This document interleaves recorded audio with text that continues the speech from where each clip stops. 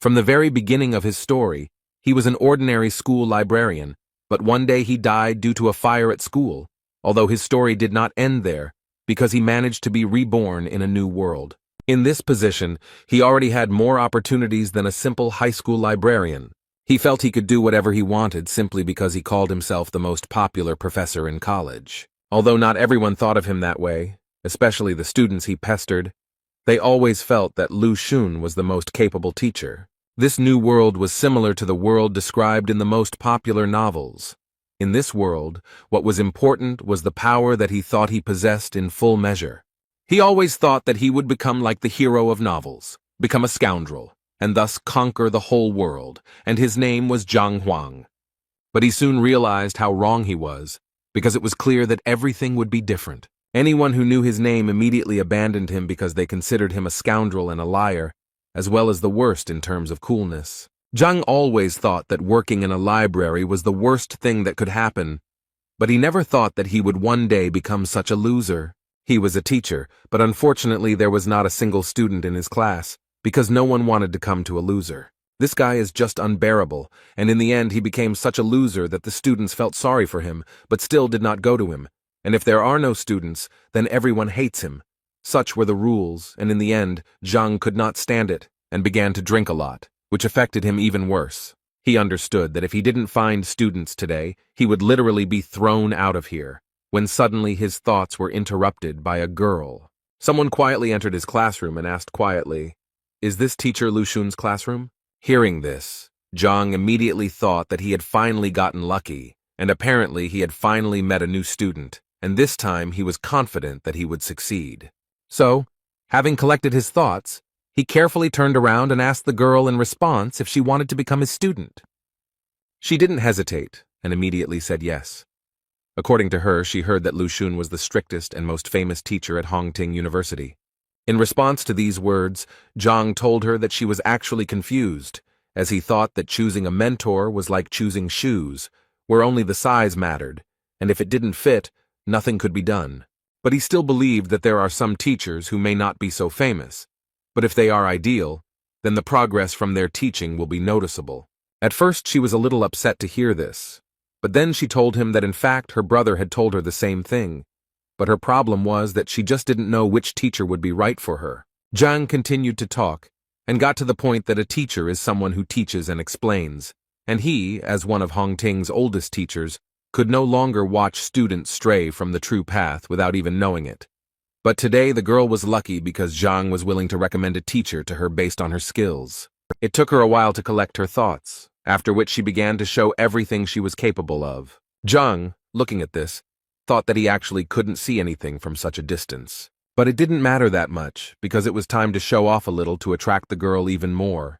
And when she finally finished showing everything she was capable of, Zhang put on a smart face and said that, from his observations, she had a well-developed base, and therefore he believed that she had excellent prospects. He also added that she had quite a rare talent, and so it was obvious to him that she had trained a lot before this. And as proof, he said that she has amazing footwork. Every movement is like a tiger's jump, and her support is trained, and you can be completely confident in it. And this is the most important thing, because trained legs are the key to success. But the girl didn't quite agree with him, because if you believe her words, her leg was injured, and the doctor gave her a diagnosis that meant that she had no chance of full rehabilitation, which Zhang clearly didn't expect to hear. He tried to turn the situation around and said that the fact that he couldn't see the obvious only proved once again that she had a clear advantage, despite her leg injury. The girl listened to his praise for a long time, but at some point she wanted to know what advantage he was talking about. In response, Zhang stood up and said that the most important thing is that she has hope, which made the girl very happy, because she didn't even suspect that her legs still had a chance. However, Zhang immediately told her that in the entire university, there were only 3 teachers, including him, who could help her, and the other 2, as far as he knew, had long since stopped accepting students. The girl was very upset when she heard this, but she still had hope that Zhang was recruiting disciples, but he told her that he was not interested in fame and fortune. She immediately fell to her knees and began to say that she knew perfectly well that he had strong moral principles, but she still asked him to take her as a student. She was immediately ready to promise him that she would not shirk and would never disgrace his honor. Zhang was so happy to hear this that he decided not to waste time and immediately went down to her and offered to sign a contract, which was quite unexpected for the girl, because it seemed to her that she would beg him for a long time. But everything happened much faster, and Zhang had already taken blood from her finger to make a contract. Although she still had several questions spinning around in her head, she was confused by the fact that the man didn't think for a second, and it seemed to her that he had prepared the contract knife in advance anyway. It was time to introduce herself, and according to the girl, her name was Wang Yin. As soon as Zhang heard her name, he immediately took her out of the house and told her to come back tomorrow, and under no circumstances asked her to forget that she had a lesson tomorrow. Zhang was so happy that he had finally found a student, and now he didn't have to worry about being expelled, and at this stage, he felt like this was also a kind of success. Now he thought he could relax because now that he had one worry left, he could finally take care of his student. But suddenly his thoughts were interrupted when his head began to spin violently, after which he seemed to fall into the ground and began to fall into an endless abyss. After some time, he woke up and realized that he had lost consciousness. But now he was more interested in what was happening. When he came to his senses, he realized that he was right in front of the entrance to the library of the Heavenly Path. The first thought that came to Zhang's mind was that he had died again, although it seemed to him that this was simply impossible. On the other hand, he suspected that perhaps this was some kind of punishment for him, since he had spent his entire life in the library, and now he was back there again. In any case, he decided that he needed to go there, because it seemed to him that things couldn't get any worse. His first impression of this library was quite good. He immediately noted to himself that this library was much more luxurious than the one in which he had worked for a long time. Besides, there were a lot of books here, and his old library was usually donated by old people, so it was not so rich. But he still didn't understand why he needed this stack of books at all, and how they would help him win the battle. Although Zhang always believed that until you check, you will never know for sure, so he decided to open several books. He suggested that these might actually be first-class wrestling textbooks. But when he reached out to pick up one of these books, his hand literally went through the wall, and he realized that everything around him was immaterial. Zhang was angry because he was being bullied again, and all these books were fake. You can't even pick them up and read them. After some time, having regained consciousness, Zhang was able to leave this place, but his head was still swarming with thoughts about what kind of place this could be. The only thing he was finally convinced of was that the library was a completely inappropriate place and a waste of time. In any case, he decided that it was useless to think now, and decided to first have a snack, and then return to searching for new students. Suddenly his thoughts were interrupted by someone's shout, clearly calling for Zhang. One of the teachers at the academy called Zhang and reminded him that today students choose their own teachers and that quite a few new guys had joined him, which apparently could not be said about Zhang. This man humiliated Zhang in front of everyone, so he had to respond and say that there was really no need to brag to him, and besides, it was none of his business. But this man did not stop mocking, and at some point even started shouting that this was teacher Zhang, the only one of all the university teachers who received 0 points in the teacher rating. It was very awkward because the students started to look at this person with disdain. 0 points in the rating, it is really very little. Zhang had no intention of standing and talking to them, or even responding to them, so after they finished talking, he made it clear to them that it was time for him to leave. But apparently the second teacher didn't want to let him go just like that, and so he decided to remind Zhang that he was not a respected teacher. Zhang responded to this by saying that he didn't really care because he was famous, and even the red-haired teacher's newbies knew him. But if you take Chao Xiong, he wasn't famous as a teacher, and even with all that, he still had the audacity to brag.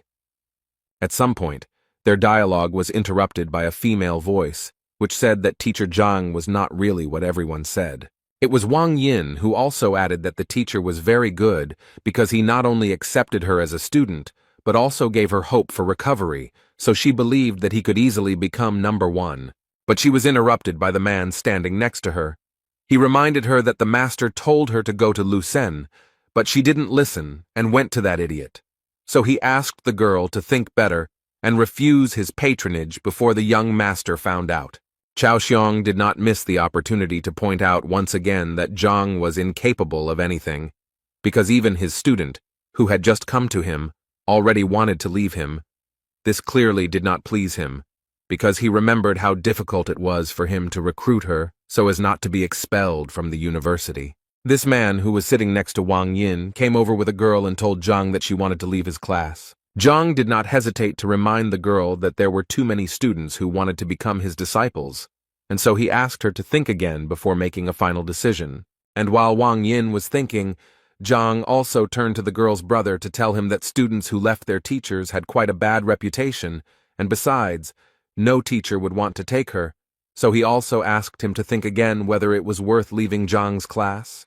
But before the man could answer, Zhang literally pressed him down and began to say that there was nothing to worry about, because he noticed that Wang Yin was very capable, and therefore if he was allowed to train her, then she would achieve a lot together with him, although in his thoughts he was only thinking about how not to let the girl go, because then he would be kicked out. At this point, Cao Xiong decided to intervene and say that if Wang Yin could get out from under Zhang's protection, he would gladly take the girl to himself. Zhang immediately turned around and told him that it was impossible to poach students in broad daylight, and therefore he would be forced to report to the administration, in response to which Cao Xiong suggested that they simply fight and thus arrange an open day. The university charter clearly stipulated such an option. This was an unexpected offer, because Zhang knew that although Cao Xiong had a bad character, he was a much better fighter and teacher, and he would definitely lose here. But on the other hand, if he refused, Wang Yin would definitely abandon him. So he decided that he had to at least try to do this. Otherwise, he would definitely not gather disciples. So he agreed to this proposal. A few minutes later, on the training ground, Cao Xiong introduced the students to the rules of the university. They showed each other students, and then talked about their mistakes and shortcomings, and the one who showed the student the most effective way to progress becomes the winner. The first one will be the young lady Wang Yin, who will first have to demonstrate a series of strikes to them. Wang Yin dealt quite a strong blow, and during this time tried to show her best side. After this blow, Cao Xiong noticed that the girl had a well-developed upper body, but he still felt that her legs were clearly not working, and from what he saw, she clearly had a leg injury. Although Zhang didn't show it, he was shocked that Cao Xiong noticed it right away. By doing this, he once again proved that he was much better than Zhang. After the first series of blows, Cao Xiong walked up to the girl and whispered in her ear that he would tell her what could be done with the leg. While he was telling all this to Wang Yin, Zhang tried to understand what they were talking about. He clearly didn't hear what they were talking about. Cao Xiong advised Wang Yin to imagine that her foot was rooted into the ground, and now she would try to do as Cao Xiong advised her. And as soon as she did this, she immediately noticed that the support in the form of a root clearly helps her accumulate more strength in her hands. Thus, following Cao Xiong's advice, she was able to release almost all of her energy and deliver a strike that was a full 10 units stronger locally. This clearly surprised the other guys, who didn't expect that in 1 minute her striking power would increase by 10 units, but Cao Xiong's disciples weren't surprised by this, because they already knew very well that teacher Cao Xiong was very perceptive and attentive. At this point, Master Cao's instructions were finished, and Master Zhang now entered the battle to give advice to disciple Cao. Zhang immediately stopped Cao's disciple, not allowing him to show what he was capable of. The whole point was that he felt that all this was unfair. He meant that if he lost, he would have to hand over Wang Yin to Cao Xiong, but they hadn't discussed what would happen if he won, so he felt like he was at a disadvantage. Cao Xiong was not at a loss and declared that if Zhang defeated him, Yang would become his disciple. Cao was not at all worried about losing such a disciple because he was sure that Zhang would not be able to defeat him. Apparently, that's how it will be, because as soon as Zhang saw Yang's technique, he knew it was all over, because he didn't even recognize his fighting style, and therefore didn't understand how, in his situation, he could even correct the guy's shortcomings. At that moment, Jan thought that he needed to give it his all, because the last thing he wanted was to be a student of the teacher at the bottom of the list. However, Zhang wasn't going to give up so easily, so he tried to find fault with this guy. Suddenly, his thoughts were interrupted as if he had been hit on the head with a hammer. Zhang was transported back to that huge library. He honestly didn't understand why he was here again, until the inscription "Heavenly Path of Deficiency" appeared in front of him, although this phrase was a mystery to him. A few seconds later, he noticed a book fly off one of the shelves and towards him. He managed to catch her, and it was a big surprise to him that she turned out to be material and he could support her in his arms, because last time this clearly did not happen. The title of this book was quite unusual. It was called Yan Li, just like the name of the guy Zhang was currently looking at and trying to find fault with. From the very beginning, the book said that Yang Li was the youngest of the Yuncheng Li family, and it also said that his fighting style was White Lotus, but most importantly, it pointed out his shortcomings, among which were too many unnecessary strikes. This was only the first drawback, so Zhang did not stop and continued to read this book carefully, and at some point, he reached the 12th drawback, which was that his left hand was much more developed, but Yang used his right more often, so the strikes lost their potential. After reading all this information, he finally returned to the training ground, where Yan was able to land 62 punches on the first try. At this time, Zhang finally realized that the library of the Heavenly Path was created specifically to identify and record all the shortcomings. Considering the information he can get, it's a pretty good gift for him to start his new life with. And now Zhang is absolutely ready to finally show everyone around him his true strength. He started by saying that Yang had 12 faults, which made Chao Xiong laugh. The rest of the guys also started laughing, because each of them understood that Yang was using the White Lotus style, which was known to everyone for its power, meaning that it was incredibly difficult to see any flaws in such a fighter, especially in such quantities. He was angry that they didn't want to believe his words, so he said he didn't want to continue competing. After that, he turned to Wang Yin and told her that they were leaving because such bets were simply unacceptable. He was immediately stopped by Chao Xiong, who assured the man that they all trusted Mr. Zhang, so they all wanted to hear his advice. Zhang knew that Chao was only doing this to laugh again, but this time it would be different, and Zhang knew it, so the smile never left his face. The first thing he asked Jan to do was to punch with his left hand instead of his right. This clearly surprised the guy, and the other students started laughing even more because he simply asked the guy to change his hand. Was that really his wise advice? Chao Xiong simply asked Yang to do what Zhang asked, and at that moment he thought that he knew Yang's ability very well, and was therefore confident that his left punch would not reach even 30 units. Jan struck with his left hand, and without expecting it, delivered a blow that was almost twice as strong as the previous one. Cao opened his mouth and froze like a statue in surprise at what he saw. As a result, Yan got the number 123, and this greatly surprised all the children and teachers, including because even teacher Lu Sen had not achieved such a result. Yan himself could not believe that he was capable of delivering such a powerful blow. Zhang was very glad that his advice had worked after all, and now he was once again convinced that the library of the Heavenly Path was given to him for a reason. After thinking these thoughts, he turned to Teacher Cao to inform him that his result was only 20%, but Zhang's advice helped Yang double his strength. This made him say through his pain that Yan Li was now Zhang's disciple, no matter how sad it was for him to say it. At this point, he decided to end his speech and ordered the rest of the students to leave. He thought he was lucky just this once, but he assured himself that he would find a way to get revenge on Zhang. Zhang, meanwhile, threw his stone to Yan so that he would hurry up and check his identity on his stone. At that moment, Yang thought that things couldn't possibly get any worse, and that the other teachers probably wouldn't accept him if he ran away. So despite his disappointment, he bit his finger and signed the contract with Zhang. A few hours later, rumors spread throughout the academy that teacher Cao Xiong had recently competed with teacher Zhang, who was at the bottom of the rankings. At first, it was a source of laughter, but then the laughter turned to surprise when they heard that Zhang had won because he had been able to give advice to Yang, who had doubled his attack. Hearing something like this, the girl became interested and immediately wanted to know how someone could do something that even teacher Lu Sen couldn't do. Her friend believed that it was not just luck, because it increased the impact by 100%. In any case, the girl didn't believe it, and her main reason for coming to this university was because she wanted to get to teacher Lu Sen, and so she didn't understand how they even dared to say that some loser from the bottom of the list was superior to Lu Sen. So she decided to go and teach him a lesson, and Zhang thought that when he saw someone's skills, the library in his head would automatically generate a book with flaws, and now that he had such strength, He was confident that he could become stronger. Suddenly, his thoughts were interrupted by a girl who entered his classroom without permission and rather brazenly asked if he was Mr. Zhang Huang. When she came in, he was slightly dozing, so her words woke him up, and he wanted to know what was going on and why she was here. The girl immediately started talking about how she came here because she found out that he was able to increase Ian's punching power by 100%.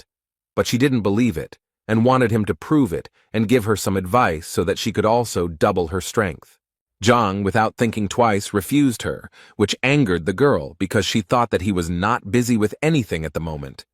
He told her that he was currently recruiting students and not just helping little rude girls. These words clearly angered her, and she wanted to know what he wanted from her then. Zhang thought it was obvious and said directly that he had one condition for her to become his disciple. She thought that in this way he was deceiving the students again, and it seemed so low to her that she thought that she would first become his student, and after she revealed herself, she would break the contract with him and transfer to Lu Sen's group.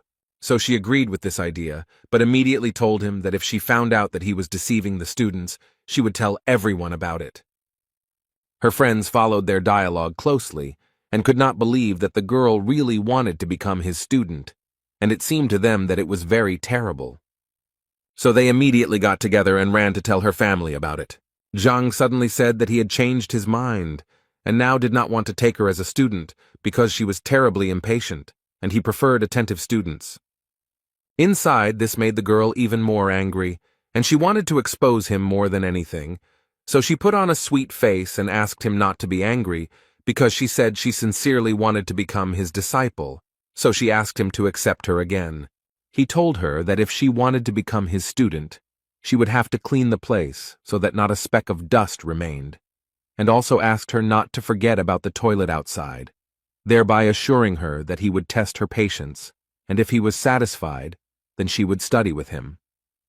The girl's whole appearance showed that this was clearly too much, but Zhang didn't give in to her, and said that if it was so difficult for her, then she could always turn around and leave, but in his mind, he thought that she clearly couldn't play such games with him. And apparently he was right, because at that very second the girl suddenly changed her mind and took the broom, while assuring Zhang that she would do everything. She started cleaning with the thought that she had never had to back down before, and this time she was ready to do it. She would just wait for the moment and take revenge on him for everything. After some time, she was finally able to clean up as Zhang told her. But that was not all. He also wanted her to confirm her identity, so that he could be sure that she was indeed his student. She happily took his stone, and said that she was actually already looking forward to all his instructions, although she was mentally thinking about how to restrain herself from tearing his head off. After she did everything Zhang asked, he finally told her that he needed to look at her strike first to see what level she was at. The girl was clearly surprised that it took him only one blow, because she didn't understand what could be seen in one blow. While the girl was delivering that very blow, Zhang was already in the library of the Heavenly Path to read a book about that girl. He found it quite quickly, and within a few seconds it was already in his hands. The girl was the daughter of the Lord of Bayun City. She had the highest level of mastery of the basics. Her fighting style was white jade kung fu, and yet she had as many as 27 shortcomings. Given such a number of mistakes, Zhang immediately thought that there was nothing special about the girl, until he saw that with so many mistakes, she was dialing the number 123. Zhang was the first to praise her, and so he said that her strength was worthy of a lord's daughter. The girl was happy to hear this, but she was still eager to hear his analysis and see what mistakes he might have noticed. Meanwhile, she held the crystal in her hand that she had been recording their conversation with, and thought that if he screwed up, she would show it to everyone and watch him make excuses. But the girl had to change her mind when Zhang told her that she was sick, although she immediately began to deny it and became embarrassed. He in turn assured her that he was not scolding her, but simply saying that she was physically ill. The girl continued to deny this and responded by telling him that he didn't know what he was talking about. But he paid no attention to her words and continued to talk about how often she felt pain, especially during the full moon, when the body and mind are especially irritated. And one more thing. He also knew that no matter whether she trained or not, she was still always irritable. All this made an impression on the girl, because he literally told her everything she felt, but she did not tell anyone about it. Zhang smiled and said that there was really no point in being surprised, since he was quite an experienced teacher. She lowered her head and asked him sheepishly, "Is there a solution to her problem?" Zhang immediately told her that the solution was actually simple. All she had to do was come to his class tomorrow, where he would definitely explain everything to her. He also did not forget to say that he wanted to see complete trust. If she did not justify it, then it would be better for her to go to another teacher. In response, she assured him that she now trusted him completely, and after hearing these words, Zhang wanted to know if she still wanted to keep that crystal with the recording.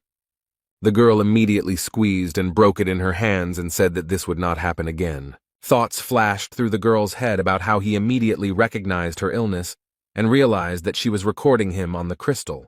Now she couldn't understand only one thing. How could such an experienced man end up at the very bottom of the rankings? The only explanation she had was that he was too noble and didn't need wealth and recognition. Suddenly her thoughts were interrupted by a man who stopped them both. It was Yao Han, the governor of Baiyun City. It was the girl's uncle, from whom she immediately wanted to know what he was doing here. Instead of answering her question, he asked her not to say that she had become Zhang Huang's disciple, but to his great regret, the girl immediately confirmed it. He then turned to Zhang and said that her niece was the pride of the family, and therefore she couldn't study with someone like Zhang, so he asked him to let her go, then added that he would either listen to him or go to the principal and seek his expulsion from the academy. But before he could finish speaking, he was interrupted by the girl herself, who began to ask him not to do this because she had voluntarily become his student. He was clearly surprised that she didn't understand that he was not a worthy teacher who would definitely not be able to increase her strength. She felt very awkward, but still, despite all these feelings, she tried to tell her uncle that she had already made her final decision. As he listened to her, he noticed a broken sound recording crystal on the floor, and this immediately made him furious, and he immediately pounced on Zhang with words to find out what he was going to do with his niece, after which he once again ordered him to immediately release her from the class. Otherwise, he threatened Zhang to destroy him, but he calmly told Yao that he was wrong when he thought that he brainwashed the girl. She also tried to calm her uncle down at that moment, saying that if he didn't calm down right now, she would never speak to him again. He didn't understand why she was suddenly so protective of him, but she felt awkward talking about it here, so she took his hand and said that they were leaving immediately. However, the girl's uncle still did not trust him and believed that Zhang was clearly up to something. Zhang himself did not understand what he was being accused of, since he had simply accepted the student into his group. Two guys were walking around the academy grounds, and one was calming the other down because one of them was not accepted by any teacher. One of them said that they had been together since childhood and even started training together, and that teacher Wang was the best martial artist in Hongting, so he believed that his friend would definitely surpass him, and this clearly made him sad. His friend tried to cheer him up in every way, and as soon as he saw the sign for first class, he immediately suggested that his friend go there, since perhaps he would be accepted there. The boy didn't want to go there because the class clearly looked very old, but his friend assured him that he should be optimistic. If the class is old, it means the teacher is experienced. Zhang was a little surprised when two guys came to him and one of them wanted to become his disciple. But what surprised him even more was that his friend was so eager to prove to Zhang that the boy was a good spearman and would therefore become a good student. Zhang was not against taking another student onto his team, but first asked him to demonstrate his skills. The boy was clearly not prepared for this, but his friend assured him that everything would be fine because the teacher just wanted to give him a couple of tips. At that moment, the boy couldn't get the thought out of his head that everything around him was unkempt, and so he thought that the teacher was exactly the same and was unlikely to teach him anything. But he still decided that even if he really was that terrible, he simply wouldn't become his disciple. And to test his theory, he decided to show everything he could do and see the teacher's reaction. He was able to knock out 123 units of power on the testing stone, after which he bowed to the teacher and asked him for advice. But as soon as he looked up, he noticed that this teacher didn't even look at him. So the guy decided that, apparently, his guesses were exactly as he thought. But suddenly, his thoughts were interrupted by Zhang, who couldn't help but notice that someone had emotionally hurt the guy. Moreover, he noticed that the guy felt humiliated. The guy clearly didn't expect to hear this, so much so that he even casually mentioned that he secretly loved one girl, but nothing worked out between them. Although he immediately came to his senses and said that it didn't matter anyway. His friend immediately ran up to him and began to find out who had offended him and why he hadn't told him about it, but he didn't want to discuss it now, so he asked the teacher not to talk about it, since it was his personal business and had nothing to do with his preparation. But Zhang clearly didn't think so, and then added that his punch was fierce and purposeful, and that it spoke volumes about his personality. Zhang immediately noted that he only thought about the present, not the future. The most important thing, though, is that this injury made him indecisive and he became very afraid of failure, and because of this his punch became much weaker. The guys were very surprised that Zhang was able to see that he was in love and what kind of character the guy had in general. But Zhang immediately told them that in fact there was nothing surprising about it, because a fighter's blow directly depends on his emotional state, and if it is unstable, then the blow will be exactly the same, and in his case it was clear at first glance that love was to blame. The boys stood there with their mouths open in surprise, as they saw how quickly Zhang had found his true problem. Even Weapon Master Wang hadn't noticed it. Zhang broke their shock to give the guy some advice, telling him that in order to earn respect in a relationship, he had to be strong, and asking him to think about how he looked to others if he didn't respect himself. Now he asked him to understand himself, let go of his grievances and learn from his mistakes, so he should become much stronger. And now, hearing this, Zhang asked the guy to hit him again and see what he was really capable of. The only thoughts in his head were that he shouldn't insult himself, and all he needed was to believe in himself. It was with these thoughts that he struck the stone being evaluated. And what was his friend's surprise when the force of the guy's blow increased almost twofold and amounted to as much as 200 units. After that, the guy realized that his teacher must be Zhang, so without thinking twice, he knelt down in front of him and began to ask him about it, and Zhang himself was not against helping the young guy, so the first thing he asked him to do was to verify his identity on the stone. This guy's friend was a little jealous because the thought immediately occurred to him that if he knew this teacher was so cool, he would have gone to him too. But another question confused him. If there had always been such a great teacher in Hongting, then why had he never heard of him? So he decided to ask the teacher his name, and when he introduced himself, the boys realized that it was the name of the worst teacher in the academy. Zhang confirmed the boys' guesses on this matter with a smile and said that he really was that terrible teacher. They hoped until the end that the man would deny this information, but not only did he not do so, but he also confirmed this information with a smile. His new student clearly didn't understand why the teacher was so self-critical. In response to this question, he said that in fact, this world was full of price tags, and there was nothing wrong with that. Although in his mind he thought that if it weren't for the Library of the Heavenly Path, he would most likely remain a failure, since without it he didn't have any special talents. Zhang's student, upon hearing this, immediately wanted to give Zhang credit, but Zhang stopped the guy and said that in fact, it didn't matter. Like his bad reputation, what was important was to study hard and go towards his goal. The boy happily said goodbye to the teacher, and his friend could not help but notice that in the end, everything turned out well for the boy, and now he too has a wonderful teacher. Zhang also smiled happily because he realized that today was also a holiday for him, since he had 4 new students. Moreover, for the first time in his career, his license plate has expired, which he will have to get from the logistics building if he wants to continue recruiting new students. As soon as the man entered the building, he immediately noticed that it was completely deserted, but his opinion changed dramatically when he heard voices informing him that their first teacher, Zhang Huang, had appeared before them. The voice belonged to Can Biao, who was the head of the logistics department, and as soon as Zhang noticed him, the big guy decided to find out what he was doing there, because everyone knew he was having trouble recruiting people. Zhang immediately remembered how Can Biao always bullied him because he didn't earn much due to his reputation. And taking all this into account, Zhang immediately thought that maybe it was because of this big guy that he only had 4 tokens to begin with. Anyway, the first thing he did was tell the big guy that he was out of registration tags and would like some more. These words made the big guy laugh incredibly loudly, because he didn't understand how a teacher like Zhang could run out of tokens. Zhang actually expected this kind of reaction, so he offered a bet if he didn't believe him. Qianbao had always been interested in betting, so he immediately agreed. But before that, he wanted to know what exactly he could bet. Zhang was prepared for this question, and therefore immediately answered that he wanted to bet his face, which meant that the loser would receive 3 slaps in public from the winner. Qin was pleasantly surprised by Zhang's creativity, so he agreed to the idea without any problem.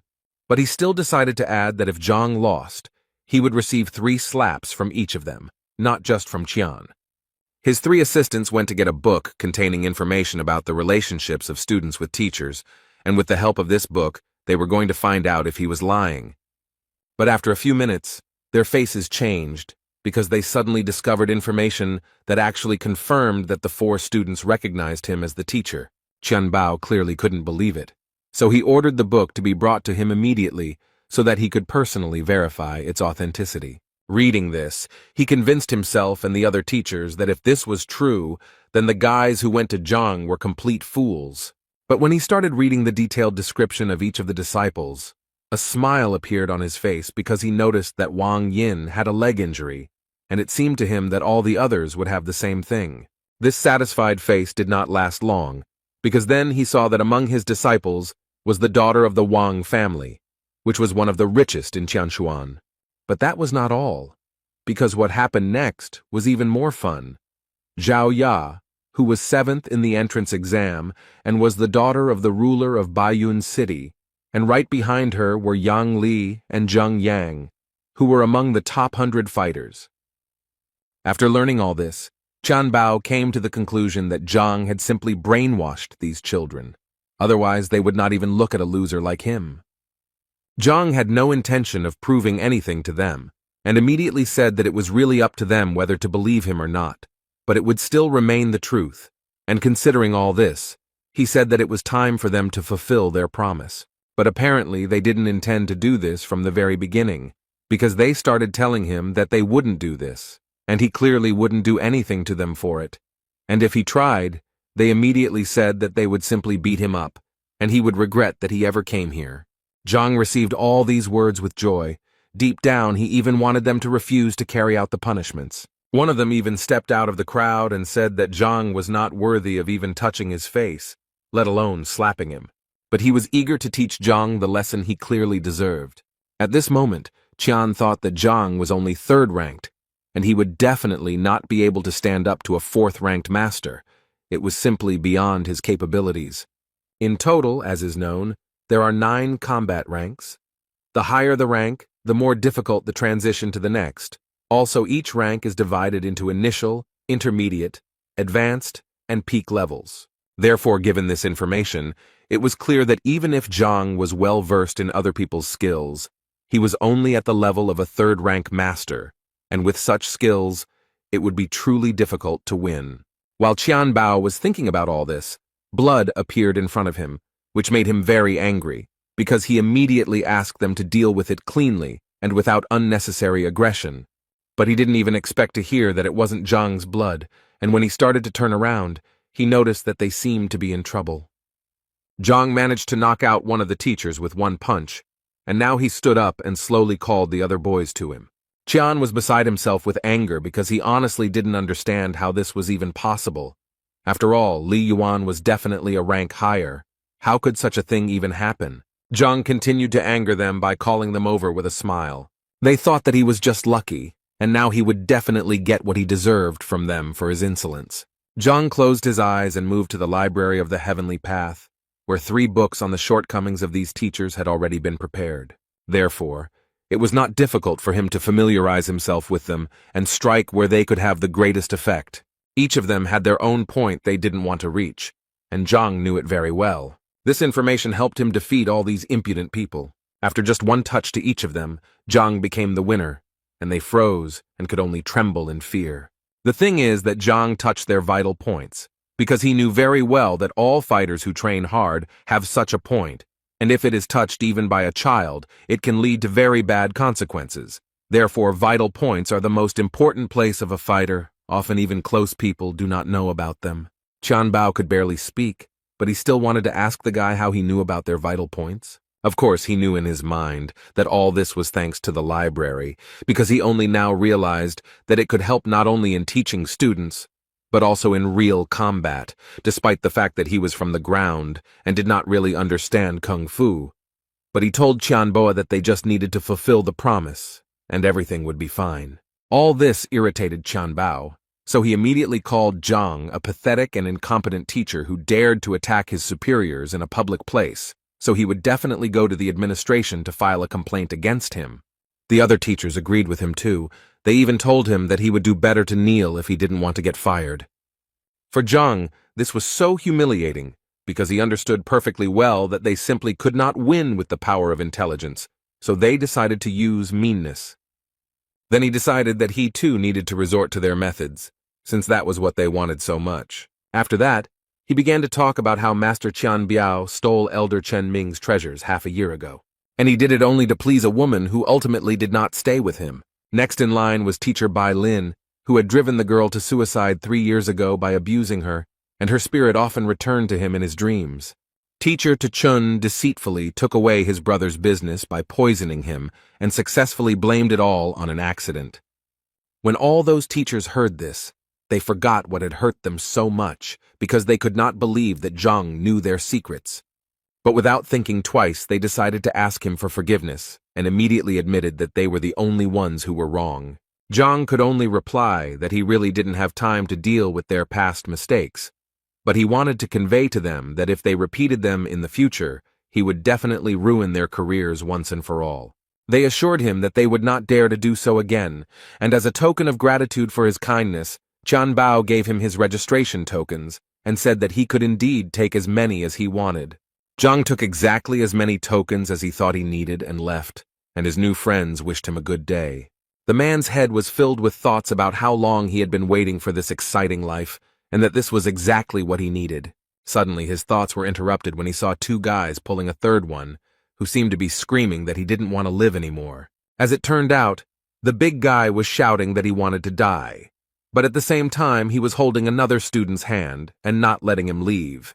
And the third one was trying to explain to him that if he wanted to die so much, then he didn't need to drag anyone along with him. But he asked them to leave him alone because he was already dead. Although the guys tried to shout to him that it was he who was holding them, and not they him. Zhang didn't quite understand what was going on here and how it had led to this. In any case, he decided that it was better for him not to interfere in this situation, since at the moment his main task was to continue recruiting students. Suddenly, his thoughts were interrupted by a shout that seemed to be directed directly at him, because he heard someone shouting something about the uniform of one of the teachers. And a few seconds later he noticed the same big guy clinging to his leg. He immediately turned around and saw the 2 students quickly running away, thanking Zhang along the way for helping them distract the big guy. Zhang tried to calmly ask this guy to let him go, but he refused, and kept saying that he had already been rejected for patronage 10 times, and today was his last day of selection, so he just wanted to ask him to take pity on him and take him as a disciple. The man came down closer to him and said that if the boy wanted to become his student so much, then first he needed to show him everything he was capable of, and that hanging on his leg was useless. The big guy immediately agreed with Zhang and stood up, and a few seconds later, bricks magically appeared in his hands, with which he hit himself on the head and, apparently, thus demonstrated his abilities. However, Zhang still decided to ask him what this big guy was doing and why was he beating himself. Suddenly, the library decided to answer his question, which at one point activated and, as it turned out, it was an unusual form of kung fu, which was called Henglian, and, as it turned out, Yuan Dao, a random martial artist in the early stages of his second wind. The guy had 18 flaws, the first of which was the inactivated horned dragon blood. The second was a weak character and unstable training. In any case, surprisingly, he had quite a rich bloodline. But still, even in this case, he was not a capable guy. Suddenly, Zhang realized what he had just read. Could this guy have something to do with the power of the imperial blood? In this world, the birth data of the body and blood are of great importance, and if a fighter has a heritage, he can improve much more actively than his opponents. Thus, there are several types of bodies: the purest body, the yin body, the yang body, the golden body. Likewise, it can be said that there are several types of blood: ancient blood, new blood, ancestral blood, and variable blood.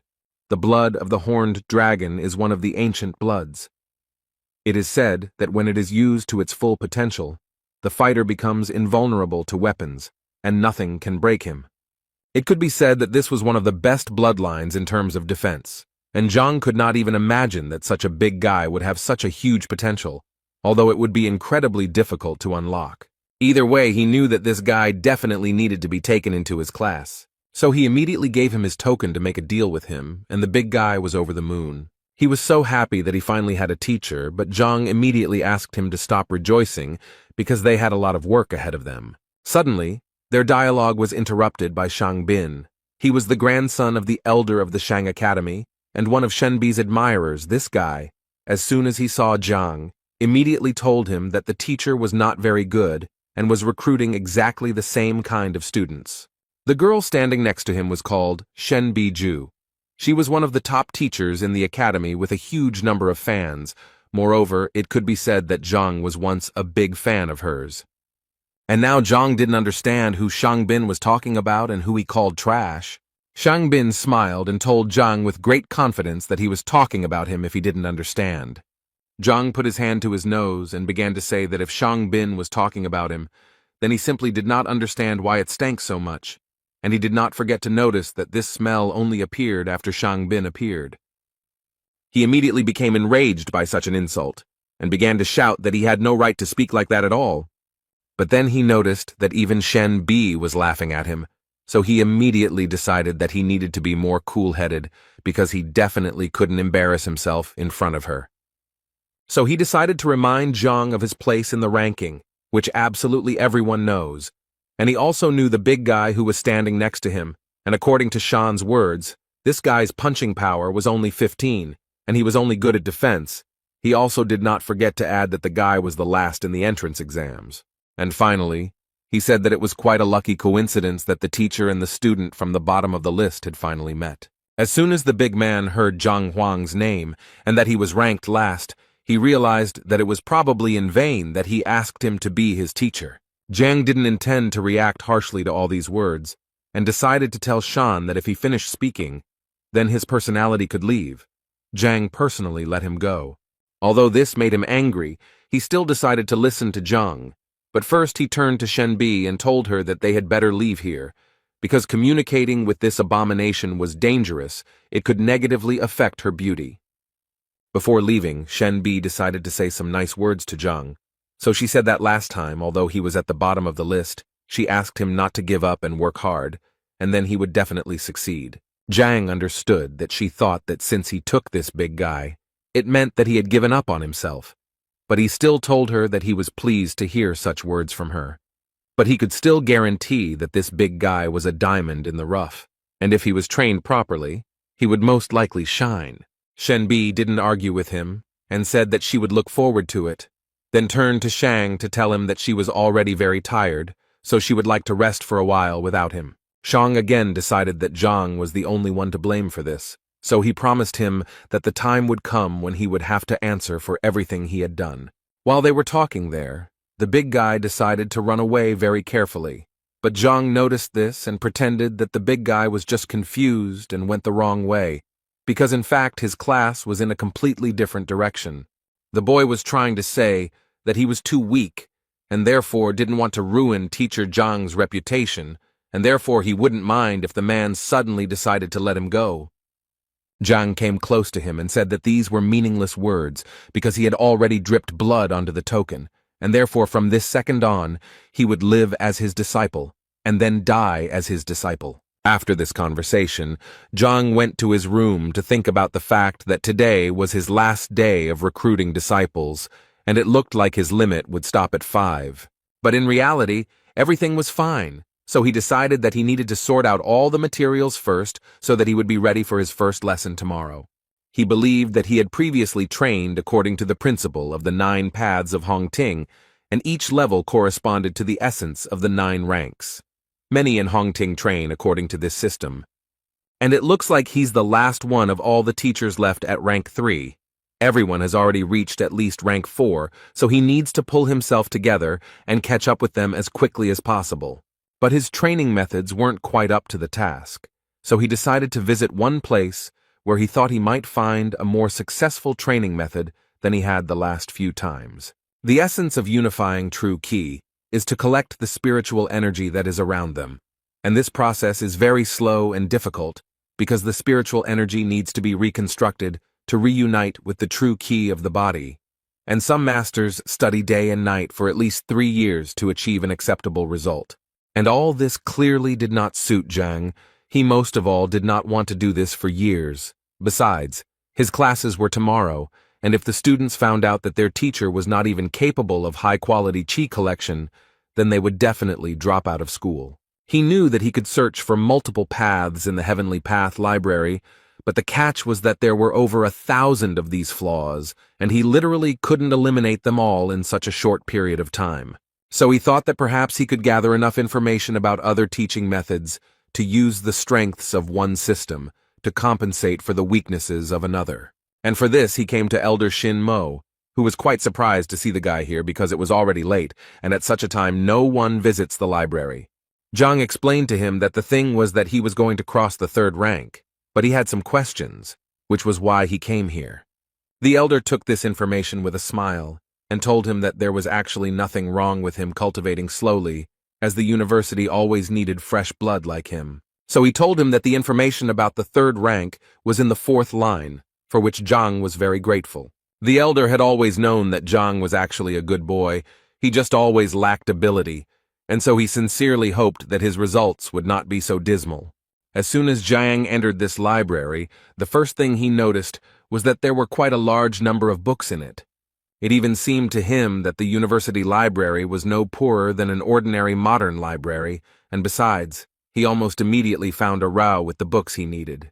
He picked up the first book that suited him, and was a little surprised that this book described a method that had more than 3,000 shortcomings, and he was a little confused as to why this system was so popular.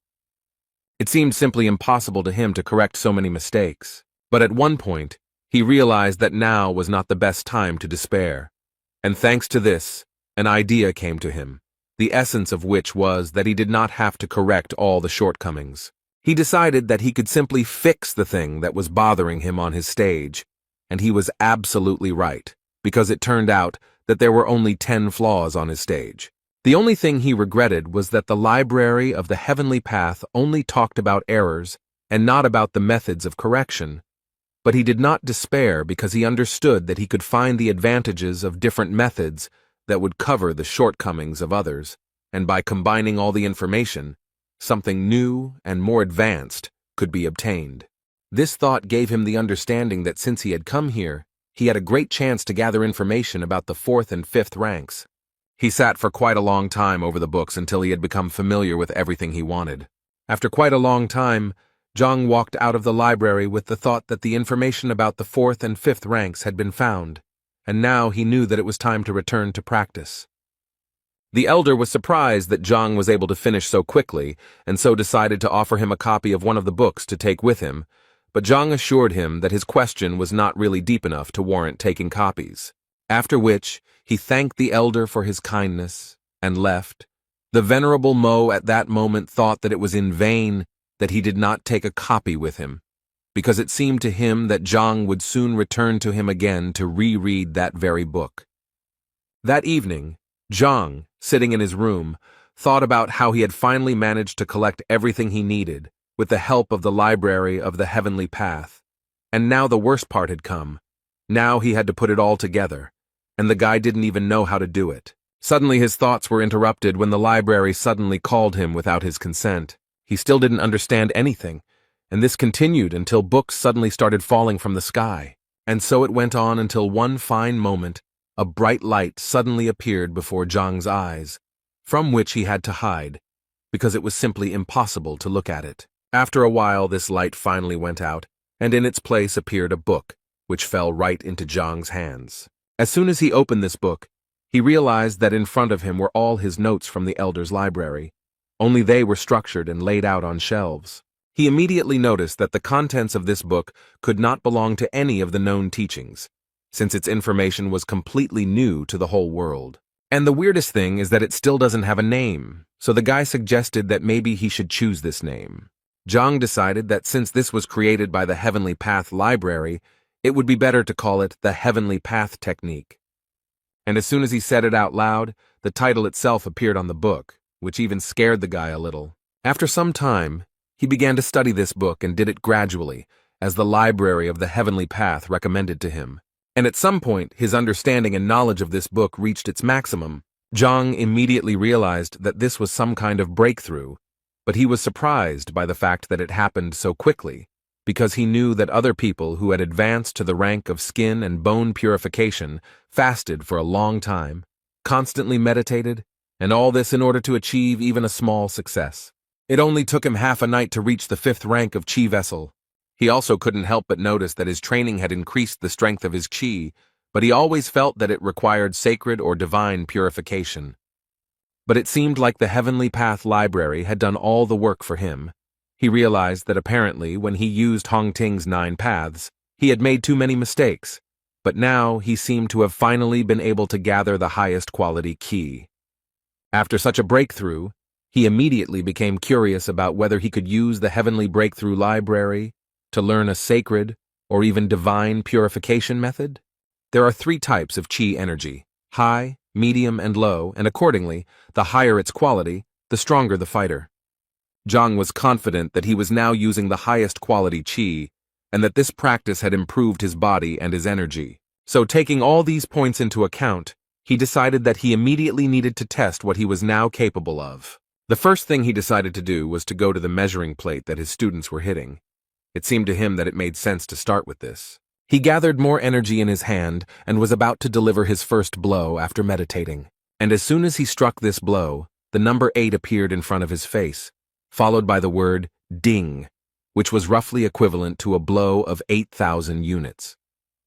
Zhang initially thought that this plate was simply defective, since according to the measuring stone, its strength was equal to that of a 6th-rank sage.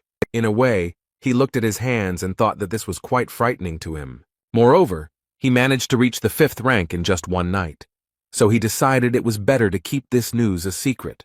Suddenly, his thoughts were interrupted by a strange sound. Zhang thought that it was too late for guests, so he decided to check who had come to see him. When he saw this person, he immediately realized that whoever he was, this person was clearly heading towards his room. But more importantly, he did not notice Zhang. This unexpected guest at that moment thought that Zhang himself was to blame for what would happen, because he should not have taken everyone as a disciple. Zhang knew that if this man was sneaking up on his teacher in the middle of the night, he certainly wasn't bringing joy, so he decided to take off his teacher's uniform first for better camouflage. And just as he thought about it, the man turned around and shouted in his direction to find out who was hiding around the corner. Zhang knew very well that this man only came here to destroy him, so he decided to say that he had the same plan because he thought that it would clearly confuse him.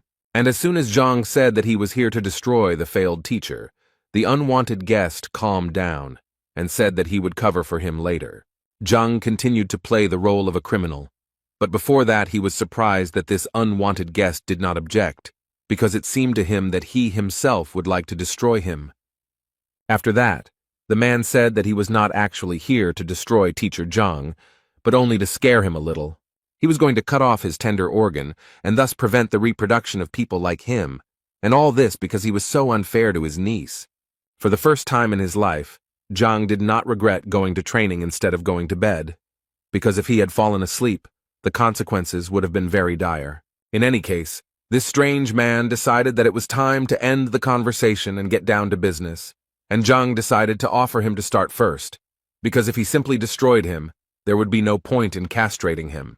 The man at this moment thought that it was such an incredible coincidence that they both came that night to finish off Zhang, so while thinking about it, he suggested to his unexpected partner that they go on this mission together. First of all, the criminal asked him to focus on his energy in order to better feel his body and deliver the most powerful blow. Zhang was transported to the library of the Heavenly Path at this moment, because he realized that he had heard this man's voice before, and the book itself fell into his hands. This man's name was Yao Han, and he was a servant of the Baiyun house, a 6th-rank fighter who had opened the 8 chakra points. Zhang immediately understood that Yao was Zhao Yao's direct assistant, but he didn't understand what he had done, that this mercenary had come to destroy him. In any case, he decided to ignore the fact that he was already 6th in rank, and that he had beaten 12 dings on the evaluation stone, because if he didn't teach him a lesson, then he wouldn't be able to be called Zhang Huang. But he still understood that this clearly had to be done not in direct confrontation, because then he would definitely lose. So he decided to outsmart Yao a little and at one point shouted at him to look at the sky because there was a UFO flying there. Yao didn't understand what a UFO was and how it related to their case, but he didn't even think that this was all just a common trick by Zhang, who deceived him in such a childish way. Zhang didn't miss his chance and delivered a fairly strong blow from behind, which sent the man flying into the nearest wall. He thought that the 6th rank should be much stronger, but apparently the fact that he knows all of his opponent's weaknesses decides a lot in this regard. Yao didn't quite understand why the guy suddenly attacked him, because it seemed to him that they both wanted to take revenge on Zhang. But apparently Yao was very wrong when he decided that he had an ally in such a matter. After that, Zhang dealt several dozen blows to his opponent, and realized that in fact, all this was not as difficult as it might have seemed to him. This guy was the assistant of the Yao family, and Zhao's uncle, so he did not hit him very hard. But before he left, Zhang knew he first needed to divert suspicion from himself. The idea immediately came to him to blame everything on Shan, although Zhang believed that it was his own fault, because if he had not approached him that afternoon, he would not have even remembered him. After that, he turned to Yao and said that Zhang had angered him during the day, so he wanted to teach him a lesson. Zhang pretended to talk to himself, but Yao heard everything perfectly well, and so Zhang made him understand that he was Shan. After that, he made a threatening face and ordered Yao to get out of here immediately. This scene made Yao think that he saw this person talking to Zhang today, and he also knows very well that they often quarrel with each other, and in the end he said something for Shenbi, so he was sure that it was that guy. Zhang thanked himself again for deciding to train today instead of just lying around and resting. Besides, tonight had given him the understanding that he needed to become much stronger if he wanted to survive in this world. The next morning, all his students except Zhao gathered, and when he asked the boys why she was not there, they answered him quite confidently that she was simply late and would come a little later. He decided that they would start without her, and then began to talk about how his teaching methods differed from others, saying that individuality was important to him, so he would work on each of their styles. And he decided to start with Wang Yin because she was his first student. Although the girl agreed with him, at this moment she thought about how yesterday, when she returned home, she found out that teacher Zhang was actually a liar. So she mentally didn't want to have anything to do with him, although she couldn't tell him about it yet. At this point, Zhang asked her to come closer to him and show her strike again, as he needed to examine it more closely. Wang Yin felt that there was too little space for this, but Zhang assured her that it did not matter. The thing is, when he first looked at her strength, he didn't have the Heaven's Path library yet, and so he didn't quite understand what shortcomings the girl had. So she had to give another blow, which was quite strong, and Zhang immediately decided to praise her. Then Wang Yin wanted to say something to her teacher, but he did not let her do it because at some point he simply interrupted her. And he began to say that if he was not mistaken, then she injured her leg 2 years ago in a fight.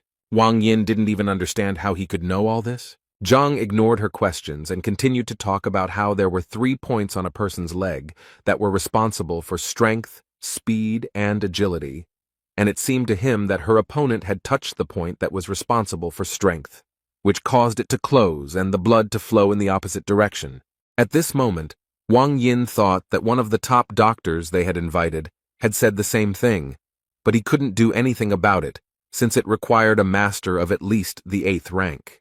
So she asked him without much hope if he could cure her, but the answer completely changed her expression, because Zhang said with complete confidence that for him it would be just a piece of cake, although the girl had thought all her life that her injury could no longer be cured, and the teacher said that for him it was a mere trifle. According to Zhang, he called her here specifically to cure her, and to begin with, he would like her to relax her body and sit down. At this moment, Wang Yin noticed that for some unknown reason, she suddenly began to trust her new teacher. At some point, her thoughts were interrupted by Zhang, who, completely unexpectedly for the girl, threw a small needle at her. The girl immediately thought that this was a technique that required strict control over the flight of the needle so that it would hit the target accurately, and this technique was known as air acupuncture. But this technique required at least the 5th rank. That's why she couldn't believe that the worst teacher in the university could even reach 5th place. But Zhang had been continuing to perform his technique all this time, and he had only just begun the stage of introducing true qi into Wang Yin's body. It was an incredibly painful process, and the girl had to endure it. But the thought that this was indeed the teacher's qi was still spinning in her head. She immediately realized that this was the purest qi, like spring water without a single impurity, flowing through her body. But she still couldn't get the fact out of her head that such energy simply couldn't be found in a 3rd-rank master. Moreover, no matter how much she studied the matter, she had never heard of such a true qi refining mastery. Anyway, the most important thing now is that she can feel her legs more accurately and clearly than ever. Wang Yin felt like he had turned some kind of lever, and now she could feel them. The girl had been waiting for this feeling for so long, and finally, when she had almost lost hope that she would ever be able to cure this disease, the teacher was still able to cure her, and he did it so simply that she could not even believe it. For such a gift, she immediately fell to her knees in front of him and began to thank him. Zhang thought that there was no particular meaning to it. He just wanted the girl to start training hard so that the second one would not be so easily corrupted. After his first training session, Yan, sitting with all the students in the class, told them how he was going to leave the teacher. So he wanted to know who wanted to join him, and the big guy immediately supported him. But he still added that, in addition to the fact that he also wanted to leave, he was afraid that the teacher might get angry about this, and then things would be bad for them. Jan thought it was a mere trifle because it was better to be angry than just stay here. He was confused by the fact that they didn't even know what rank he was, but he was sure that when Wang Yin came out, she would finally convince them that they should leave him. Immediately after his words, Zhang and Wang Yin entered the waiting room. It was clear from the girl that she was very pleased, and with such an attitude, she clearly did not intend to leave. Jan noticed this, and realized that his escape plan was slowly beginning to fall apart. The big guy also noted the fact that Wang Yin clearly didn't look disappointed, but Yang couldn't believe that Zhang actually told Wang Yin something worthwhile. Suddenly, his thoughts were interrupted by Zhao Yao, who entered the classroom and first apologized for being late. Zhang, of course, was very happy to see her, but he couldn't help but ask the girl who was this disabled person next to her. The girl did not expect such a formulation and was a little stunned when she heard the word disabled.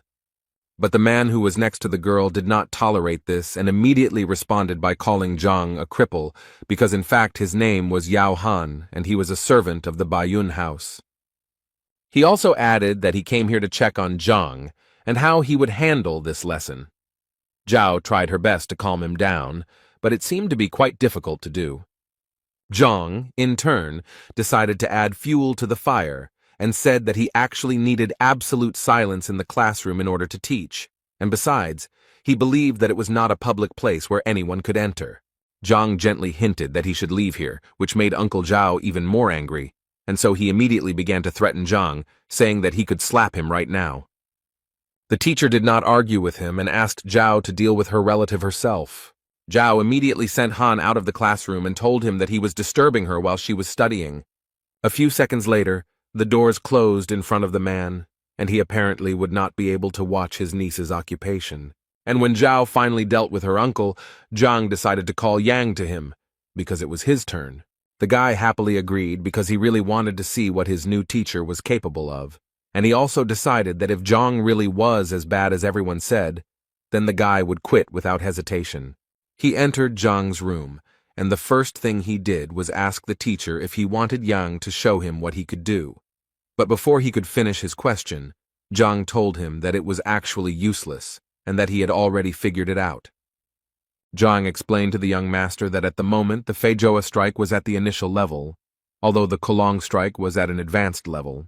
Yang was a little surprised that Zhang knew that he was practicing Kunlun, because absolutely no one knows about this training, not even his family. Zhang replied with a smile that it was actually quite simple. Yesterday he saw Feijoa in his style and ate it. This shocked the boy even more. He couldn't believe that Zhang was even able to see such a thing. In his mind, he remembered that even teacher Qiao Xiong hadn't seen anything like this. How could Zhang have guessed back then? His thoughts were interrupted by Zhang, who assured the boy that every time he used the Kunlun strike, the pain in the boy's armpit increased and his shoulder began to itch. At this moment, Zhang amazed Yang so much that he even cried out upon hearing such detailed information about himself. The body of a Kunlun technique master is perceived as the body of a dragon, and if the warrior has reached the rank of skin and bone purification, there will be no side effects, since the qi energy will nourish the muscles and bones of its wearer. But according to Zhang, Yang is only at the second wind level now, and his body is still too weak, so the Kunlun is injuring him, and if he continues, the injury will become even worse. Yang was speechless, and clearly didn't know what he had said to his teacher. He simply remained silent, and waited for Zhang to continue. So the teacher kept saying that if he continued like this, his arm would atrophy, and it would be impossible to save it. Zhang also suspected that the boy was already at the stage where his sleep was disturbed, and at night the spasm was felt throughout his entire arm. Jan realized that he was in trouble, so without thinking twice, he knelt down in front of his teacher and began to ask him for help. Zhang went down to him, and the first thing he did was ask him not to worry so much, because in fact, the solution to the problem was quite simple. He just needed to stop using Kunlun and focus on his rank for now, and Zhang would definitely find a solution to this problem. There was so much hope in Jan's eyes, and in his head he was thinking about how wrong he was, but now he understands how lucky he is, because his new teacher is the best. The other boys waited impatiently for Yang to leave Zhang's room, and finally he came out, and they waited for him to decide that the guy would leave this teacher. But Yan, upon hearing these words, immediately pounced on the big guy to tell him that he really didn't understand what he was talking about. He then added that if he had been destined to learn from this man, that was exactly what he would have done, and now that he was here, he saw no point in retreating. The boys' faces were far from normal. They did not even try to hide their surprise. Next in line was Zhao, who couldn't believe Zhang's words when he said she had a yin body. The man also added that she was far from being ill, but simply had a body that most women in the world dream of. He told her that her body had a lot of yin energy, and with the right training, her progress would be much faster. The only thing Zhang regretted was that no one had noticed this before, and she had been practicing white jade kung fu all this time, and considering that she was adding yin energy to her own, this could only mean one thing: she was on a direct path to illness. He believed that the only way to get rid of the pain was to change his training method to one that suited it better. Zhao began to worry, because she didn't know any other teaching methods except her own. Zhang reassured her, saying that there was really no problem with it. Tomorrow he would go to the library and try to find something for her. Next in line was a big guy who came out of the office just as pleased and grateful to Zhang for his help. He never thought that he would have to kneel before Zhang for helping him so much. Zhang understands his emotions because he gave him the adjusted Hongting 9 Paths method, although he still felt that the big guy was getting too close to him. As for Zhang Yang, his strength increased greatly after his advice, and the boy was finally able to reveal his talent, after which he went out to the guys to tell them that he had analyzed almost all of their individual recommendations, but assured them that this was only the beginning, because they clearly would not be able to achieve success with simple words. Suddenly his monologue was interrupted when someone knocked down the classroom door. Brother Wang Yin said that Zhang was deceiving the students for his own benefit, but he would not tolerate him dragging his sister into it. This guy's name was Wang Tao, and he said that he wanted Zhang to stop being Wang Yin and Zhao Yao's teacher and let them go immediately. Otherwise, he immediately warned him that he would not pay attention to his title as a teacher and that he would be to blame for his injuries, to which Zhang only replied that this guy was disrupting the lesson. Wang Tao smiled because he didn't understand what Zhang could teach his students since his skills were laughable, and he didn't forget to add that Zhang was lucky that he was well-mannered and called him a teacher, but this would continue if Zhang continued to fool around. Zhang got tired of this and created a huge fire tiger, which scared Wang Tao quite a bit. He immediately noticed that this aura was the same as that of an elder. He didn't believe that a third-rank guy could be so strong, so he thought that it would be disgusting if they thought that he was afraid of such a weakling. So without thinking twice, he decided to attack Zhang and punish him for all the words and actions he had committed. But no matter how much force Wang Tao used, Zhang was still able to easily stop the guy's attack with just 2 fingers. Wang Tao couldn't even imagine how this was even possible. How could a third-rank fighter stop his attack and so easily? He decided that it was just a coincidence, and nothing more, so he demanded that Zhang let go of the sword so that they could fight in a fair fight. Zhang didn't listen to him, but continued to just stand there and wait for Wang Tao to simply leave and not interfere with his lesson. At that moment, the guy's head was spinning with only thoughts about how this was simply impossible, because the last time they tested Zhang's strength, it was at the level of the 3rd rank. Moreover, the guy believed that even if he had strengthened, he should now only be at the 1st stage of the 4th rank. But apparently this was not the case, because Zhang was able to throw Wang Tao out of the classroom with just 1 hand. Uncle Zhao stood outside the door of this classroom and listened carefully to what was happening in the classroom, and at some point, he began to hear a very loud noise, and so it seemed to him that Wang Tao was finally going to teach Zhang a lesson. And he clearly wanted to see this more than anything else, so he carefully opened the classroom doors. But apparently he did it in vain, because as soon as he opened the doors, he saw the body of a fighter flying towards him. It so happened that they landed on the ground together and together received the gift from Zhang. After he had sorted out his fans, to put it mildly, he decided it was time for them to continue their activities. The boys apparently still couldn't come to their senses after what they had seen. It seemed to them that it was a 4th-rank supreme power. Brother Wang Yin was defeated so easily, even though he is a famous fighter. How could a teacher from the bottom of the rankings do this? They all came to the conclusion that teacher Zhang had simply been hiding his strength all this time. Uncle Zhao Yao, after such a not-so-soft landing, would like to ask Mr. Wang Tao what happened and why he was unable to teach Zhang a lesson. Wang Tao couldn't think of anything better to say than that he had just used a new technique and was just lucky because he hadn't fully mastered it yet. So today, he said, luck was on Zhang's side. His interlocutor thought that something was clearly wrong here, and even with the new technique, Wang Tao should have won. The guy also decided to add that the university had a strict rule not to interrupt classes, so he decided to wait a little.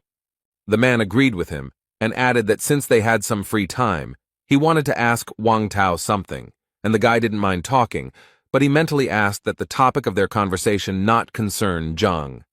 And his question was that he wanted to know if there was a teacher named B in this academy, and if she had any admirers.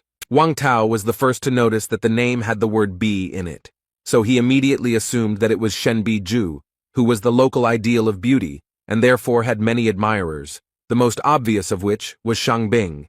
But he also did not forget to mention that Zhang was also chasing after her. Hearing this, the man thought that now all he had to do was find out whether they really had a conflict back then. Shang Bing sat in his office and listened to Qiao's stories, who told him that Zhang had deceived his disciple, and so he decided to turn to the grandson of the academy elder. Shang Bing slammed his palm on the table and immediately told him to forget about it, because he was going to solve this problem himself. In his words, he had always wanted to teach this Zhang a lesson, but deep down he knew that if he attacked him there, it would lower him in the eyes of the precious Shenbi Zhu. But now he had a good reason. And now he is ready to do everything for this. And as an assistant, he decided to take Qiao with him because he was going to make a cripple out of him. When they arrived at Zhang's classroom, they saw Wang Tao standing there, and next to him was an unknown man. The first thing Shang Bing wanted to ask Wang Tao was why he was here and not training. Wang Tao decided that there was nothing to hide, so he told them that his sister had been tricked into going to see the teacher, and that he had come here to sort it out. Shang Bing was quite surprised that Zhang dared to lie even to Madame Wang, and now he was more than sure that this guy needed to be put in his place. Wang Tao also introduced Mrs. Zhao's family assistant, Yao Han, whose ward was also deceived. Shang Bing's face changed even more when he heard that Zhang had managed to deceive the Yao family as well. In that case, he decided that they needed to go together and teach this scoundrel a lesson for everything he had done. Meanwhile, Zhang told his students that the nine paths system of Hongting, although basic, still had many shortcomings. This was the first time that the boys listened so attentively to someone's lecture, and all because they really found it very educational, because he could point out the shortcomings of even the most effective methods. Some of the boys even thought that even his father could not compare to Teacher Zhang in teaching. Suddenly he was interrupted again by the same people, but now Shang Bing was with them, taking Chao with him. Zhang didn't understand what they were doing here, but he guessed that since they came here so happy, it meant that they clearly weren't going to praise him. Shang Bing spoke first, saying that he didn't expect Zhang to stoop to deceit, and he still couldn't believe that he had deceived Miss Wang Yin and Miss Zhao Yao. Zhang was tired of enduring all these senseless accusations and suspicions, so he immediately replied to Shang Bing that if he had any business with him, he would listen to him after class. But Shang Bing didn't seem to hear him and continued walking, only to say at one point that he wanted Zhang to let those disciples go right now, otherwise he would have to force him. Zhang didn't want to let anyone go, so he decided to first ask Shang Bin what he was going to do, since he felt that the respected Shang Bin didn't know that fighting between teachers was prohibited in Hongting. Shang Bing told him that the university rules were made to maintain order within these walls, but he was breaking them, so for his sake, Shang Bing would make an exception. Zhang knew that he was probably doing this because he was hurt by the words spoken to him yesterday, and so Zhang felt that Shen Biju would be angry when he found out about this. Shang Bin was surprised that he wanted to catch him doing this. In any case, he had already decided to teach him a lesson, so he didn't care about such nonsense. Uncle Zhao was shocked by what he saw, because he realized that this was the same Shang Bing, Shen Biju's admirer, and he was the one who had a conflict with Zhang yesterday. So after connecting all these facts, the man guessed that this was the person who hit him last night. Therefore, without thinking twice, he decided to take revenge on this scoundrel who attacked him from behind. Shang Bin clearly didn't understand what was going on and immediately asked Han to calm down, as he had no idea why he had just been hit. Han didn't understand why he was even asking him about this, as if he didn't understand that he deserved it. Shang Bin really didn't understand what was going on, but he still told Han that if he hit him again, he would hit him back. But before he could finish speaking, Khan immediately pounced on him and began to literally beat him for what he had to endure yesterday. Chao and Wang Tao also didn't understand what was going on and why Han suddenly went berserk and started beating Shang Bin. Zhang stood aside at that moment and enjoyed the fact that his plan worked as it should have, and the fight began exactly when he needed it to. Wang Tao decided to stop Han so that he would finally tell what happened, to which the man suddenly decided to attack Shang Bin, but Han continued to break free from his hands. He said that he was not finished yet. Shang Bin's face was too swollen. It was obvious that he was in a lot of pain, but even in this state, he threatened to take revenge on Han for everything he had done to him. At one point in the argument, Zhang intervened and told them that if they had any disagreements, they could resolve them outside his classroom, and that they should leave his classroom immediately, or he would be forced to contact the education department. Shang Bing knew that his condition was too bad, and he really needed to leave because it would be embarrassing if anyone found out about it. He agreed to leave, but still did not forget to add that they would still get theirs, so he asked them not to rejoice. After the lesson ended, the children finally walked out of the classroom in a great mood, because they found today's lesson exciting. They especially liked the part with the teacher and the servant of the Yao family, and Teacher Zhang's strength was a real revelation to them. Zhao couldn't even imagine what could have happened to Uncle Han and why he wore a bandage, and it was quite difficult for the man to explain all of this to her. As soon as Wang Ying walked out of the classroom, her brother grabbed her hand and immediately ordered her to go home with him. She didn't quite understand why she needed to go anywhere if she was now living at the school, but he wasn't going to explain it to her because it wasn't up for discussion, so he repeated to her again that they were going home immediately. Meanwhile, Shang Bing was walking down the academy's corridor, almost screaming about how he was beaten for literally nothing. Chao guessed that perhaps Zhang was in cahoots with Han. He agreed with him because Shang Bing hadn't actually done anything to be punished for, so he was sure that he had attacked him, because he wanted to teach Zhang a lesson. After which, he suddenly wanted to ask Chao again if Zhang was really forcibly teaching Yang, because it was impossible to tell from the guy that he was sitting there forcibly. Chow once again assured Mr. Shangbing, having no doubt that it was true. Shangbing was happy to hear this, so since Chow was so confident, he suggested that he immediately apply for the will detector. He also asked Chow to remember to increase the penalty to the maximum, as he believed that this was the best way to put Zhang in his place. In the Wang family mansion, the girl was yelled at very loudly because her father thought that she didn't even understand what she had done. He wanted to hear her opinion about his teacher.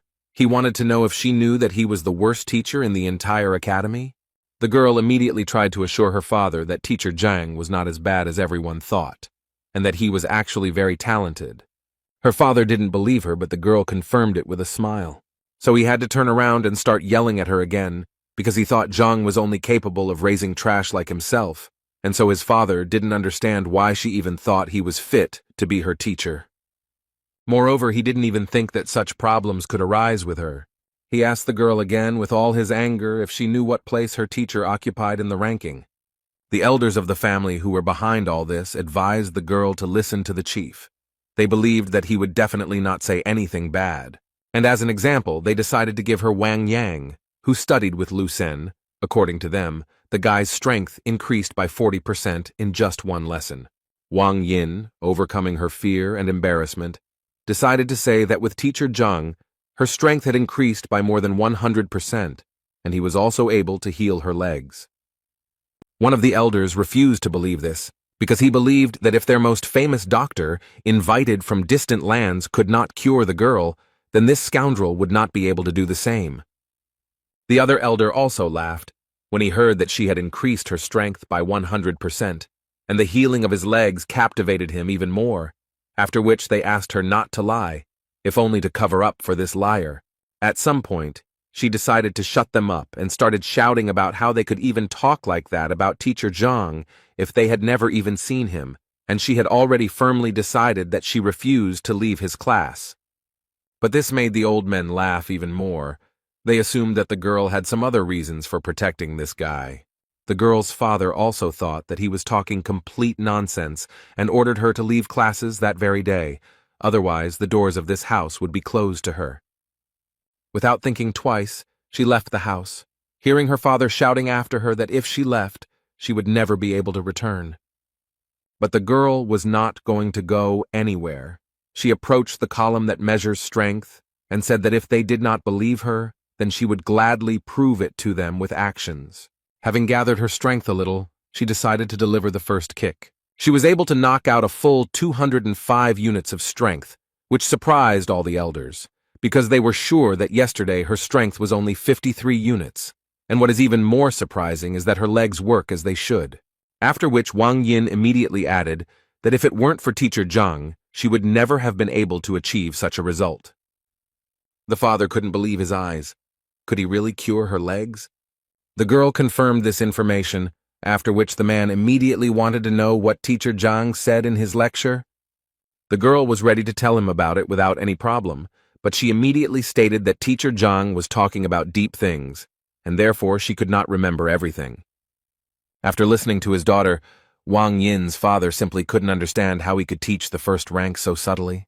The elders also realized that Zhang had truly delivered a genuine lecture from a master of his craft, and they now clearly looked at studying it in a new way. They even thought about what would have happened if they had heard it at that time. How many heights could they have reached? In any case, her father was so impressed that he ordered his daughter not to leave this teacher under any circumstances.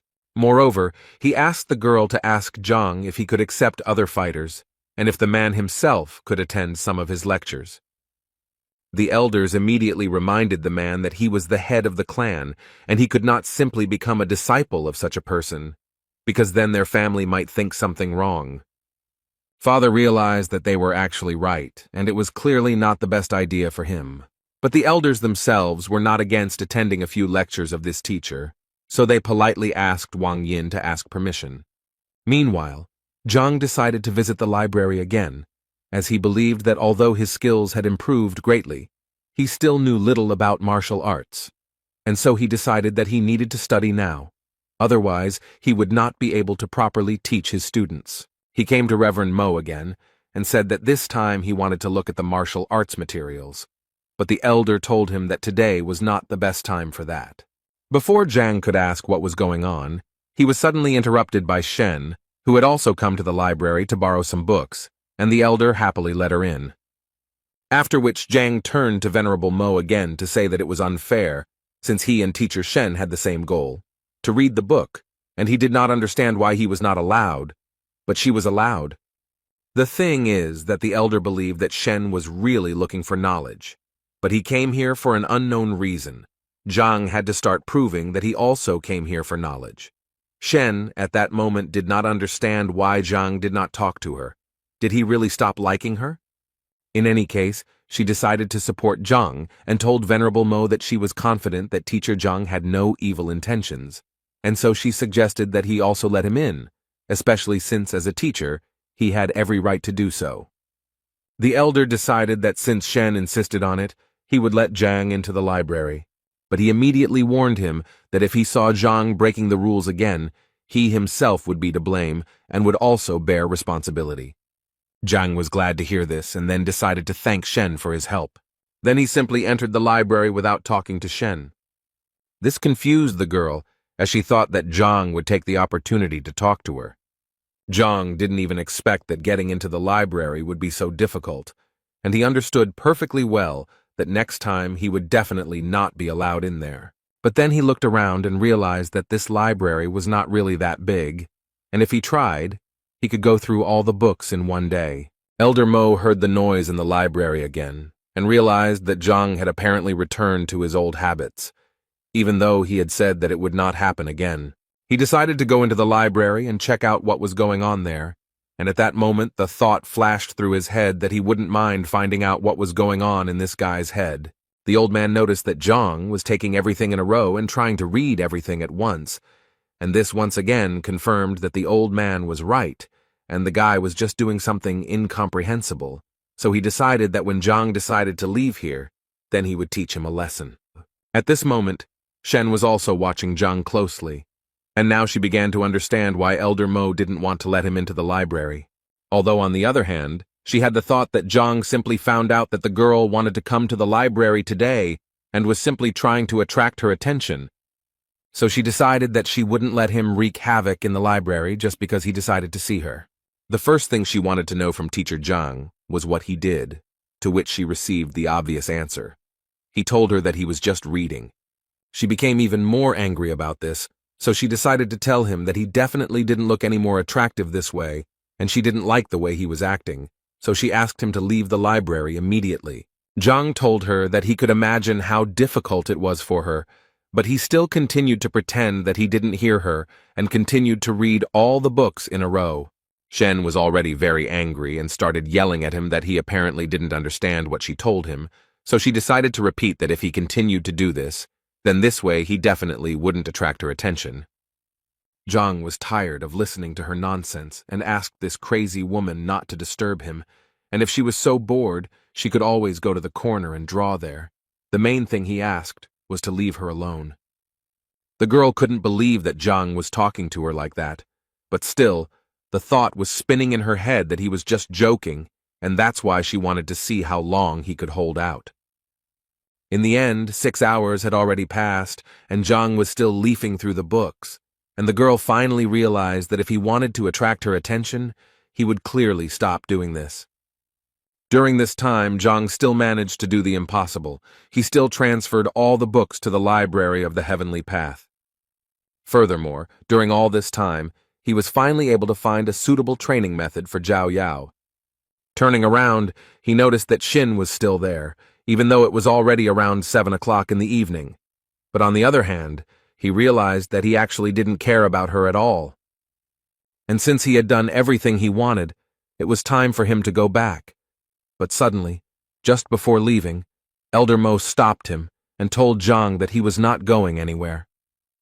After which the elder told him that from now on, he was forbidden to enter this library, and he really wanted Zhang not to return here again.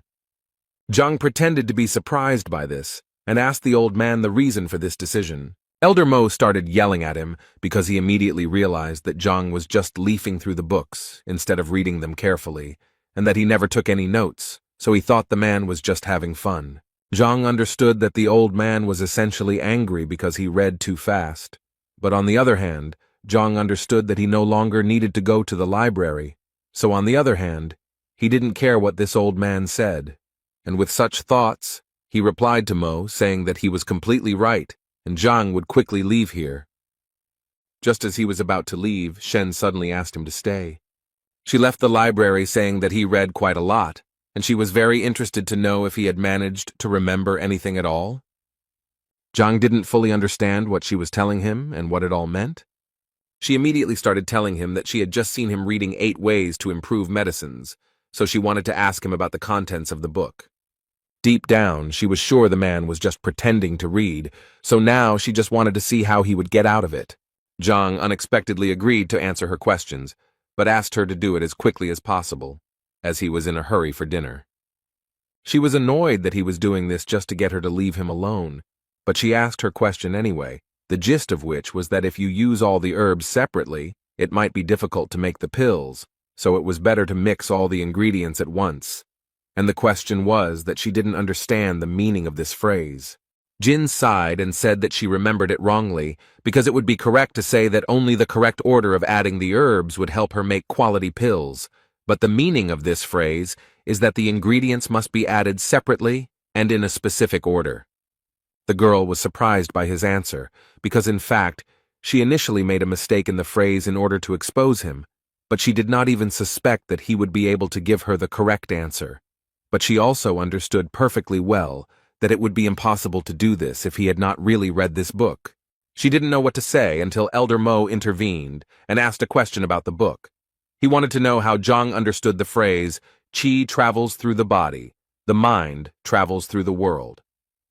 The old man knew very well that the 8 ways to improve medicines were a foundation that had been mastered by more than one generation of doctors, and even if he had not studied this material, it could easily be heard from other sources. Zhang, in turn, was surprised that such an old man did not understand such a simple expression, because it was so simple. He then explained that this meant that as qi travels and fills the body, so the mind cognizes the world, filling it with knowledge and subordinating it to skills. According to Zhang, this phrase is from the treatise Qi and Blood, the author of which is Pak Ming. In this book, it can be found in the 27th row on the 69th page.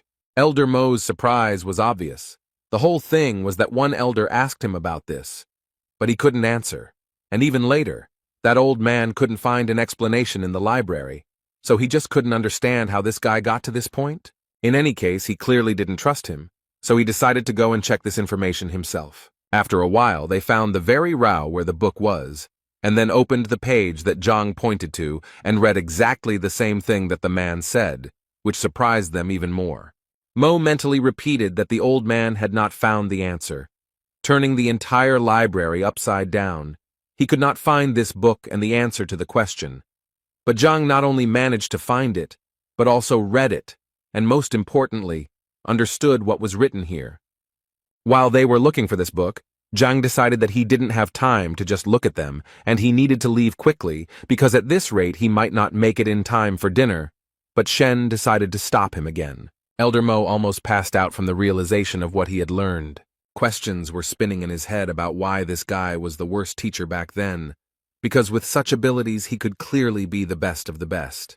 Zhang asked Shen to speak up quickly about what she needed because, as he had already said, he was late for dinner, and Shen suddenly noticed the fact that she hadn't eaten for a long time either. Zhang mentally asked her not to say that she had just asked him this question only to propose having dinner together later, so he decided to answer her that if she was so hungry, then what did she want from him? She couldn't accept the fact that so many people were inviting her to dinner, and she was turning them all down, and when she gave Zhang a chance, he turned her down anyway. She overcame herself and invited him to have dinner together. Zhang clearly showed no interest until the girl suddenly said that she would treat him to dinner. He was always happy when he was treated, so he immediately agreed, but immediately warned her that he ate a lot. This was Shen's first meeting with a guy like Zhang, because before that, she had obviously met other guys who invited her and paid for her.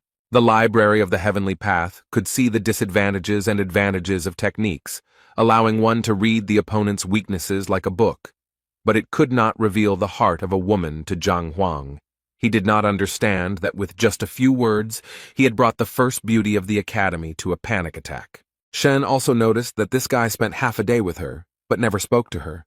And when she turned to him to ask something, she noticed some kind of aura appear around him. After some time, she realized that this was the second rank of the power of the mind, which was called the calmness of the waters. Martial arts masters develop not only the body, but also the mind. The higher the rank of fortitude, the greater the learning ability and ability to perceive and process information, but as you know, the mind is much more difficult to train than the body. It is difficult to subdue, and only the head of the academy has achieved such a rank of mind. And considering all these facts, Shen realized that his teacher test results were simply fake, and he did it in order to comprehend the second rank of reason with the help of other people's reproaches and bullying. She realized that this guy was essentially a real tiger in pig skin, whom she would try to tear to pieces. Zhang thought at this moment that he had simply decided that it was a beautiful place, but now he realized that he had obtained the second rank of intelligence. He was very happy to realize this, because he was reborn into a new life. Moreover, thanks to the new training method, his body was filled with the purest qi, so it was no longer a surprise to him. With these thoughts, they quickly reached the very restaurant where they were to have dinner today. At this moment, Zhang thought that he had always eaten in small restaurants and canteens, so he didn't expect that she would bring him here, and Shen at this moment thought that she was incredibly curious to know how long Zhang would continue to pretend. Today, Qiao and Shang Bin were relaxing in the same restaurant, and he was still very angry about the situation that happened to him, but Qiao asked him to calm down because they had already applied for the will detector. Therefore, all that was left was to wait for the moment when they would be punished for what they had done, although Shang Bin understood that the heavenly lion was his grandfather's favorite, and he would hardly be able to control it. But Qiao thought that there was no need for that, since they could just give him something to drink and eat, and then it would be much easier for them. At that moment, they were brought their order, which they had been waiting for quite a long time. Shang Bing also told the restaurant owner that he had a lion living in his backyard, and he wanted to be fed.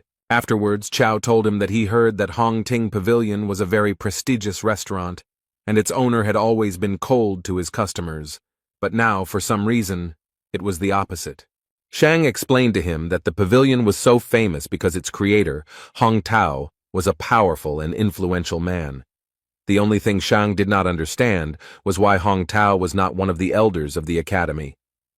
As for their warm welcome, it's all because his grandfather was a good friend of Hong Hao's, and so his family is always welcome here. Qiao suddenly interrupted Shan and asked him to look in the other direction, where he thought Zhang and Shen Bi were walking. And he turned out to be right, because it really was her. But what was she doing here, and with this loser too? Shan didn't forget to note that he had invited her here so many times, but she still didn't agree. Qiao felt very sorry for the gentleman, but he immediately asked him not to despair, because, according to him, he knew how to open Madame Shenbi's eyes and show what a scumbag Zhang really was, and in the same way they could raise his authority in her eyes. After a while, Zhang was very happy because he had not eaten so deliciously for a long time. The food was incredibly delicious.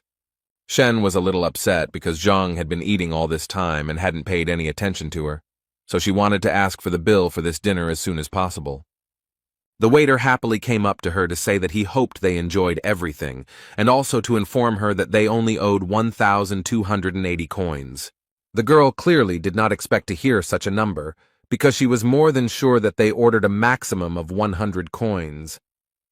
The man decided to explain to her with a smile that the thing was that they had ordered wine, which cost 1,200 coins. This surprised the girl even more, because they didn't order it. They just received this bottle, and she thought it was free. The waiter's face suddenly changed, and he started saying that it was quite logical that they had to pay for this wine. And he also thought that if she didn't ask how much it cost, then it wasn't their problem, but only hers.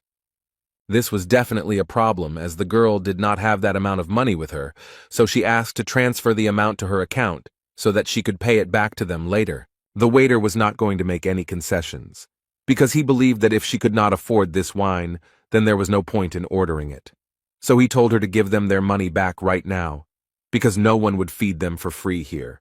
At this moment, teacher Shang Bin approached them, and the first thing he asked was, what was going on here. The waiter smiled again and told the man that there had been an incident and that the people had eaten but were unable to pay for their order. Shang Bin immediately turned to Zhang and told him that if he didn't have money, there was no point in pretending to have it because it would only bring shame to their academy. Zhang immediately asked him to stop saying such things in front of everyone, especially since it was not true. But Xin Bin was clearly not deterred, and continued to say that he never thought that Zhang could stoop to such a level as to pretend to be such a generous person. Although at that moment he thought that it was he who asked to serve Zhang an overly expensive drink that he could not pay for when he looked like a nobody. Then he, Shang, should have come and saved the beautiful Shen. This way, he will do everything in one go, punish Zhang, and finally get Shen. But apparently, he hadn't thought his plan through to the end, because Shen made it clear that she didn't like anything Shang Bin was doing now. He thought she had taken it personally, so he decided to explain again that he had said all this about teacher Zhang, and that he specifically didn't have any money, but he still treated her like that, and it was somehow embarrassing. At that very moment, Zhang decided to intervene in their dialogue to say that it was not he who was treating her, but teacher Shen, who had decided to treat Zhang. Shan clearly didn't expect such a turn of events. It seemed literally impossible to him. After all, he invited her to dinner every day, but she refused. And now suddenly she decided to invite this bitch herself? In any case, he would have to make things right somehow, because Shen was clearly very angry that Shang told her that she was pretending to be magnanimous and that it was a disgrace to the teacher. Chao tried to push him from the side and told Shan that it was even better this way because now he could offer to pay the bill for her, and then everything would be fine. Without thinking twice, he decided to listen to his friend's advice, immediately put a bag of coins on the table and told the waiter that he would pay Miss Shen's bill. At that moment, he immediately thought that this would definitely calm Shen Bi down. Moreover, he even thought that she liked him, but apparently his thoughts were too premature, because at some point Shen simply took off the necklace and said that she didn't need it and was ready to pay herself, so as not to pretend to be generous. She took off what turned out to be a jade pendant worth about 5,000 coins, and offered it to the waiter as payment. Although later she changed her mind and said that she would leave it only as collateral, so that she could buy it back later. Shang Bing immediately turned to Qiao to ask him what to do next, because things were clearly not going according to plan. Suddenly this whole farce was interrupted by Zhang, who assured the girl that there was actually no need to give up such a valuable thing as collateral, after which he got up from his seat and went to the waiter, telling him that in fact this food was not that expensive. And besides, she was trying to get revenge on him for deceiving her so maliciously. These words outraged the waiter, because according to him, they had a prestigious restaurant and an honest place, and there was no point in talking about any deception here. So he promised them that after such words, they would definitely not leave here unpunished. Shang Bing and Chao were happy to see the waiter and what appeared to be the owner of the place get furious, and they were now sure that Zhang would be in trouble. Shen, who was also standing behind him, didn't understand why he even said all that, since she knew very well how influential this restaurant was, and it was obvious that he would get into trouble if he continued like this. Zhang also decided not to remain silent, and told the restaurant owner that since he was telling him such things, he would not mind telling him why he was so unhappy. The first thing he mentioned was the fragrant violet-infused bear meat. To make this dish, you have to marinate the bear meat in violet extract for at least 3 days, but Zhang says they marinate it for only half a day and then fry it to get at least a hint of the flavor. Zhang believed that the extract had not penetrated the meat at all, so ordering the dish was essentially throwing money away. As he told this story, people gathered around and listened attentively to the story of how they were being deceived.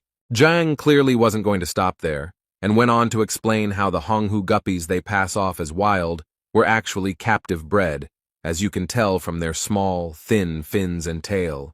The waiter became more and more angry with every word, but his anger was connected with the fact that Zhang was actually right, and he really did substitute all these products behind the back of his superiors. But it was difficult to notice even for a professional gourmet, so the man could not even imagine how Zhang managed to figure this out. He decided to deny all of this, and so the first thing he did was start yelling at Zhang that he was talking complete nonsense, and everything he was saying was just a coincidence, and if he was going to accuse him of this, he was going to demand solid evidence. But in his mind, he knew that if he admitted this, the restaurant's reputation would be ruined. Zhang decided to prove to everyone around him that this man was lying, and the first thing he did was take a vessel of wine and start pouring it out. Then he took out a fire and said that since this wine was so expensive, they could easily test it. He set fire to the liquid he had just poured out, and said that he would be very sorry to pay so much money for such a poor quality fake. Not only was the wine burning, but it was also spreading a smell throughout the restaurant that was so disgusting that at some point all the diners covered their noses to avoid smelling it. And Zhang at this time summed up that the taste really resembles drunken immortality. If you drink it, then it brings benefits. But in this bottle there was a drink that only brings harm, and this stench is the best proof of that. A few minutes after Zhang's speech, everyone around him started demanding that the restaurant return their money, and the owner couldn't even imagine how this could happen. The waiter thought that Shan told him that the guy was a loser, but then how could such a loser understand all his tricks? After all, he spoke as if he was a professional chef anyway. He knew that if his superiors found out about this, he would be in big trouble. Shang didn't understand what had just happened at all, but Chow couldn't explain anything either. The owner of this restaurant at some point realized that in fact these two people who set him up with this wine were to blame for everything, so his anger towards them went through the roof. So at some point he couldn't take it anymore and asked these two to leave his restaurant immediately. They didn't understand what exactly they had done to make him react so harshly, but they knew that it was really best to leave because it seemed like the man had gone crazy. Zhang also suggested that Shen leave, as he felt that they would hardly get the bill. The girl at that moment was just thinking that Teacher Zhang was really good, because he could so easily determine the quality of wine and food that she even assumed that he did so poorly on the teacher exam, because he was honing his culinary skills. Zhang himself actually didn't expect that the Heavenly Path Library could determine the quality of dishes, but in any case, he had to be grateful for this ability, because otherwise, he would definitely find himself in an awkward situation. His thoughts were interrupted by Shen, who was incredibly grateful to him for saving her today. But suddenly she said that she couldn't just leave it like that, and so she was going to invite him to dinner again because they hadn't been able to do it. Zhang was not prepared for such a turn of events, and immediately told her that it was not worth doing, because he had eaten his fill for a whole year, although he would not mind having dinner with the Nettle girl, but he did not want to fight off her suitors later. He managed to surprise Shen again, because she never thought that someone would refuse her several times in a row. But then he managed to add that it was very good that they had just eaten together, and now it was time for him to go, and this literally finished off the girl. Suddenly, he was stopped by Shang, who ordered Zhang to stand in the place where he was now standing, and was going to make sure that Zhang would not leave here in one piece today. Shen immediately wanted to ask him what he was going to do and why he had rolled up his sleeves, but instead of answering, Shang asked the girl to step aside, because this should be decided only by him and Teacher Zhang. But she wasn't going to do that, so Shang decided to shout at Zhang and tell him that if he were a real man, he wouldn't hide behind a woman's back.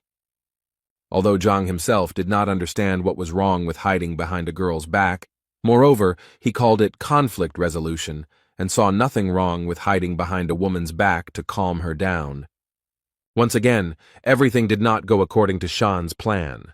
Moreover, Zhang managed to justify himself so bluntly that he simply could not answer him. But that was only the beginning, because then he turned around and said he was leaving, and asked Teacher Shen to calm the two down, because he didn't have time for that. At that moment, all he could think was that they were complete fools if they thought they could provoke him with this, because he was a transmigrator from one world to another and had been through so much that they definitely couldn't surprise him with this. Shangbin continued to order him to stand still, and also added that if Zhang died today, he would not have the right to bear his surname. Zhang wasn't going to listen to this madman, so without thinking, Shang summoned the heavenly lion, and then he ordered this animal to destroy Zhang, and if he did so, then Shang promised to feed him every day. Shen did not understand why he was doing this, because he knew very well that destroying a teacher was a terrible crime, for which he would face a terrible punishment. Shang told her that Teacher Zhang was trying to kill him, and the lion was simply defending his master and accidentally counterattacked too strongly, and so it could be taken as self-defense, and no one would be able to tell him anything. After his words, the lion immediately ran to attack to carry out Shan's order. Shen understood what consequences this could lead to, so she obviously began to worry about Zhang. The girl fell to her knees in anxiety because she began to understand that she was to blame for all of this. Shang Bin interrupted her thoughts by yelling at the girl that Zhang was definitely already dead and that there was no way to fix it, and all of this made him incredibly happy. But suddenly his euphoria was interrupted by Qiao, who noticed that something was clearly wrong here, and it was probably too early to rejoice. Shang started yelling at him because he was sure that this time everything was going according to plan, and there was no point in panicking, but Qiao asked him to just look over there, and everything would become clear at once. But when Shang finally looked in that direction, he realized that Qiao was indeed right, because Zhang had literally tamed the huge heavenly lion, which was definitely not going to eat him now. Shang couldn't believe his eyes, because he always thought that the celestial lion was his grandfather's pet. This animal was very proud and would get angry even when it was touched, let alone stroked on the head. So he didn't understand why this powerful animal was groveling before Zhang like a loyal dog. He decided to try his luck again and ordered the heavenly lion to immediately gather and carry out the order, namely, to destroy Zhang. But the lion did not hear a single word of Shan. He enjoyed the presence of Zhang, who was scratching him. Teacher Zhang got tired of listening to this madman's screams, so he politely asked his new friend to shut him up. The Sky Lion was ready to destroy Shin without any problem, and therefore immediately attacked him. Qiao immediately ran to Shang Bin to ask how he was and if everything was okay with him. Shan literally cried because he didn't understand what was happening here, because this lion was his grandfather's pet, who always obeyed him, and now Zhang was like his master. The lion continued to flatter his new master, and Zhang himself was not averse to praising him and saying that he was a good boy. Shen was also very interested to ask Zhang how he managed to do this. According to Zhang, it was all quite simple.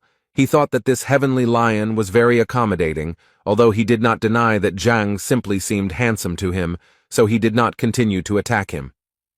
Although Shen knew very well that he was a heavenly lion, and if he were to respect anyone of his own free will, it would be another male heavenly lion. Anyway, Zhang thought it was time for him to go home and say goodbye. He also told the lion to go home, and that they would definitely see him again. Zhang continued to be amazed in his mind at the capabilities of the heavenly library. He couldn't even imagine that it worked on animals, and as it turned out, this lion had many shortcomings, so it was easy to tame. Shen asked him not to leave so quickly, because he still hadn't explained to her why the lion listened to him. Zhang was tired of being followed by so many troubles, so he asked her to leave him alone as he really wanted to live a long life. At first she yelled at him because he spoke to her so rudely, but then she calmed down and said that she was not holding him back, and that he could go about his business. The same man from the restaurant was called in by management to be scolded and punished for siphoning off food for his own gain, and the man agreed with it, but still felt it important to add that the other guy was much worse because he said it in front of everyone, without hiding it, as if he had no respect for the real owners of the restaurant at all. His boss slammed the table and ordered him to shut up immediately, as he considered that this in no way justified his theft, which sooner or later someone would notice, and now he was giving him exactly 5 days to restore the good name of his establishment, and then he would forgive him for the deception, otherwise he would die. After which he still wanted to know who this guy was, and who gave him the right to publicly insult the Kuntian restaurant? The frightened waiter overcame his fear and said that the man was the last-ranked teacher and his name was Zhang Huang. The restaurant owner was very annoyed that this Zhang Huang dared to disgrace the reputation of his restaurant. Zhang was just walking around thinking at that moment that he never thought that one dinner could bring so much trouble anyway. He knew that he needed to forget about it as soon as possible, because he had other important things to do. For example, he needed to figure out how to advance to the 6th rank. But to his great regret, no ordinary teacher can simply gain access to information about the rank of opening chakras, because a copy of these documents can only be obtained with the permission of the elders, and on the last test, he only had the 3rd rank.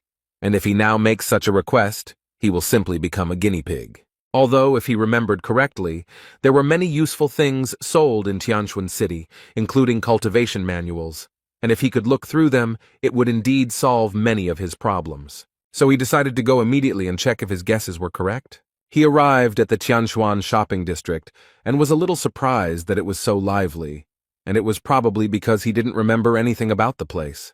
He was thinking that this guy was just a regular teacher with a small salary, so it was no surprise that he had never come here, even though they sold a lot of stuff here, but he honestly didn't remember what it was for. But for this, he now has a library, which he also decided to test on these products. As soon as he came closer to the product, the seller immediately turned to him and offered his help, and also did not forget to say that his product was of high quality, and he would definitely like it. He was literally ready to vouch for it. Zhang decided to take a look at one of the goods, and according to the seller, this bell was made by a real master, so it has an unusual effect and costs only 50 coins. The library also worked on the items, so Zhang found information that this bell actually causes dizziness when exposed for a long time and is effective against first-rank fighters. It was also said that it was made in Qing Yun's workshop. Zhang remained silent, so the seller decided to say that he could actually sell him the bell at a discount and thus give it to him for 20 coins. Zhang thought at this moment that he was actually lucky, because with the Heavenly Path library, he really didn't have to worry about buying a fake. Instead of buying the bell, Zhang decided to ask the seller if he had any ice grass for tanning. In response, the seller told him that Zhang was very lucky today because, according to him, he was the only one in the entire market who was selling this herb. And now he has 2 boxes with 5 plants in each. He charges 100 gold per plant. Zhang said he would first like to look at the product the man was offering him, and then perhaps buy it. After taking a closer look, the librarian made it clear to Zhang that this was indeed the same herb, and the seller had not lied to him. This herb grows on the tops of mountains. It loves sunlight very much, so it contains a lot of spiritual energy. He believed that the combination of hot and cold yin and yang was the perfect medicine for Zhao Yao's blocked points, but he was confused by one important point about this plant. One of the stems was dried out. Zhang first looked at the box and assumed that the seller had kept the plants in improper conditions. The guy assured him that the dried-out stem was normal, because he said he had made a career out of the herb and therefore knew how to handle it. And besides, the stem had always been like that, even when he had collected it. But he still told Zhang that if it bothered him so much, he could give him the flower for half price. Zhang continued to study these herbs at this time, and at some point he discovered the ancestral stem, which was known to produce medicine twice as effective as the regular stem. The most unpleasant thing is that if the seller had understood this, he would most likely have increased the price. But he still asked to pack this stem. At that moment, Zhang thought that with this herb the problem would be solved much faster, and he would not need any other ingredients. The seller carefully wrapped 1 stem of this flower and said that Zhang would give him 50 coins. But when it came to paying, Zhang realized that with this library he had completely forgotten about money. He didn't even have 10 coins in his pocket, let alone 50. Although he still decided to ask the seller to sell him this stem for 8 coins. Apparently, this really angered the seller, who considered Zhang to be an ordinary impudent fellow who had no respect for men's work, since he had actually risked his life to get the stem of this plant. After which the seller also added that although these flowers are not of the best quality, they are in any case medicinal, and their price is no less than 30 to 50 coins, and if he does not buy anything, then the seller is already going to call security. Zhang immediately stopped him and said that there was no need to call security because he was really interested in buying it. He just didn't have any money, but he wasn't a thief either. Zhang even suggested resolving the conflict in another way, where the seller would give him the flower for free. The guy couldn't believe that his new client was so impudent. Not only did he come here without money, but he also expected gifts. The seller decided to play a game and said that he would give him the flower for free only if Zhang made him believe that he was a sage. Zhang immediately told him that there was no need to call him that. He simply suggested hitting him. The seller had already begun to get noticeably angry, because it seemed to him that Zhang considered him a fool and a weakling, although the guy himself was sure that he could very easily crush Zhang. But the teacher very easily stopped his aggression, saying that if he was not mistaken, then the seller was from Pingyi. The guy was very surprised, because Pingyi is a small settlement near Tianquan City. And so he was sure that Zhang simply could not guess this, and he wanted to know how Zhang guessed that he was from there. Zhang immediately told him that he thought it didn't really matter how he knew. What was more important was that he had been bitten by a cold bamboo snake in Tianshuan forest half a year ago. The guy eventually managed to survive, but due to the bite he was almost completely disfigured, and in addition to this, unfortunately, he became impotent. The salesman turned noticeably pale because 6 months ago in Tianshuan forest, he had indeed been bitten by a cold bamboo snake. But the guy couldn't even imagine how Zhang could have known about it if he had only told that girl from the brothel about it. Zhang looked at the guy with a smile, and at some point finally decided to say that if he lied, he would just turn around and leave. But then Zhang assured him that he would definitely never be able to feel like a man again, and also he would not have the right to later say that Zhang did not warn him. The salesman immediately perked up and asked Zhang if he really knew how to help him with his problem. Zhang smiled, and the guy started asking him for more help. If he knew the cure, then he literally started begging Zhang to give it to him, and then he could take everything he had on the shelves for free. Finally, the teacher got the desired words, and after that, finally, he added that the poison of the cold bamboo snake, getting into the body, freezes the organs. And this is a fact. Medicines are powerless here. For this reason, people often amputate their limbs. Even the most skilled alchemists can do nothing. But here's what's strange. Despite the chilling properties of this snake's body, its bile has a warming effect, so it's enough to absorb it, and it will completely cleanse the body of foreign cold, and it will be able to become human again. The guy couldn't believe that all he had to do was eat the bile of a bamboo snake.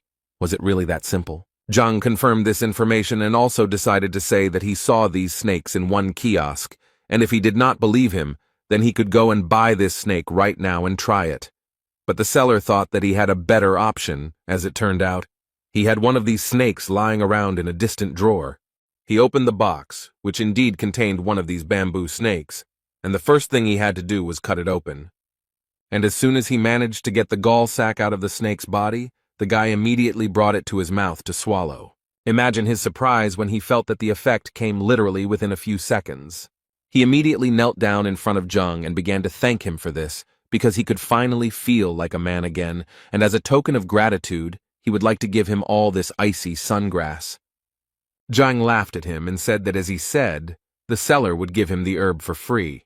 The salesman felt a little ashamed that he had not immediately recognized Zhang as a talented person, when suddenly their conversation was interrupted by the shouts of other people who were very loudly discussing the fact that Master Mo Yang was finally here.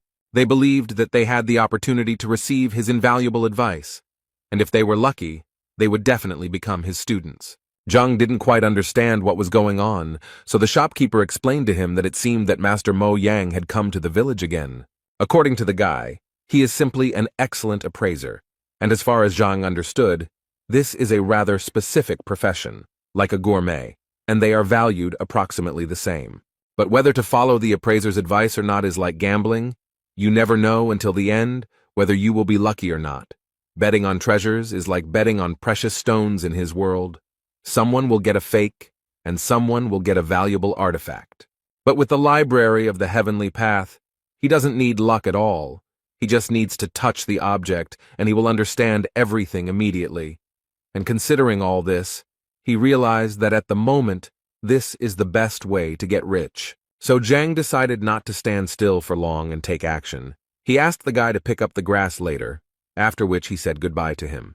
When he arrived at the scene, the first thing he saw was how people were literally going crazy over this Master Mo Yang. Each of them wanted to hear his advice. This master replied to all these people that he would leave here tonight, but he still wanted to thank them for the hospitality they had shown him, and so he was willing to give advice to the 5 people. He also assured them that they also did not need to quarrel, because if they were destined to receive help, then so it would be. Zhang, meanwhile, continued to look at the exhibits displayed in this market, and at some point he reached a table where there was a vase that, although it looked impressive, still assured him that it was just junk. Now he was 100% sure that, as he thought, with one touch he would be able to find out detailed information about everything, and he also immediately realized that the prices here were terribly inflated.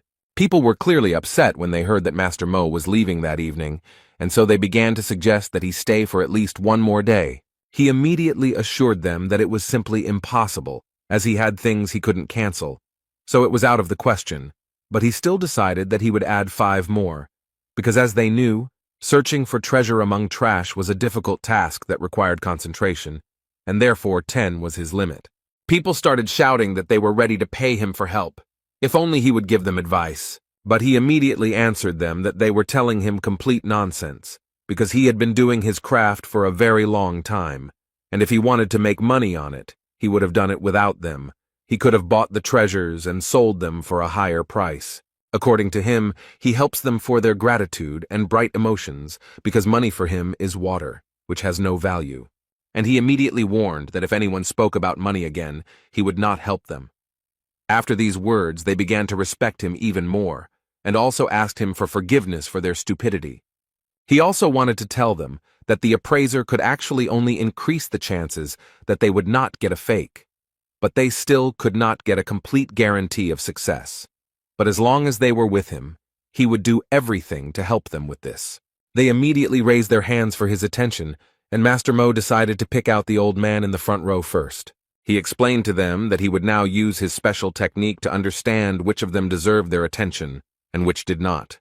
After analyzing, he pointed out to the old man the vase that Zhang had recently looked at.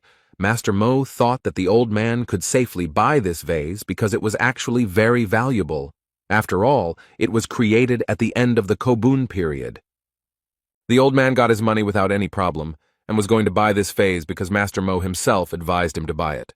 Zhang watched this process, when suddenly he realized that he had just been looking at this vase, and if he was not mistaken, then this was a normal phase from Qing Yun's workshop.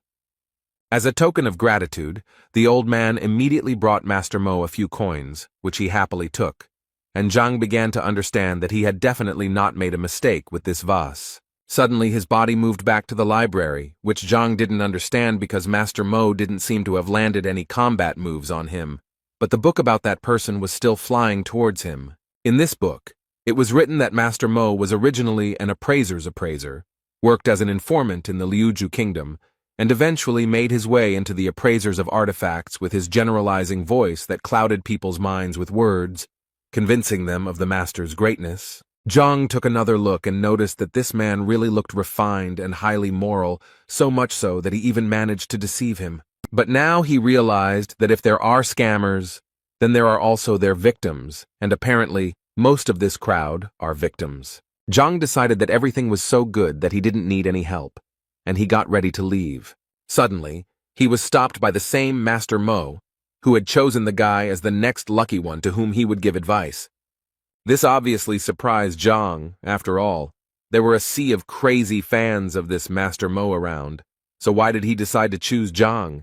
Zhang decided to immediately answer him that he certainly appreciated his kindness, but he did not need his help, although the old man did not think so, because he saw that the boy did not know what to choose, and he really did not want the boy to become a beggar at such a young age, so he asked the boy to think again. Zhang knew very well that if he listened to this master, he would definitely be left without money, so he assured Master Mo that he definitely did not need his help. But the old man still continued to insist, because he believed that it was not easy for a young man to quickly accumulate capital, and he was now giving him such an opportunity, and his kind heart could not allow him to spend a lot of money on scrap metal or other junk. His fans began to admire him even more after these words. At one point, Master Mo said that he was almost certain that the guy was probably thinking that he finally had a great chance to get the treasure, and he also felt that he wouldn't be able to protect it because they would most likely want to take it by force. Zhang, listening to all this, became more and more convinced with each passing second that this old man was too proud, and how could he even come up with such nonsense? Master Mo continued to tell his fans that he had chosen this young man, and no matter what treasure he received, he would always hope that none of them would covet it, otherwise he would consider it an insult, and then he would be merciless. After which the old man turned to Zhang again and asked the boy to rejoice, because if he was giving him the last place, it meant that it was his destiny, and he in turn believed in karma most of all, and therefore he was giving these treasures completely free of charge and only with good intentions. The old man even prepared a valuable item from one of the sellers, whom he asked to calculate the exact cost of this item. According to the seller's invoices, all they wanted from Zhang was 30,000 coins, and all the people standing behind the guy literally pressured him and told him how lucky he was, because as soon as he bought this thing, he would almost immediately become richer and then acquire a whole fortune. At some point, Zhang couldn't take it anymore, and so he yelled at the old man that he wouldn't buy anything. And if he wanted to deceive people, then the old man was unlucky today because he chose the wrong person, because Zhang didn't trust him at all. Master Mo couldn't believe that this guy would tell him such a thing, and the people standing behind him also stared for a long time and didn't understand what was going on here. The old man's face immediately changed, and he said that, apparently, they simply did not understand each other. Zhang couldn't hold back any longer, and said outright that the old man was just pretending not to understand what Zhang was telling him, because it was completely obvious to the boy that he was just deceiving ordinary people. But what irritated him most was that the old man acted as if he was better than him. The old man got really angry, called Zhang an impudent man, and told him to shut up. He then added that he had received his qualification 30 years ago and had been helping people all this time. According to him, he had always solved other people's problems honestly, and no one had ever called him a liar before. The common people also began to stand up for the old man and tell Zhang that Master Mo Yang had been helping people honestly, and so they couldn't understand how Zhang could even accuse him of lying. Then the old man said that the guy was incredibly lucky that he turned out to be a kind person, and if the guy now asks for forgiveness, then so be it. He will forget about his offensive words.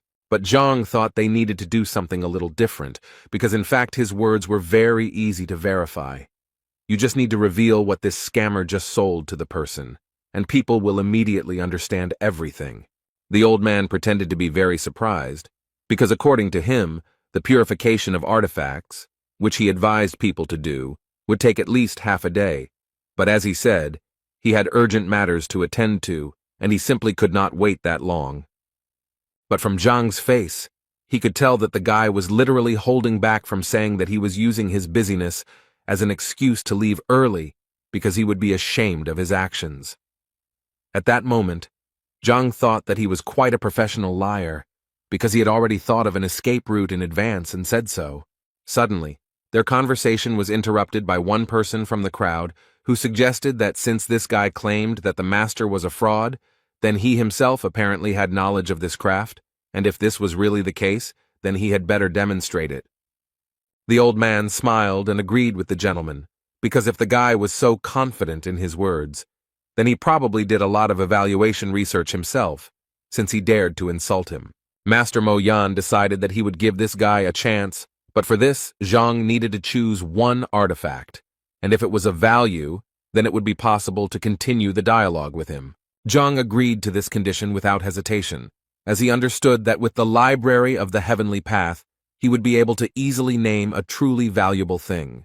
But before that, he decided to ask the seller if he would be able to pay for the artifact after polishing, when its true price would become clear.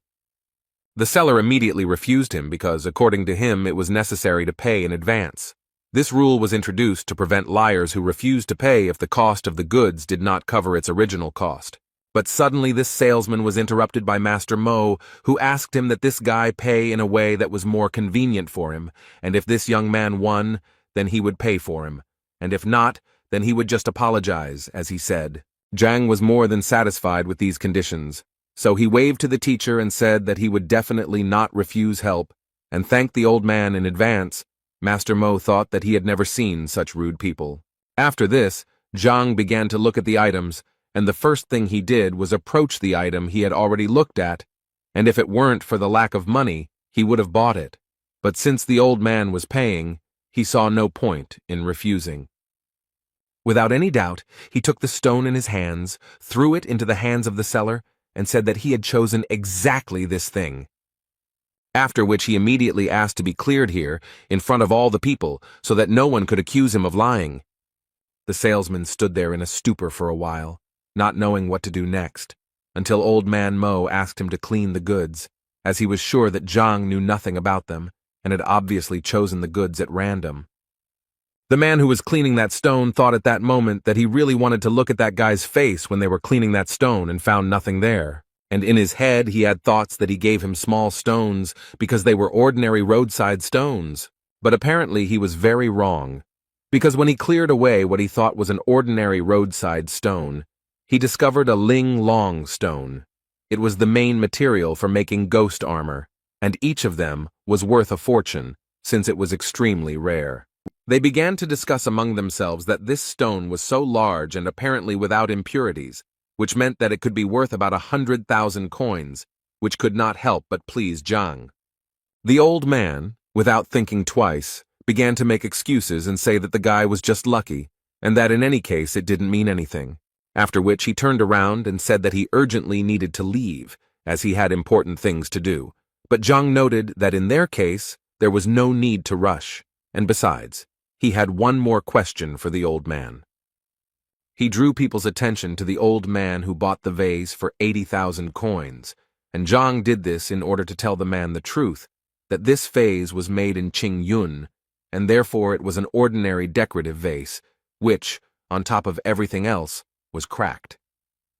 And considering all this, Zhang was almost certain that in a few days it would fall to pieces, which was hard for this man to believe, since he believed to the end that it was an expensive vase because Master Mo Yang advised him to buy it. Zhang didn't want to argue with the man and just told him that if he didn't believe him, it was very easy to check by simply pressing on the thinnest part of the vase. The teacher also added that there was nothing to worry about, because if it was a truly valuable artifact, it would not be damaged, and the trash would immediately break. The man simply pressed lightly on the neck of the bottle, and it immediately fell to the floor. People couldn't believe that this was actually true, and that Master Mo had advised this man to buy trash. Zhang suggested asking this question to Mo Yang himself, who replied that it was a precious vase that would make a poor man rich. But without waiting for an answer from the old man, Zhang himself decided to tell that if he was right, then he and the kiosk seller were in cahoots and were selling their goods with the help of false popularity under the guise of free advice, and buying junk for huge amounts of money. And now all that remains is to check with Master Mo, whether he said everything correctly, or perhaps he missed something. Two guys from the crowd suddenly started talking about how, come to think of it, they had once heard of a certain swindler named Mo from Liuju. But those who had already bought something on the advice of this scammer began to worry the most, because it finally dawned on them that it was most likely a fake. Old man Mo was still trying to justify himself, and so he told people not to listen to this guy because he was most likely not an experienced appraiser, and he, in turn, only made one mistake. It happens to everyone. But people no longer heard him. They began to break ordinary stones one after another and realized that they had paid about 60,000 for ordinary stones. It was a waste of money and he was cheating them all along. Old man Mo asked them not to worry because he could explain everything, although it might be better if he did it a little later, since he had urgent matters to attend to. But no one wanted to believe this swindler that he had any business, and since he did not want to tell them the truth, they decided to extract information from him in a bad way. This world is vast, and although there are deceivers, there are also those who have been deceived, and Zhang understands this pattern. So if Master Mo Yang had not targeted him, he would not have intervened, which can be concluded that the old man himself is to blame for his troubles. In any case, it was time for him to continue on his way, so he headed to Huang Yu's bookstore, as he believed that this store might have the 6th-rank reference book that he so badly needed, so he thought that he should take a look there. As soon as he entered this bookstore, the first thing he was greeted by was a pretty cute girl who wanted to ask Zhang whether he came to read or buy a book. Zhang, without thinking twice, directly asked the girl if they had any materials about the 6th combat rank. She thought he was joking because, she said, the store was very small and such materials required specialization, but books were their #1 item. Then Zhang decided to ask her if she knew where he could find such books. She immediately thought that this required special rights, but some big people could still collect the materials he needed, and Zhang immediately decided to ask her if she knew such a person. The girl thought for a while, and then remembered that she knew one person, but he was a very unusual person, and if he was in a good mood, he could even allow her to take a few books home with her, but if he was in a bad mood, she could not even cross the threshold of his house. Zhang would have been very happy if she had helped him find him, but the girl decided that she would not only help him, but also go there with him so that Zhang could find this person faster. On the way, the girl told Zhang that this man had a large library, and it was not for nothing that he was known as one of the smartest people in the kingdom. He even taught Shen Jue himself. Elder Lu Shen hated frivolity, so she immediately advised Zhang to try not to appear frivolous to him. Otherwise, he would definitely not be able to take the book from him. She also added that when it came to taking the book, it would be their personal matter, and she asked him not to drag her into it. On the way, she continued to tell the characteristics of this man. He prefers obedience in response to all his words, so she advised Zhang to just nod his head, and then he can be conservative in some matters, but there is nothing critical about this. After some time, they finally came to the house of Mr. Lu Shen, and Zhang could not believe that the emperor lived here. The girl in response told him that the emperor insisted on a richer housing for his teacher several times, but he always refused. Suddenly, out of nowhere, a guy on a horse appeared who clearly knew the girl, and immediately turned to her and said that he was glad to see you here again. She was a little unhappy that he addressed her like that, since her name was Huang Yu, and besides, they weren't well enough acquainted for him to call her that. In response to these words, he told her that, given their relationship, the address did not matter at all. After that, he saw Huang Yu Zhang next to him, and decided to tell him not to even think about courting her, because she was just his girlfriend. And in general, he immediately wanted to ask the girl who he was and why she was taking unknown people to the emperor's teacher.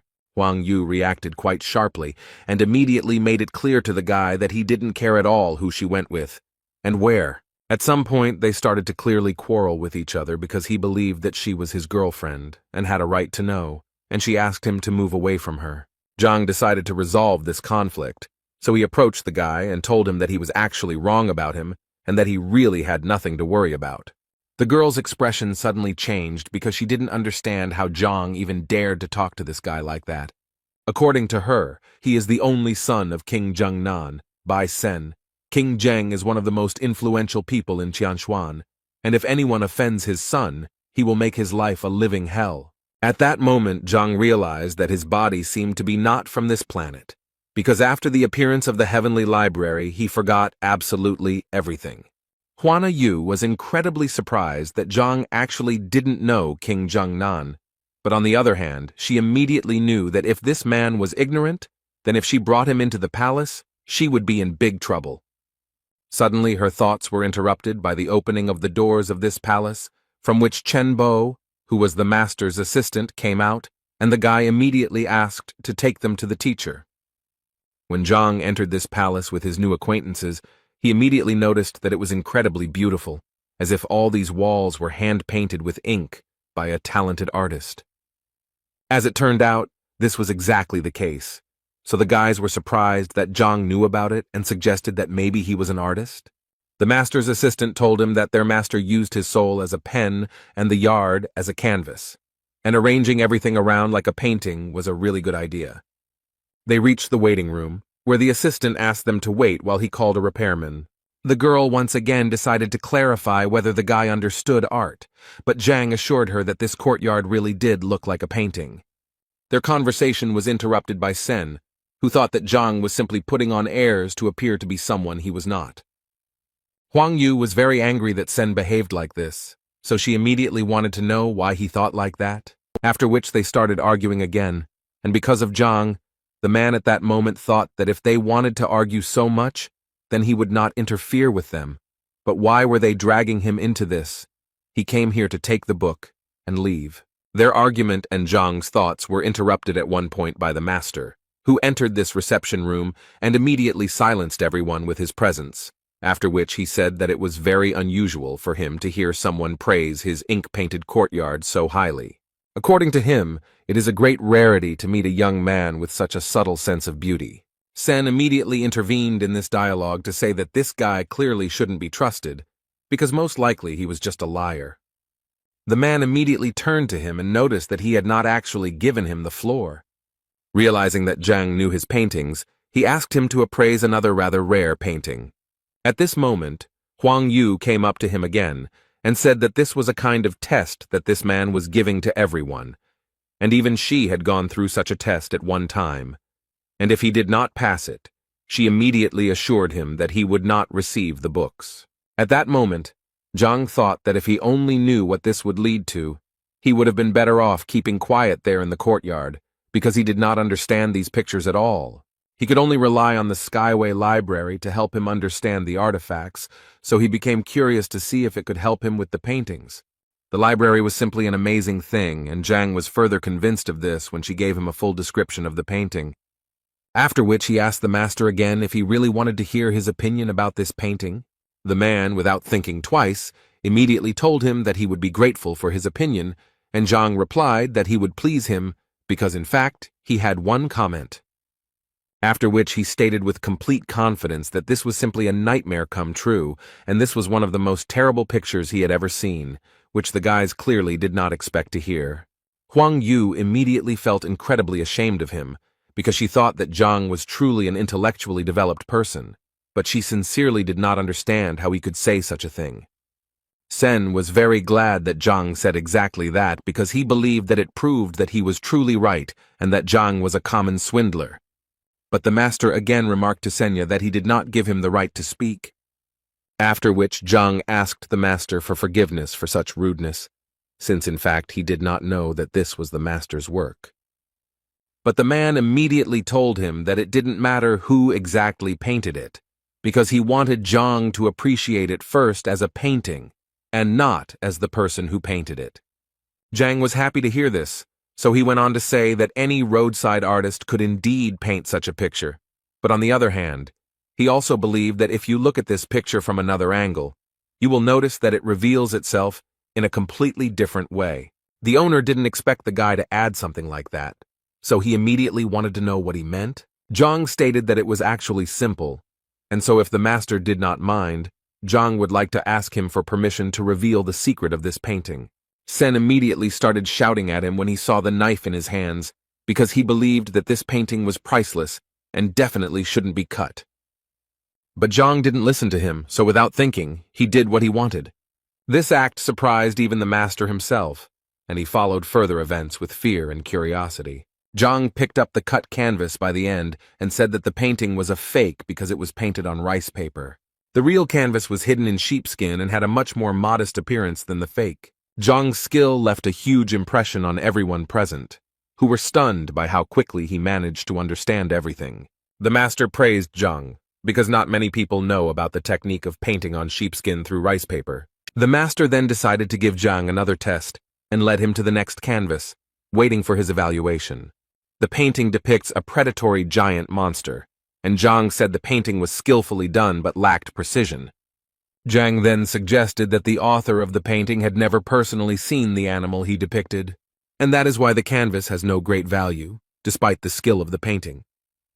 The author of the painting was the master himself, and he was amazed that Zhang very quickly understood the value of the painting. But he hadn't yet revealed himself, so he asked Zhang what exactly the inaccuracies were. Huang Yu was surprised that the emperor's teacher would turn to such a young man for advice. Zhang warmly explained that Qi Xiong, the beast depicted, has a streamlined body shape reminiscent of a blade, but this condition is not observed on the canvas. The master was so pleased with this answer that he began to clap his hands in delight.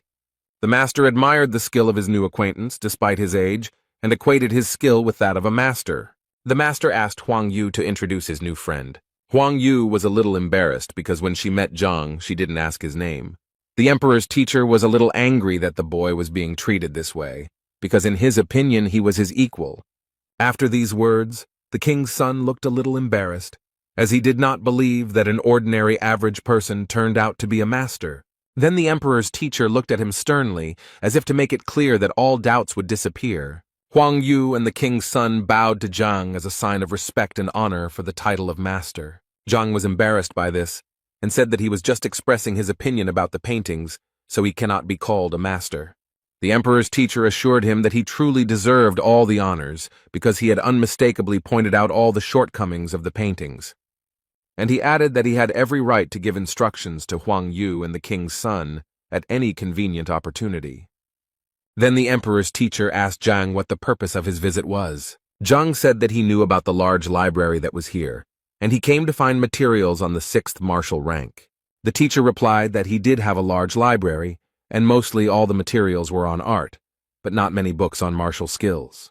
The teacher readily agreed to show Zhang these materials, and to do so he had to go to his office, but the servant wanted to say something else.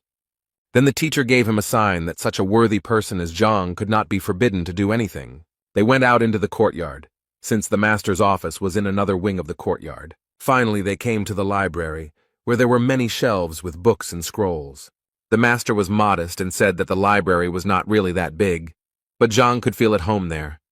Zhang began to quickly leaf through book after book, and the emperor's teacher decided to ask if these techniques were suitable for him. Then Zhang noticed books on a shelf above, lying away from all the others, and the teacher said that they were his son's books. The master added that his son loved brute force, so he collected many books on physical improvement, some of which were from the royal library. Zhang asked if he could examine them, to which the emperor's teacher did not object. Zhang liked the service and decided to take advantage of the hospitality by reaching for the books. He began to leaf through them again at a furious speed, which made the teacher embarrassed, deciding that these books were also not suitable. In fact, all this time Zhang was using his superpowers of speed reading and rapid assimilation of information. While everyone else seemed to be just leafing through books, Zhang seemed to be in a whirlpool of information, looking at everything in detail. Zhang held the last book on the list in his hands and slowly unfolded it, as if carefully examining the binding. Holding the book in his hands, he felt warmth and energy envelop his body. Every muscle in his body was filled with the long-awaited qi energy, which made Zhang strong and resilient. Zhang unfolded the textbook and realized that the strength of qi depends largely on the strength of the body. And thanks to the library of the heavenly path, they were able to absorb the best knowledge from the book. His body unconsciously began to transform, and he could now practice the heavenly golden body. Thanks to this technique, Zhang's strength increased, but he still hadn't found any information about the 6th rank. The teacher, who had been watching Zhang all this time, couldn't figure out what he was doing.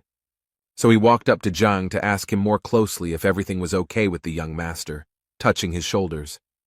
At the moment of contact, the emperor's teacher felt his body fill with insane energy. From such a powerful blow, the emperor's teacher seemed to be thrown back several meters by an invisible force. Zhang looked back to see what had happened because there was no one else in the library except them. The master, who now had a split lip, looked battered, but at the same time assured that everything was fine. He thought that this unknown power had caused damage that was not similar to a 5th rank power. Zhang ran to the master to help him up, but the old man assured him that he was fine and that he had simply tripped. Zhang placed his palm on the master's back to calm the old man, and he felt a surge of strength in his body again. An unknown but powerful energy burst out and shocked the master again. Zhang couldn't understand what was going on, and for a moment he thought the old man was pretending. He then approached the master again to ask if he was okay, but he quickly and sharply replied that Zhang should not touch him. With numerous bruises and sores, the old man stood up and asked Zhang if she had just reached the 6th rank. Scratching his head, Zhang said that he had indeed reached the rank he wanted, but he didn't think it would happen so quickly. The old man, having recovered from the blow, sat and thought that he had come across cases in literature describing rapid rise in rank. But the master found it strange that the young man looked through the books in a matter of seconds and received a new rank. However, the old man suggested that Zhang might have accumulated a lot of knowledge and was only missing a few phrases. Meanwhile, the king's son asked Huang Yu how she knew Zhang, and she replied that they had just met today. The king's son inquired whether Zhang was really in 5th place, to which Huang Yu replied in the affirmative. This information made the boy happy, because he was eager to meet Zhang in a duel to measure his strength. The emperor's teacher entered the living room, grumbling, and his appearance somewhat embarrassed those present. Despite numerous bruises, he repeated the same thing. He was fine, and there was nothing to worry about. The old man asked his servant, Chen Bo, to bring a column to measure the strength. The king's son asked Zhang about his rank to confirm his guess. When Zhang said that his guess was correct, the king's son began to boast of his strength and challenged him to a duel. Hearing this, the emperor's teacher realized that this was the best way to test Zhang's new strength. Huang Yu tried to stop Bai Sen, telling him that he was not at Zhang's level and would be defeated. Then the old man intervened in the dialogue and said that he was not against a duel, if one knew the limits and did not harm each other. Bai Sen smiled and assured the emperor's teacher that the duel would be conducted according to all the rules. So, Zhang and Bai Sen stood in their stance, preparing for a duel that would show the boy's true strength and skill. Bai Sen swung his arm with all his might to hit Zhang, confident that victory would be easy. Zhang swayed back, wanting to test his strength and see how much his power had increased since visiting the emperor's teacher's library. Their fists clashed in a duel, and each of them tried to win the duel. But Zhang felt that Bai Sen's attack was weak and doubted whether his opponent really had a rank 5 peak. Bai Sen was thrown back several meters after the impact, but Zhang remained unharmed. If it weren't for the wall behind Bai Sen, the boy would have flown much further, but it stopped him. Huang Yu and the emperor's teacher opened their eyes wide when they saw Zhang's strength. Zhang was momentarily worried about Bai Sen's condition, so he asked if he was okay. Bai Sen, who understood that if he did not resist with all his might, he would lose the hand with which he entered the duel. But he didn't show that there was anything wrong with him, so Zhang suggested another duel. Ban Sen said that there was no need for this, since he considered Zhang to be strong and in that case the duel would be unequal.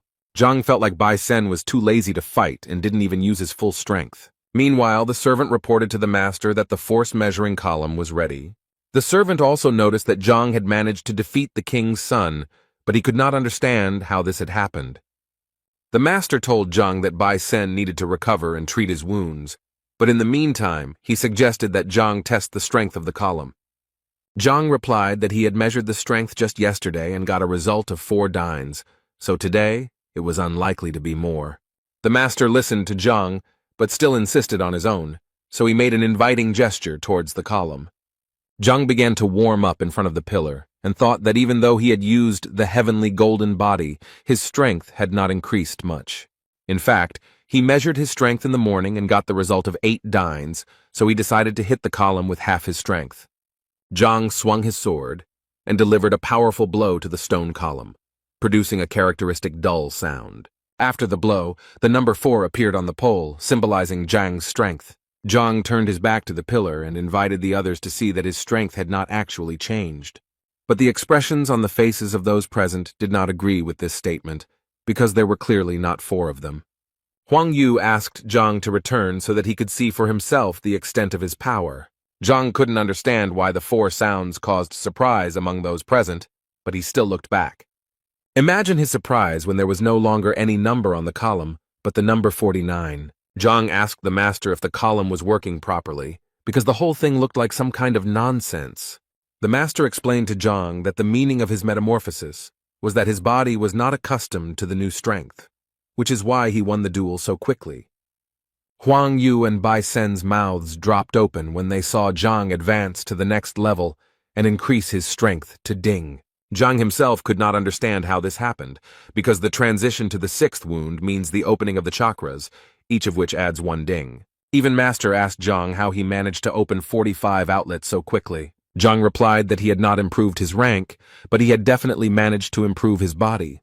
The Master asked Zhang what he meant by pumping up the body, and whether Zhang had eaten any fruits before that. Zhang scratched his head, recalling the events of the morning, and replied that he tried some strange fruit at the market. Master then said that what Zhang had tasted was very similar to the pearl fruit, which gave strength similar to the 6th rank. Zhang was confused, because he didn't believe in the existence of such things before, but it seemed like he was lucky. The master invited Zhang to sit down to ask him more about his personal life. Zhang said that he was a teacher in Hongting, to which the master replied that it was no wonder he was so strong. The emperor's teacher asked Bai Sen and Huang Yu to seek advice from Zhang. Bai Sen was more than happy with this advice, as he would finally be able to properly train his fighting skills. Zhang thanked the emperor's teacher for his hospitality and apologized for staying so long. The teacher, in turn, apologized for having so few 6th rank books, but gave Zhang advice on where to find them. Zhang smiled and thanked the teacher again for such generous help. The teacher laughed at Zhang because he liked his modesty, so he advised him to come more often. Zhang walked outside, thinking that the visits to Master Lu Shen's house had gone well. With his new strength, he could now defeat any 6th rank fighter, as his punch was around 90 dings. Thoughts about ways to pump up strength and power were interrupted by the steps of some people heading towards Zhang. When Zhang looked around, he saw a shadow that flashed and disappeared behind the walls of the neighboring building. Zhang exclaimed that he had noticed a stranger, so he could show himself without hesitation. It turned out to be the appraiser and his gang. The appraiser began to threaten Zhang that he would not leave him alone until Zhang compensated for all the losses. Zhang stood and mocked them, saying that he could cover all the expenses with just the goats from his nose. The appraiser was very angry at this answer, and threatened Zhang that he would not leave him a single wet spot. Zhang stressed that he does not lack confidence to make such statements as he has just undergone a metamorphosis. But the appraiser didn't care, so he ordered his henchman grandfather Zhang to have sex with Zhang immediately. Fat Grandpa Zhang, who was twice Zhang's size, asked if Zhang had anything to say one last time. The salesman with the short mustache pointed out that if Zhang died at the hands of Zhang's grandfather, he would not be able to compensate for the damage. But this did not bother the appraiser. Even if he died, it could be considered a worthy revenge. Grandfather Zhang prepared to deliver a powerful blow, but Zhang didn't even blink at that moment. He grabbed the fat man's hands and pressed his thumbs on certain pain points. Grandpa Jin was so upset by this reception that he could hardly hold back his tears of pain, but a moment later he gave in and roared at the top of his lungs from the pain that twisted his arms. Zhang thought that this was a great chance to practice and get used to the new abilities, which turned out to be extremely powerful. While Grandpa John was recovering from his previous attack, John launched another one, right under his nose, and the fat man was thrown hundreds of meters by an invisible, powerful force. It seemed as if smoke was coming out of Zhang's hand after such an attack, and the teacher himself still did not believe in his strength. The appraiser's face showed deep surprise at this attack, and he realized that he had underestimated Zhang. He then yelled at his salesman to resolve the issue immediately, as the appraiser himself was in no hurry to fight. The merchant began to accumulate strength and prepared to demonstrate his 6th combat rank. Zhang watched this phenomenon carefully, and realized that this boy would become a respected person in Hongting. The appraiser had already made his Pazapak attack, and hoped that after this, he would not have any more problems. The salesman, who had accumulated mana, was ready to deal Zhang a fatal blow. He straightened his shoulders and prepared to jump, reminiscent of the flight of a falcon. Other Pazapaks unanimously expressed their comments to the appraiser regarding the falcon's technique, although it is of an average level, but for many, it is destructive.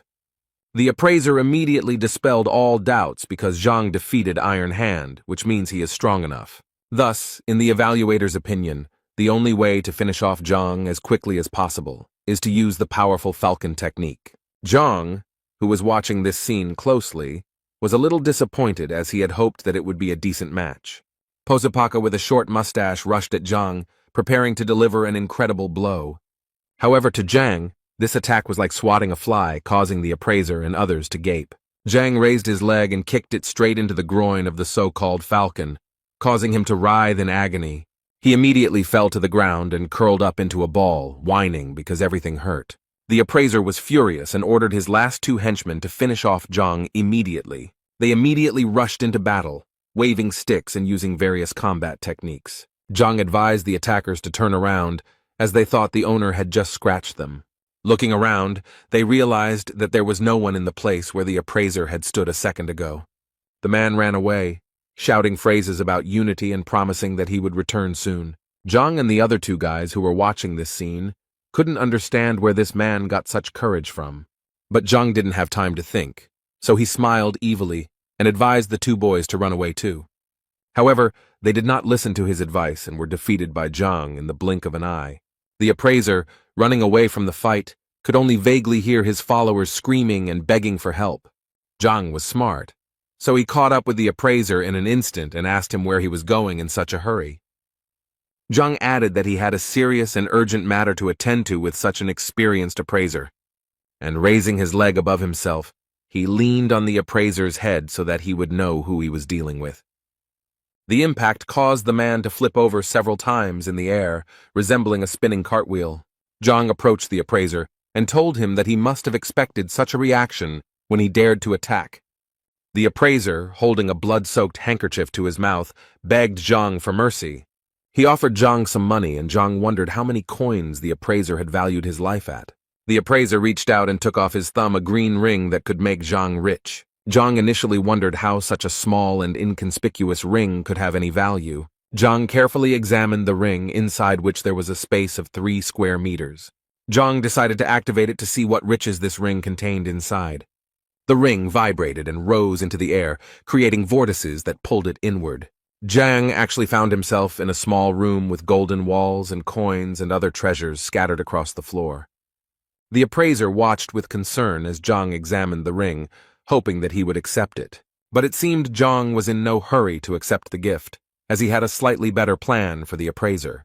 He offered the appraiser mercy in exchange for what he was hiding under his clothes. The appraiser did not expect such a development of events, because Zhang easily exposed him, and now he had to give up all the money. Zhang raised his fist at the appraiser, mocking him viciously. The clothes the appraiser was wearing began to tear into pieces and fly around. Now the appraiser, beaten, sat on the ground completely naked, covered only by a cloak. Zhang held a pile of money in his hands, counted it, and could not believe his eyes that he was now rich. The appraiser hoped that Zhang would now let him go, since he had taken everything he could from him and stripped him bare. Zhang ridiculed the pathetic Mo Yan, who was a professional liar who often pretended to be a famous appraiser. All Mo Yan was interested in was how Zhang knew so much about his life and who the hell this Zhang was. The appraiser realized that it was not unusual for Zhang to know his name, but how he knew otherwise was unclear. Zhang said that it doesn't really matter where he learned all this. What's more important is that Zhang learned about the meaning of his life. Zhang couldn't get rid of the appraiser, but he could make sure that this charlatan wouldn't deceive anyone again. Zhang stepped on the appraiser and punched him in the gut with all his might to make him realize the consequences of his actions. The appraiser was thrown against the wall by the blow, and there was a sound of crashing and crunching bones. Zhang stood over the appraiser and told him that he could go and not deceive people. The appraiser lay on the ground, creaking, writhing in pain, covered in bruises and sores. Meanwhile, Shan was kneeling before his grandfather and begging him for a favor. He complained to his grandfather that he had assured him that Lev would be obedient, but everything turned out to be the opposite. After all, during the fight with Zhang, Lev was supposed to attack Zhang, but instead he harmed Shang. Grandfather replied that it was not easy for him to tame the beast, but they communicate with each other as equals and not as master and servant. But the grandfather was surprised why he listened to a stranger, because in any case he needed to protect his grandson. While Shang continued to complain that in Zhang's presence he had become as obedient as a dog, Liu sat proudly and imperturbably. The grandfather smiled at this situation and told his grandson that he would deal with this problem later. But Shang could not calm down and wanted Zhang to be expelled from the academy and banned from being here. The grandfather smiled again and gave his grandson the go-ahead that he should not worry because he would fix everything. But the old man knew that Zhang was somewhat lucky, because the man did not believe that he would have even 1 student, let alone 5. Shang suggested this idea because he knew that Zhang had forced the boy to become his disciple, and he advised his grandfather to simply intervene in the situation at the right moment and remove teacher Zhang. The grandfather asked his grandson if he was really sure of such information, to which Shan nodded approvingly. The old man said that in that case he would invite an elder from the Teachers Guild to observe the process. If the elder reveals signs of lying, then there will indeed be an opportunity to remove teacher Zhang. Shan was full of angry and joyful emotions, because very soon Zhang could pay for the way he humiliated Shan. Meanwhile, Zhang was thinking that yesterday he had read about 10 books by Master Lu Shen, but he had not found what he needed. From what Zhang read, he could not form a unified technique, and this upset the teacher. But he decided that everything would get better with time, so he pushed open the door of the academy and walked inside. Opening the door, he saw a group of 5 people happily waiting for Zhang. Zhang couldn't believe his eyes, because for a moment it seemed to him that this was a sweet dream that he didn't want to interrupt. It was Zhang's disciples who smiled at him, knowing that he had finally returned. Zhang found this joy a little suspicious, as if they were completely different people, but he greeted them anyway. After rummaging through his pockets, Zhang called Zhao Yao over and said that she would go first. He gave the girl a wooden box containing a herb that could be used to make a healing tincture. When Zhao opened the box, she saw a stalk of ice sungrass in front of her. And then Zhang took out a stack of thin books that described methods developed taking into account the individual abilities of students.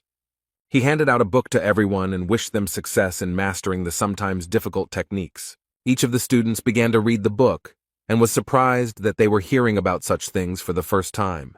The enthusiasm knew no bounds, and the accessible methodology was easy to learn, as if the author himself were the teacher. For example, Zhao was surprised by the fact that the previous technique was created by an 8th-rank fighter, but the new one was better than the one she had practiced before. Zhang broke the intrigue and admitted that he wrote these techniques in one evening, but did not have time to come up with a name for them. So Zhang asked the students to come up with names themselves, which was extremely shocking news. The students did not expect that the teacher would give them the opportunity to come up with names for techniques that could later become popular. Zhao was confused by the teacher's generosity, so she asked him again if he had made a mistake in entrusting her with such a serious task. Another student couldn't help but appreciate Zhang's generosity, writing as many as 5 guides and letting students come up with the title. For students, this is truly a celebration, because in the entire history of Hongting, not a single student has had the honor of owning equipment created for him. After such generosity and wisdom of the teacher, the students, of course, did not doubt their patron. So the students decided to thank Zhang for his hard work and incredible generosity. All 5 students knelt down and began chanting words of gratitude in unison, which puzzled Zhang. Zhao, on behalf of all the students, swore that the knowledge Zhang had imparted would not be passed on further, and that those who broke the oath would be punished. Zhang was surprised by such an oath, because the works were created with the help of the library, and it would be good if they did not know about them. Meanwhile, the girl with blonde hair was spinning around the yard, lost in her thoughts. It was Madame Shen, and she looked worried because one question had been bothering her for a long time. And she finally dared to take a bold step and resolutely went forward to meet the answers. As she approached the gate, she met a strange stranger on her way. The man, with a long beard and hair pulled back into a ponytail, looked agitated and worried. Mrs. Shen approached her husband and decided to ask him who he was and what he was doing here. The man turned around, looked at the girl and advised her not to mess with him and to go her own way. Madame Shen did not like such rudeness, and she became suspicious. She had memories and thoughts that this man was sent by Shang Bin to finish off Zhang after the failed duel. Then Mrs. Shen decided to warn the bearded man that harming a teacher in Hongting's territory was a crime. These words made the man even more angry, because just the day before yesterday he was beaten because of a quarrel between 2 teachers over a girl.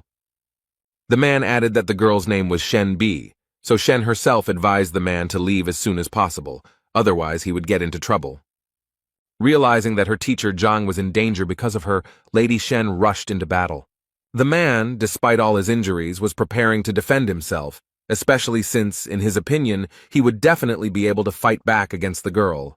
Madame Shen launched the first strike with a wide kick, but the man blocked the blow at the last moment. Shan was walking outdoors with his friend and was just curious about how the conversation with his grandfather went. Shan smiled because soon Zhang and his disciple, who had chosen the path against their will, would reveal themselves when they fell under the will detector. The red-haired partner was surprised by this news and added that after Zhang's disappearance, Shenbi would turn his attention to Shan. Shang remembered that awkward evening at the restaurant when Shenbi went to dinner with Zhang. Shan's partner added that he needed to be patient for a little while, and then luck would smile upon Shan in the form of a dinner with Shenbi. Shan laughed at these words, but promised his partner a worthy reward in case of success. Their fascinating dialogue was interrupted by the sounds of a fight that was heard very close to where they were walking, and the red-haired boy was the first to notice it. Shang looked closely and saw that Lady Shen was fighting with Yao Han for reasons unknown to Shang. The red-haired boy guessed that Shenbi knew that Yao Han had defeated Shang, and this guess made Shang turn pale. The boy then continued his theory, and was convinced that there were no other reasons, considering that Shen was always calm. Shan's heart began to beat wildly, as if it was about to burst out of his chest at the thought of Madame Shenbi liking him. Shan was silent for a moment, and did not take his eyes off the epicenter of the fight. This state alarmed his red-haired partner. Then Shang shouted in anger at the top of his voice that he would not allow anyone to harm Shen or make her suffer because of him. The red-haired boy wanted to give Shan advice, but he had already rushed into battle with all his strength. During the battle, Yao Han noticed out of the corner of his eye that Shang was approaching and assumed that he was in cahoots with Shenbi. Shenbi, in turn, assumed that Shang had conspired with Yao Han to deceive her once again. After breaking into the fight, Shang threw Shenbi and Yao Han in different directions, but did not harm anyone. Shenbi, catching her breath, thought about how Shan had acted out a scene where he was in the role of a savior. Yao Han, who was already in a bad mood, now looked even angrier. Shan raised his fist and shouted at Yao Han, how dare he raise his hand and hurt his beloved girl. Yao Han grabbed the monster by the collar and blocked every blow, causing Shan to lose strength. When Shang exhaled, Yao Han beat him beyond recognition. Shang's face resembled a blowfish. The red-haired boy begged Lady Shen to intervene and help Shan, otherwise he would die. Mrs. Shen asked the boy why she should help Shan if it was a well-planned scene. The boy denied everything and said that they were not setting anything up, so Mrs. Shen hesitated a little, but decided to help.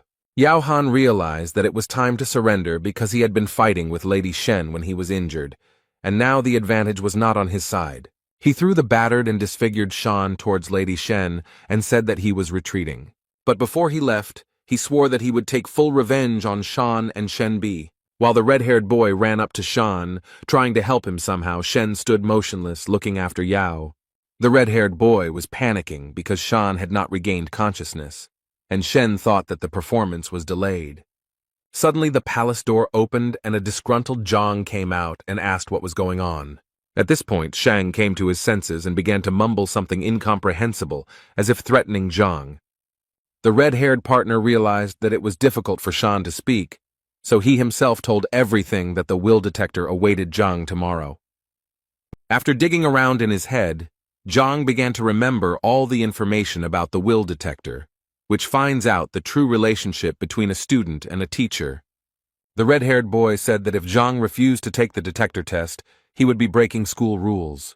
Shen was worried about such events, as she did not understand what Shang wanted to achieve, and advised Zhang to refuse.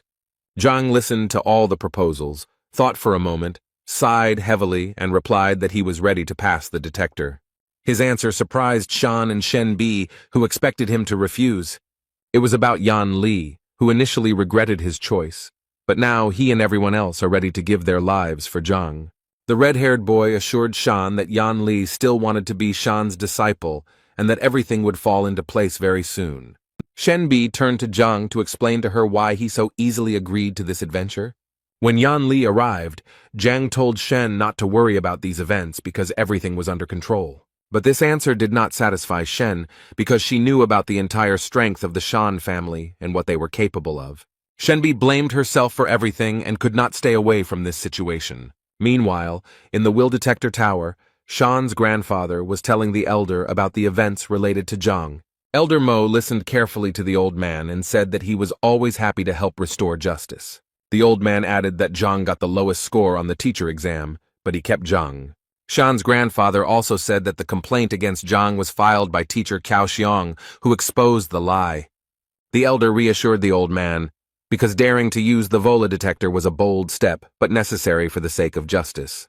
Grandpa Shana smirked to himself, enjoying his well-thought-out plan.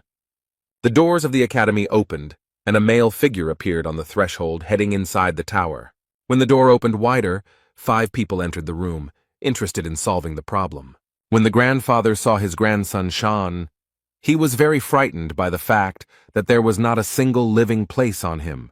Shang quickly calmed the old man down and assured him that he was fine, so there was no need to worry about a misunderstanding. The grandfather rummaged in his pockets and took out some medicine for his grandson, which was supposed to improve his condition somewhat. While Shan was taking the medicine, the red-haired boy bowed to the elder, begging for a fair decision in this matter. The red-haired Cao Xiong revealed that Yan Li was once his disciple, but defected to his side due to Zhang's threats. Yan Li looked confused, as he didn't quite understand why he was brought to the will detector tower. Zhang feigned fear in front of the elder and convinced him that Yan Li had chosen his path voluntarily. Yan Li was even more confused. Now he didn't understand why Zhang looked so embarrassed. Zhang turned to his student and winked at him to play along and say that Zhang was not forcing his opinions. Yang Li listened to the teacher and began to repeat that he chose his educational path of his own free will. The elder was confused and turned to Zhang with a warning that the disciple could return to Cao Xiong and the detector would be cancelled. Shang and Cao Xiong, who had not thought of such a development, panicked because it was out of their hands. Shang insisted that teacher Chao Xiong apply for the will detector, and the administration agreed. Chao Xiong also stated that the abolition of the will detector was a shameful disregard for the wishes of the young disciple.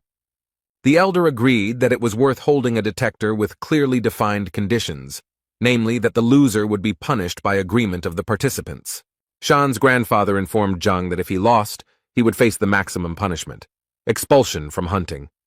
Zhang again played the role of the upset teacher and said that he had no enmity with teacher Cao, so it was cruel to kick him out. And then Zhang proposed another idea, such as canceling the license and adding a punishment of 100 lashes from God. With this statement, Zhang stunned everyone present, because it was he who found himself in a disadvantageous position, and now he was proposing such severe punishments. The elder thought that if the teacher was simply fired, he would be able to work in another institution. But revocation of the license was a different matter. Chao Xiong couldn't understand why Zhang chose such a cruel punishment in the form of God's whip, which leaves a person half dead. Shenbi's eyes were already wet because it was very clear that this was a trap, but Zhang did not try to escape from it. Chao Xiong did not hesitate to agree to the punishment conditions proposed by Zhang.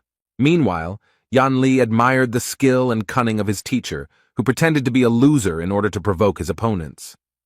The elder announced that if both parties agreed to the terms, there was no point in postponing the event. The elder showed everyone present a ball of heartstone, which Zhang and Chao Xiong had to touch in turn. Based on the results, the winner will be the one who receives the highest level of trust from Yan Li. Chao Xiong was glad that after the procedure was completed, Zhang would not have a single wet spot left. Since teacher Cao had applied, he had the honor of being the first to pass the detector along with Yan Li. The ball shone with a magical warm light that illuminated every corner of the majestic hall.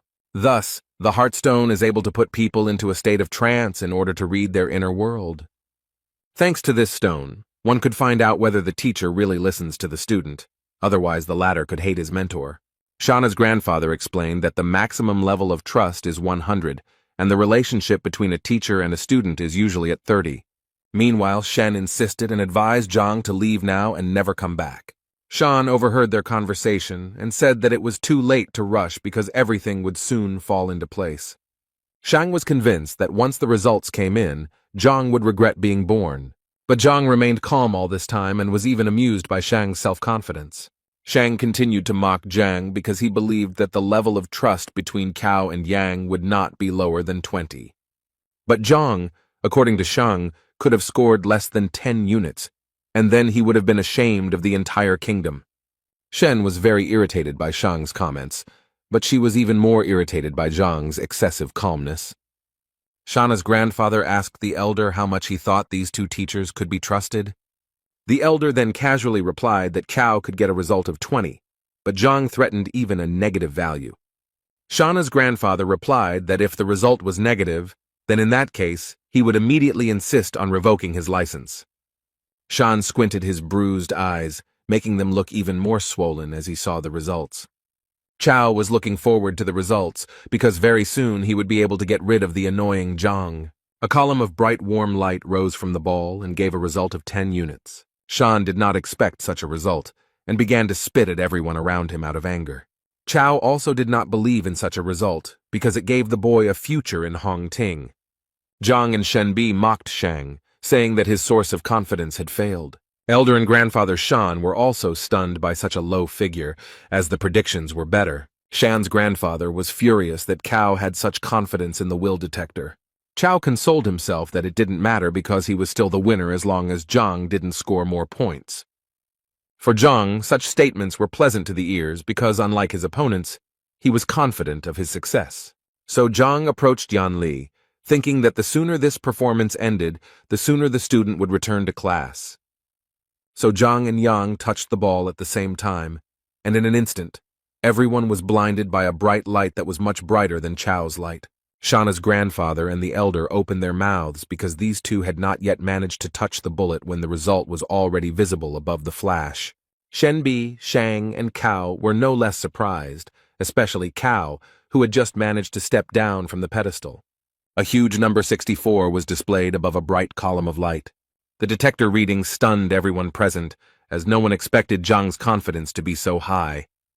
Cao did not believe that Yang trusted Zhang as a father, and what was the basis for such a high level of trust. Shang was again amazed by the results of the detector, because the difference between Cao was huge. The elder also did not expect such a high result, especially so fast. Shen knew that even extremely popular teachers who taught their students for years did not achieve such high results. So Zhang was confident of his indisputable victory, and asked the elders if he confirmed this fact. Cao continued to be indignant about the result, and exclaimed that the heart balls had broken and given a false result. Shang also believed that there was meaning in Teacher Cao's words, because the students could not trust such a clumsy teacher. Shang then cited the example of the great teachers Lu Sen and Wang Tao, who despite their abilities, did not have such a high level of trust. But the elder who was watching the event saw Yang's eyes shining with respect and gratitude towards Zhang. Taking this into account, the elder assured that the Heartstone shows a person's true desires and should be trusted. Zhang decided to remind those present of the terms of the agreement, according to which the loser's license was revoked. Grandfather Shan intervened in the dialogue and assured Teacher Zhang that he had already won, so that was enough, and he should forgive the loser. But Zhang insisted on his point of view and stressed that if he had lost, he would not have defended him so strongly. These words angered Grandpa Shan, and Tai reminded Zhang that he was the worst teacher in Hongting and was just lucky with one student. Cao was clearly nervous about these events and hoped that the situation would be resolved in his favor. Chao guessed that Zhang used some kind of magic to gain Yan Li's trust. The elder listened carefully, paying particular attention to Cao's report that one of Zhang's disciples had lost his mind. Chao continued his speech and expressed concern about Yan Li, as he believed that the disciple was in danger. Therefore, Cao insisted on further investigation of the situation, as he did not believe that the worst teacher had received such high trust from the student.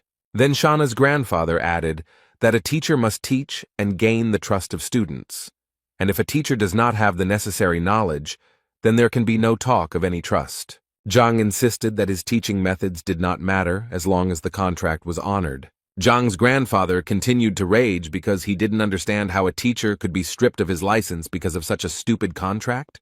Meanwhile, Shang tried to persuade Shen Bi to his side and listened to his grandfather's words. Shen Bi was seething with rage and sided with Zhang, repeating his words that if he lost, no one would make concessions to him. Shan did not miss the opportunity to convince the girl, citing as an argument the fact that none of the students had yet advanced to the second rank. The door to the hall opened, and with every step one could hear someone approaching the hall. It was a servant who reported that clan leader Wang Hong wanted to see Elder Chen. Those present were somewhat shocked by such a visit, but Chen allowed the guest to be led inside. He was glad to put the matter of Zhang aside for a while when such an important guest arrived at the academy. Shan asked his grandfather why such an influential person, who was on the list of the best masters, decided to pay a visit. The old man laughed and guessed that the visit was related to Master Wang Tao and must have had some important meaning. Grandfather added that Wang Hong heard about Wang Tao's success and decided to thank him personally. Zhang listened to the conversation and now also wanted to meet Wang Tao, but Shen advised him not to think about it now. After all, in Shen's opinion, Elder Shang was too influential, and with Wang's support, he would be unrivaled. Zhang scratched his head and calmly replied that problems should be solved as they arise. This self-confidence made Shen Bi very angry, because she was very worried about Zhang's future life. Licked from head to toe, neatly and elegantly dressed, the head of the Wang Hong clan was already standing at the door and thanking for the hospitality. Shan's grandfather said that if Wang needed anything, he could just send a letter, but a personal visit would be a great honor. Wang shook the old man's hand and told him that he had some urgent business to attend to. Wang said that his daughter Yin was studying with teacher Zhang Huang, and he would like to meet him. Elder Shang then said that it was a happy coincidence that teacher Zhang Huang was right here. Shang and Cao speculated that Zhang had met his end, as it was possible that he had deceived Wang's daughter. Zhang narrowed his eyes and listened to every word of the dialogue, carefully considering what was said. Wang turned and walked towards Zhang, looking quite serious and perhaps a little angry. And a moment later, he dropped to one knee, saluting Zhang and expressing sincere admiration for his skill. Elder Shang opened his mouth wide, thinking that Wang would make claims to Zhang instead of bowing. Shang and Cao also couldn't understand how everything went wrong, since in their opinion, leader Wang should have finished off Zhang. Zhang turned to Wang with a sincere smile, thanking him for his trust, but asking him not to do this and to get up from his knees.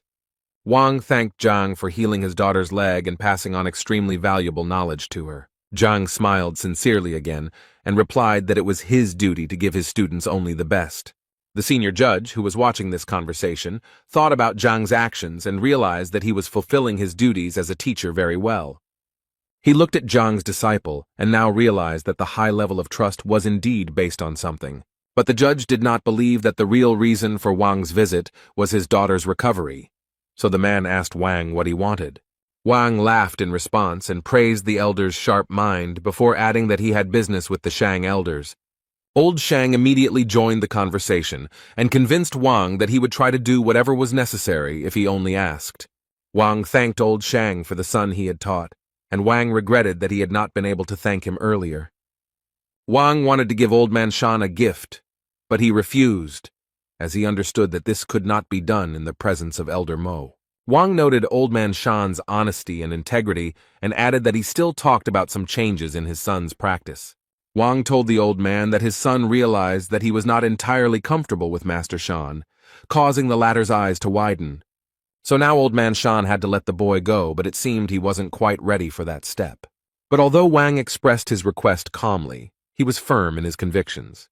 Old Man Shang had no choice but to argue with Wang, so he complied with his request. As he returned the pendant to his son, who was now free, Old Shang knew how shameful he would be for doing this. Wang took the pendant from Old Shan, and Tay assured him that it was normal for young people to have difficulty finding suitable teachers. Wang smiled back, then turned to Zhang and asked if he could take his son into his class. This request shocked everyone present in the hall because recently Zhang almost ended up in court, and now one of the best masters is sending his son for training. This request especially hurt the pride of Old Shan, who had lost a student who could have fallen under the care of the worst teacher. Junior Shang was also worried about his grandfather and couldn't understand why Venerable Wang made such a choice. Zhang smiled modestly and replied that he didn't think it was a good idea. After a pause, as if thinking, Zhang replied that he would have to refuse the offer, which shocked everyone present. Shang Jr. thought Zhang was a complete fool because a member of an influential family was asking him for patronage, and Zhang was refusing. Shenbi and Huang calmly asked Zhang if he had thought about this offer, because such generosity could not be refused. Old Shan got the most out of Zhang's answer because he was exchanged for some loser. Elder Mo wanted to change Zhang's mind, but what he created was not in his mind. In fact, Wang himself did not expect to hear such an answer, since the offer seemed tempting to him. However, Zhang remembered some events from the past, and assumed that Wang Tao did not tell his father that he had somehow attacked Zhang. However, Wang immediately began to say that his son had made a mistake and did not know about Zhang's greatness, for which he was ashamed. The dialogue was interrupted by Cao, who exclaimed that the venerable Wang did not need to be asked twice. Cao stressed that Zhang retreated not because of the attack incident, but for another reason. Cao said that Zhang had 3 ranks in martial arts, while Wang's son was at the 4th rank. Shan supported his friend, because it was unacceptable for a teacher with a lower rank to teach a student with a higher rank. Old Shang added that he respected the fact that Wang's son left his class, but he deserved a better teacher. Wang then thought that his daughter was receiving good knowledge from Zhang, but she never spoke about the teacher's rank. Cao mocked Zhang, saying that he should take off his crown and only surprise the newcomers with his 3rd martial rank. Old Shang confirmed Cao Xiong's words and added that Zhang could not teach anything without experiencing it himself. But Wang remembered one of his daughter's stories, how Zhang stopped Wang's son's sword with 2 fingers. Junior Shang said with a mischievous smile that perhaps this story was just made up to protect Zhang's reputation. In Cao's opinion, such a story seemed like a complete fabrication, since a teacher at the end of the list could not possibly possess such power. Yang intervened in the conversation because he himself witnessed these events, so everyone who speaks against Zhang is slandering. Elder Shang also convinced Wang that this story was nonsense, and that such fables should not be believed. While Old Shang was trying to convince Wang that Zhang's reputation should not be raised in this way, the servant came into the hall again. The servant reported that a young man had arrived who wanted to meet with Teacher Zhang and was waiting for permission. Old Shang reacted to this news with sensitivity and wondered why Zhang was so in demand. The servant added hesitantly that the guest awaiting an audience was King Jiangnan's son, Bai Sen. When old Shang heard who was waiting for him, he shouted for him to immediately let the distinguished guest into the hall. For Elder Mo, the events took on new colors, because the king's son is a master of martial arts, but he wants to meet one of the weak teachers. Shen Bi was surprised by Zhang's influence because Bai Sen is a very influential person in the kingdom. As soon as No Bai Sen appeared in the hall, everyone greeted him with honor, bowing as a sign of respect. However, Bai Sen seemed uninterested in those present. He noticed Zhang and waved his hand at him. Zhang asked with a picky look and a simple voice, "What does Bai Sen want?" Bai Sen ran up to Zhang and told him that he was leaving the city soon, and that he really wanted to learn all of Zhang's skills. The faces of those present reflected surprise. Why was Bai Sen communicating so well with Zhang? Old Shang became angry and advised Zhang to be careful with his words, since he was dealing with a royal person and etiquette must be observed. After this, Old Shang apologized to Bai Sen for Zhang's ignorance, as he did not understand who he was talking to. Bai Sen shouted at the old man to get out of here before he lost his head. Bai Sen Zhang was a master and equal to his mentor Lu Shen, so there was no point in dishonoring his honor. Hearing this, all those who had tried to humiliate Zhang in every possible way felt the ground slip out from under their feet. Old Shang analyzed what he heard, and could not believe his ears that a certain Zhang was of the same level as the tutor of the king's son. Junior Shang and Cao simply turned pale upon hearing this, and almost lost consciousness. Elder Mao also wondered why Master Zhang was considered so strong. Bai Sen said that everyone present heard the information correctly. Zhang's strength was 3 times greater than Bai Sen's. Bai Sen added that if anyone wants to contradict his words, they should keep their mouth shut if they want to live. Otherwise, if Master Zhang showed his strength, no one present would say hello. Those present in the hall began to whisper among themselves about how it happened that Zhang was stronger than Shan, and how he exhausted his abilities so quickly. Only Zhang stood modestly in the corner, and was somewhat embarrassed by these dialogues, since he did not really want to demonstrate his strength. Upon hearing this information, Wang began to persuade Zhang to accept his son into the class. Bai Sen shouted to Wang to hold the horses because Bai Sen also needed a teacher. Zhang told Wang that his son could come to class tomorrow as a free student, and Zhang would think about enrolling later. Bai Sen kindly asked Zhang if there was anything that needed to be settled that the king's son would be happy to help with. Zhang reminded Elder Shan that now that the will detector had been passed, it was time to pay the bills. Cao objected to Zhang and said that he could do nothing despite Cao's defeat. After all, it's not possible to simply take away a license, and the most that Cao can get is 100 lashes from God. Zhang asked why Cao was so confident, to which Cao replied that there must be good reasons for revoking the license. Cao also said that there was nothing to complain about in his teaching, and that he had never put students in danger. Zhang didn't listen to Cao very carefully because it was just chatter to him, so he wanted to know Elder Mao's opinion. Mao confirmed Cao's words, and there must be good reasons for revoking the license. Zhang wondered why he wasn't told about this before, to which Mo replied that he was thinking about Zhang losing. Mao explained that there was only one option for revoking a teacher's license. The Grandmaster or his assistant must confirm the decision to revoke the license and notify the Teachers Guild about it. Zhang listened carefully to what Mao was telling him and tried to put the puzzle together in his head. The first thing that interested Zhang was where to look for these people, and even if they were found, how to attract attention to the dispute. The servant entered the hall again and announced that a girl named Huang Yu had come to the tower and wanted to see Zhang. Bai Sen was very happy to hear that his beloved Huang Yu had also come to the castle. Elder Mao gave the go-ahead and ordered that the girl be immediately admitted into the hall. A few minutes later, a fair-haired woman in an elegant robe appeared at the threshold of the hall and thanked for the hospitality. Huang Yu greeted all the elders and was very happy to see them in full health and well-being. Finally, the girl approached Zhang and greeted the master with a low bow. Bai Sen informed Zhang that Huang Yu had just taken over the position of assistant to the Grand Master that had just been discussed. Old Shan, who was watching all this, had tears in his eyes because he could not believe that Zhang was being protected by the son of the king himself. Cao and the younger Shang were already on the verge of a nervous breakdown due to the fact that Zhang was acquainted with such respected people. Zhang asked Huang Yu if she was really an assistant, to which the girl replied that she was just lucky to meet teacher Liu, who needed help. Zhang smiled at the girl and said that he also needed Huang Yu's help now. Zhang told Huang Yu about this fight, and she was furious that if Chao remained as a teacher, sooner or later he would tarnish Hong Ting's honor. Therefore, Huang Yu decided that Chao was not worthy of a teaching license and should prepare documents to dismiss him.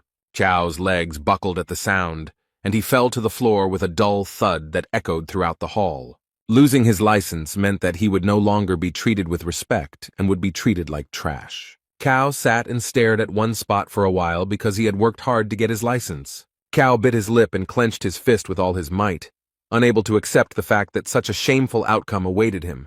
He rose to his feet and shouted that the Teachers Guild would be interested to know how Zhang drove his students crazy. Zhang responded calmly and assured that it no longer mattered, since Cao should be punished according to the terms of the dispute. Cao didn't know how to respond to such words because all his arguments had simply dried up. Junior Shang began to threaten Zhang that he would not see a peaceful life after he committed such a vile act towards Cao. Old Shang confirmed Chao's words and believed that Zhang's teaching abilities should indeed be questioned. Huang Yu said that if these accusations were true, then the guild needed to check some things. Zhang was a little nervous because he underestimated his opponents, who also know how to use facts to their advantage. Zhang began to think about how he could get out of this situation dry, because now everything was against him. He saw no other way out than to confess everything, and in that case, he would at least be honest. Zhang began his speech, but before he could say a few words, Shen Bi intervened. She said that now everything was clear to her, and teacher Zhang no longer needed to make excuses. Shen reported that Elder Mo had recently asked Zhang some exam questions, to which Zhang had given multiple-choice answers. The king's son reported that Zhang's striking force was 49 dings, which corresponded to the 6th rank. Shen Bi said that such indicators did not match the teacher's test results, so Zhang was framed. Wang entered the dialogue and said that the exams were held behind closed doors by the Education Bureau and were unfair. Shen Bi pointed at Old Man Shang and accused him of falsifying the results of Zhang's abilities. Elder Mao suggested that Zhang did not report this because it might spoil the relationship between the teachers. All those who defended Zhang were convinced that he silently endured all the humiliations, but did not lose the wisdom of the teacher. According to the defense, teacher Zhang suffered for the sake of good relations in the team and bore the burden of ignorance. Old Shang had no time to process the verbal attacks that were flying at him like bullets. Zhang was embarrassed by this situation and only wanted to say that his skills were not fully appreciated. Old Shang took a defensive stance and said that he had no reason to interfere in the affairs of an ordinary teacher. Elder Mao, who had been listening attentively all this time, said that he already had enough evidence to draw conclusions, while Old Man Shang was simply defending his grandson. Sooner or later, Zhang would stand out among the other teachers, and to prevent Zhang from overshadowing Shang's grandson, Old Shang acted preemptively. Old Shang was stunned because he hadn't paid attention to Zhang before, but now he had only turned away from him. Zhang winced, as if he was extremely ashamed of Old Shang's actions in taking advantage of his power.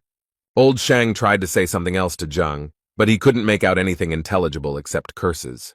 He began to strike on the nerves, and it seemed that he was about to suffocate in his own anger. All those who stood up for Zhang no longer believed Old Shan and considered his attack a deception. Little Shang, no matter how much he wanted to spite Zhang, felt broken because now his grandfather was also in danger. Old Shang stood motionless, his eyes closed and his head raised, coming out of his convulsive state. He seemed to be enjoying his condition, and his body was in nirvana after so many trials. Suddenly, enlightenment came to him. He opened his eyes sharply and looked at Zhang. He said that the charge of falsifying exam results could not be refuted in any way. But how would Zhang explain his student's madness?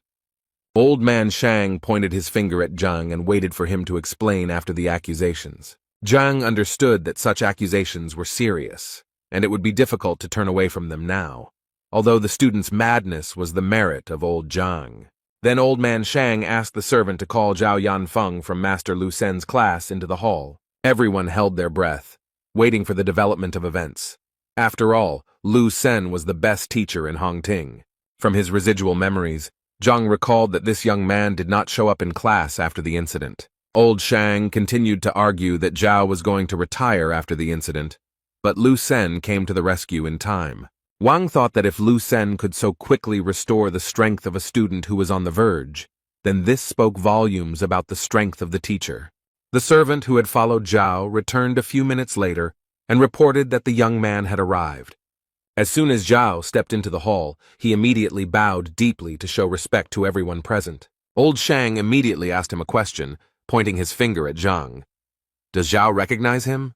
Zhang watched his student carefully, hoping that he would not say anything that could harm the teacher. It only took Zhao a few seconds to recognize teacher Zhang, who had harmed him in the past. Then old Shang asked the young man if it was true that he had almost lost his mind while studying under Zhang Zhao.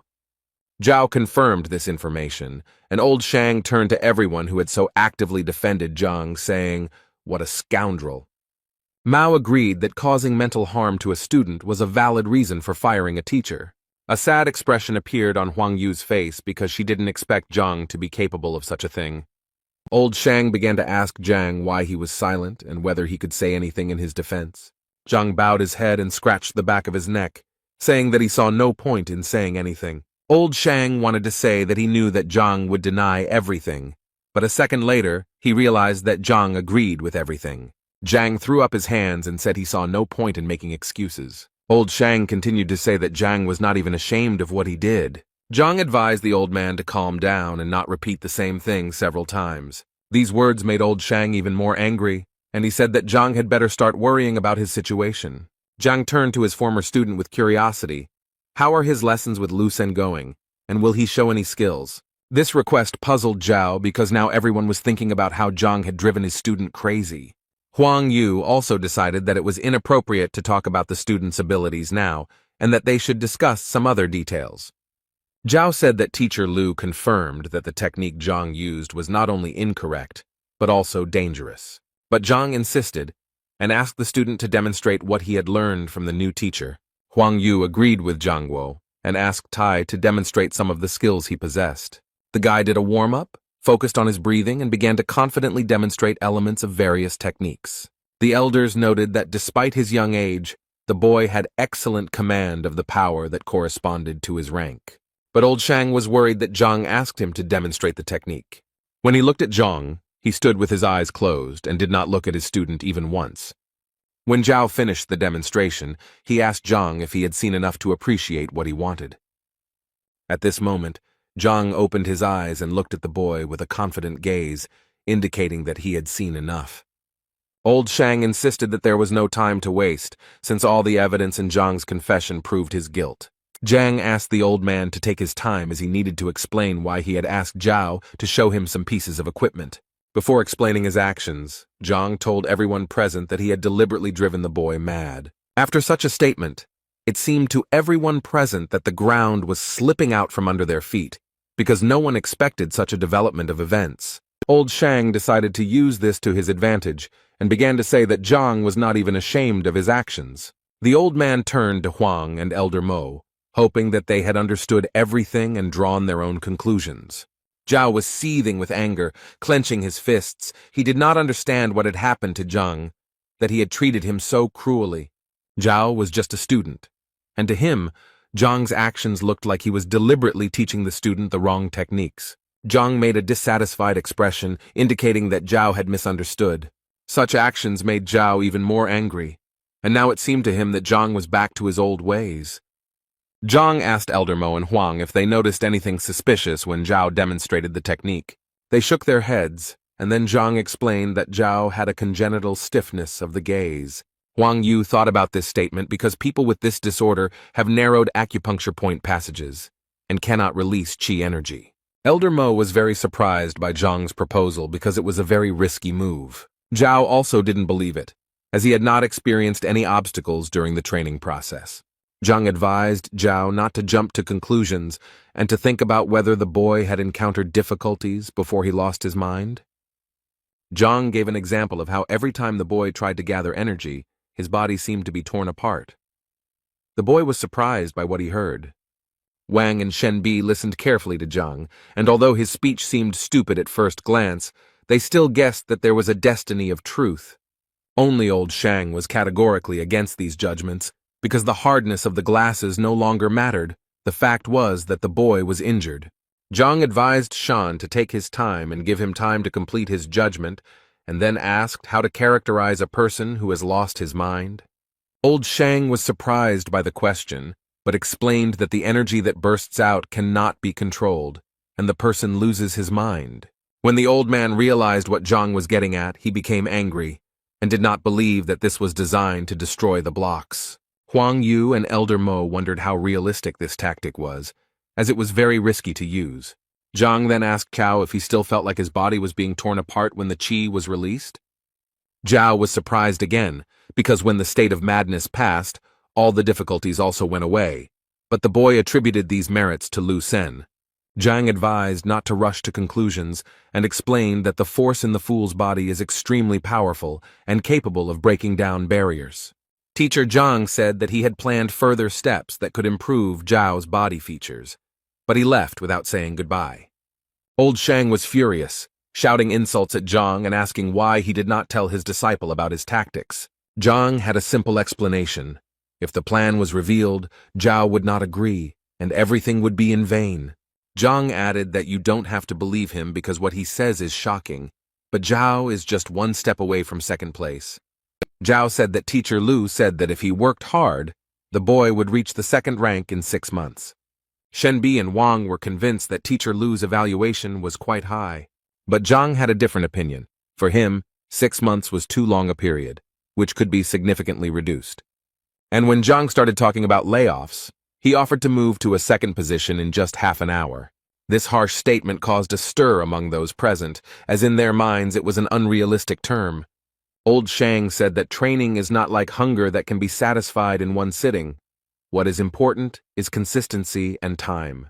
Zhang, confident in his words, saw completely how those around him did not trust him. Zhao was lost in his thoughts, which threw him from side to side, where it seemed that Zhang wanted to help or, on the contrary, harm. Zhang walked up to the boy and placed his hand on his shoulder, saying that he didn't blame the young man for not trusting him, but that Zhang could help now. Zhao thought that Zhang had identified his problem correctly, and therefore Zhang must have a solution. Zhao exclaimed that he was willing to take the risk and trust Master Zhang and try to advance to the next level. Zhang thanked the student for his trust, and promised that he would not let the boy down this time and would do his best. Zhang explained that he would use silver needles to widen the passage around the energy release points. Zhao sat on the floor, and Zhang took a silver needle out of his pocket and stuck it into the right spot. The hall was filled with a powerful blue light, and a hurricane seemed to form around the boy. The boy looked at his hands and could not believe that what he had dreamed of for so long had finally come true. Despite the fact that Zhang promised about 30 minutes, the boy mastered the new rank literally in an instant. Those around them could not believe their eyes, because a miracle had just happened before their eyes, which at first glance seemed unreal. Huang Yu and Elder Mo thought that this was some kind of dream, because only with the help of the needle could the disciple reach the next level. When the reincarnation was completed, Zhao bowed deeply to Zhang and continuously thanked him for his help. And then he apologized for letting the teacher down and being so rude to him, hoping that he could come back. Wang, who had been watching the transformation closely, remembered how much effort he had put in to reach the next rank, and the boy had done it in an instant. Wang told Zhang to forget about the request with his son, because now he also wanted to become Zhang's disciple. Bai Sen shouted at him to get in line because the king's son was also very eager to learn from Zhang. He tried his best to attract Zhang's attention, and even promised to give up his title so that Zhang would take him under his wing. Zhang, who could barely get a word in edgewise, asked everyone to speak more slowly and promised to talk about it later. The teacher then turned to Zhao, wondering if he had made a mistake this time. Zhao apologized for the 100th time for his reckless actions and promised that from now on he would completely trust Zhang. Zhang asked Old Man Shang if he had anything to say, considering that he was already actively making accusations. The old man was disheartened by all these events because Zhang had proven his innocence, but Shan had no chance to defend himself. Elder Mo interrupted Old Shan, saying that any words would be unnecessary. Mo announced his verdict that Shang Bin had attempted to frame his colleague, so he is now suspended from his post pending the outcome of the judicial investigation. Mo also added that Cao Xiong had deliberately defamed Zhang and would now be removed from teaching. Elder Mo reminded Old Man Shan that he had been removed from his position as the school principal for falsifying the exam results. Old Shang fell to his knees and felt completely broken just because he had given in to his grandson's pranks. Mo apologized to Zhang, but promised that in the future, he would no longer be bothered by unworthy people. Zhang assured the elder that everything was fine, adding that difficulties sometimes arose. Elder Mo ended the conversation by saying that after the verdict was given, Zhang would receive a message from the guild. Zhang and his defenders were leaving the tower where they had experienced many turbulent events over the past few hours. Junior Shan and the old man sat on the floor and were literally broken in every sense. Now Zhang has new plans for his life, to become a famous teacher, that is, a grandmaster, but to do this he must first become a student. Zhang returned to Huang Yu and asked the girl how he could become the great master's disciple. The girl said that everything is arranged quite simply. No tests are needed for this, just to catch the eye of the Grand Master. Zhang asked Huang Yu how she managed to run a store and be a student. The girl smiled and replied that she lacked life experience, so she chose a crowded place to observe the world and society. Zhang remembered the requests that Master Lu Shen had made to Zhang from Huang Yu and Bai Sen. Bai Sen explained that Lu Shen had a painting called The Ruler's Canvas, which he would give to the winner of the competition. Zhang mentally analyzed the painting, which was painted by Master Mo Chenzi in an exquisite style. Bai Sen and Huang Yu were very happy to receive this painting as a gift because it really touched their hearts. That's why they turned to Zhang, who they considered a very good artist. Zhang was confused because he only understood the paintings thanks to the Library of Heavenly Path.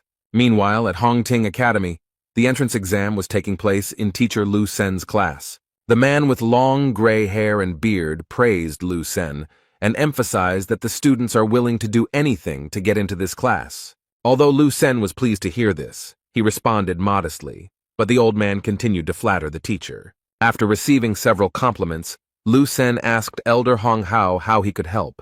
Hong Hao replied that he was a good friend of Lu Sen's father and enjoyed watching Lu Sen's development.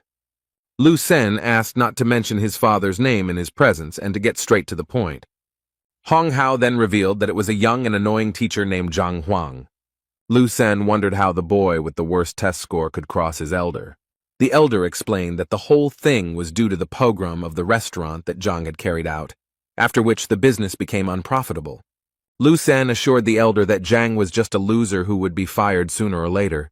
The elder agreed with this statement, and added that he heard the administration give him an ultimatum to fire him if Zhang did not have any disciples. That's why the elder asked Lu Sen to lure all of Zhang's students into his class. After all, it is difficult to teach a teacher who has students, but if Zhang has no students, then everything will be easier. The elder insisted that Lu Sen cast aside his doubts and recalled the incident of poor Zhao, who had almost lost his mind. Lu Sen listened to the elder and replied that he would announce a new recruitment of disciples today. The elder said that he would not be indebted to Lu Sen and would thank him with a delicious meal at the restaurant. The conversation between the two men was interrupted by a fair-haired boy who dodged teacher Lu before making his request. Lu Sen asked what Wang Yan, the grandson of the Wang clan leader, wanted. The boy tried to say something, but it was obvious that he was shy and afraid to voice his desires. Lu Sen convinced the boy that if he had any problems with his studies, he could share them with him. The elder did not miss the opportunity to praise Lu Sen once again, and assured the boy that he would receive an answer to any question. Wang Yang knelt down and announced that he intended to leave teacher Lu Sen's class. Lu Sen didn't expect this development, because people want to get into this class more than anything else. Lu Sen wondered what the reason for this decision was, whether anyone had offended the boy, but Wang Yang insisted on his initiative. Lu Sen tried his best to keep the boy, so he said that if he left this class, no other teacher would accept him. The boy said that if he left this class, he would have the opportunity to listen to teacher Zhang's lectures. This news shocked Lu Sen greatly, and after becoming Zhang's free listener, the boy punched Lu Sen in the nose. The elder was also extremely surprised by this decision, since Zhang's reputation was not the best. Lu Sen asked the boy if he knew of the case of a student who had lost his mind while studying under Zhang. The conversation was interrupted by Zhao Yanfeng, who was told by Lu Sen that Wang Yan wanted to go to Zhang's class. Lu Sen asked Zhao to tell Wang what Zhao had gone through while studying under Zhang. But Zhao also knelt down and asked Lu Sen to let him into teacher Zhang's classroom. Lu Sen now didn't understand what was going on at all, because the disciple who had suffered under Zhang was now also going to Zhang. Zhao explained that Zhang was a good teacher, and now Zhao regretted his mistake. Lu Sen turned pale at this and couldn't understand why Zhang's thoughtless actions turned into good deeds for Zhao.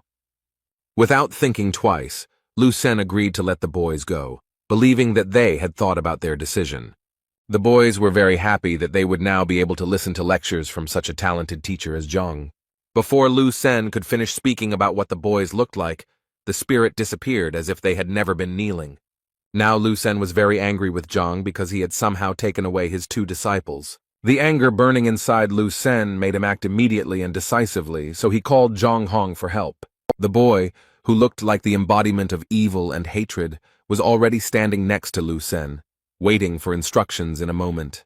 Lu Sen ordered his disciple to go to Zhang and give him a letter declaring war. The elder was surprised by the decisive step of declaring war on the freshman competition.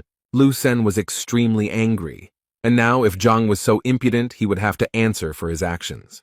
Lu Sen was also going to conduct an evaluation of the teachers, and when Zhang lost, Lu would take the students to his place. Before these events, Lu Sen wanted to attract the Grandmaster's attention at the novice competition in order to become his assistant, but his plans changed. Meanwhile, in Zhang's class, the students were discussing their upcoming classes with Zhang and what unforgettable experiences awaited them. The conversation was interrupted by the sharp sound of the door flying into pieces. The red-haired boy stood at the door and broke the door of Zhang's class. He barely touched the ground with his fingertips, and all he cared about was Zhang's whereabouts. The students of Zhang's class were outraged by this development and were already ready to defend the honor of the class and their teacher. One of the students recognized the red-haired guy as Zhu Hong, who had placed 4th in the entrance exam. Holding the envelope addressed to Zhang, Zhu Hong was glad that he was so popular. He told a student in Zhang's class that the envelope contained a letter from Lu Sen calling for Zhang to be examined by his teachers. Zhu Hong threw the envelope at the feet of the disciples, adding that Lu Sen was angry after the recent events and therefore declared war on Zhang. Zhang's students were confused by this statement, as they believed that Zhang was the best teacher. Zhu Hong was about to leave when one of Zhang's disciples decided to stop him. Zhang's student accused Zhu Hong of disrespecting their teacher and smashed the classroom door. Zhu Hong laughed at the boy, especially at his apology for his actions. In an instant, Zhu Hong, like a butterfly, began to reproduce his graceful and decisive fighting technique. After that, he punched Zhang's disciple straight in the face, but he was not ready to block the blow. The boy flew several meters at lightning speed, his face touching the grass near the classroom. Zhu Hong, who had not a single scratch on him, stood proudly and declared that Zhang and his disciples deserved no mercy. Such remarks had a strong effect on Zhang's student, and she decided to teach him a lesson in good manners. The girl was the first to attack Zhu Hong, but he immediately blocked her bold strike. And the next step, he counterattacked the girl, and so quickly that the student did not have time to understand anything. Zhu Hong's blow was precise and powerful. He also kissed the girl on the face, and she flew away with a cry of pain. The boy who wanted to help the injured Zhao Yao didn't have time to look back before Zhu Hong was already behind him. He deceived Zhang's disciple and also injured him, leaving him no room for counterattack. A pink-haired girl from Zhang's class ran up to her injured colleagues and tried to help them, but Zhu Hong approached her like a ghost, preparing to cause irreparable damage. A moment later, Zhu would have carried out his plan, but Zhao stood up to defend himself, blocking the aggressor's blow. He tried his best to resist Zhu, but it was not easy because Zhu was quite professional in his technique. Zhu taunted his opponent, adding fuel to the fire by pointing out that Zhao lacked strength and training. Zhao held on with all his might as Zhu Na dealt him blow after blow, sapping his fighting spirit. Each attack was extremely exhausting for Zhao, and he was already at the limit of his capabilities. At one point, Zhu broke through Zhao's defense and delivered a powerful blow that left him unable to stay on his feet. Zhang's students, beaten and mutilated, barely regained consciousness after Zhu dealt with each of them. Zhu emphasized that this was just the first lesson, and if they did not want it to happen again, then Zhang should apologize to Lu Sen. Suddenly, Zhang appeared in the courtyard with Zhang, who had already heard Zhu's threats. Zhu told Zhang that he was just in time because he was talking about the defeat that awaited Zhang. Zhang ran to his disciples to help them, and told Ju to return to Lu Sen with the news that Zhang accepted the challenge. Zhang was momentarily saddened by the fact that he had spoken to Bai Sen and Huang Yu and saw his disciples now suffering.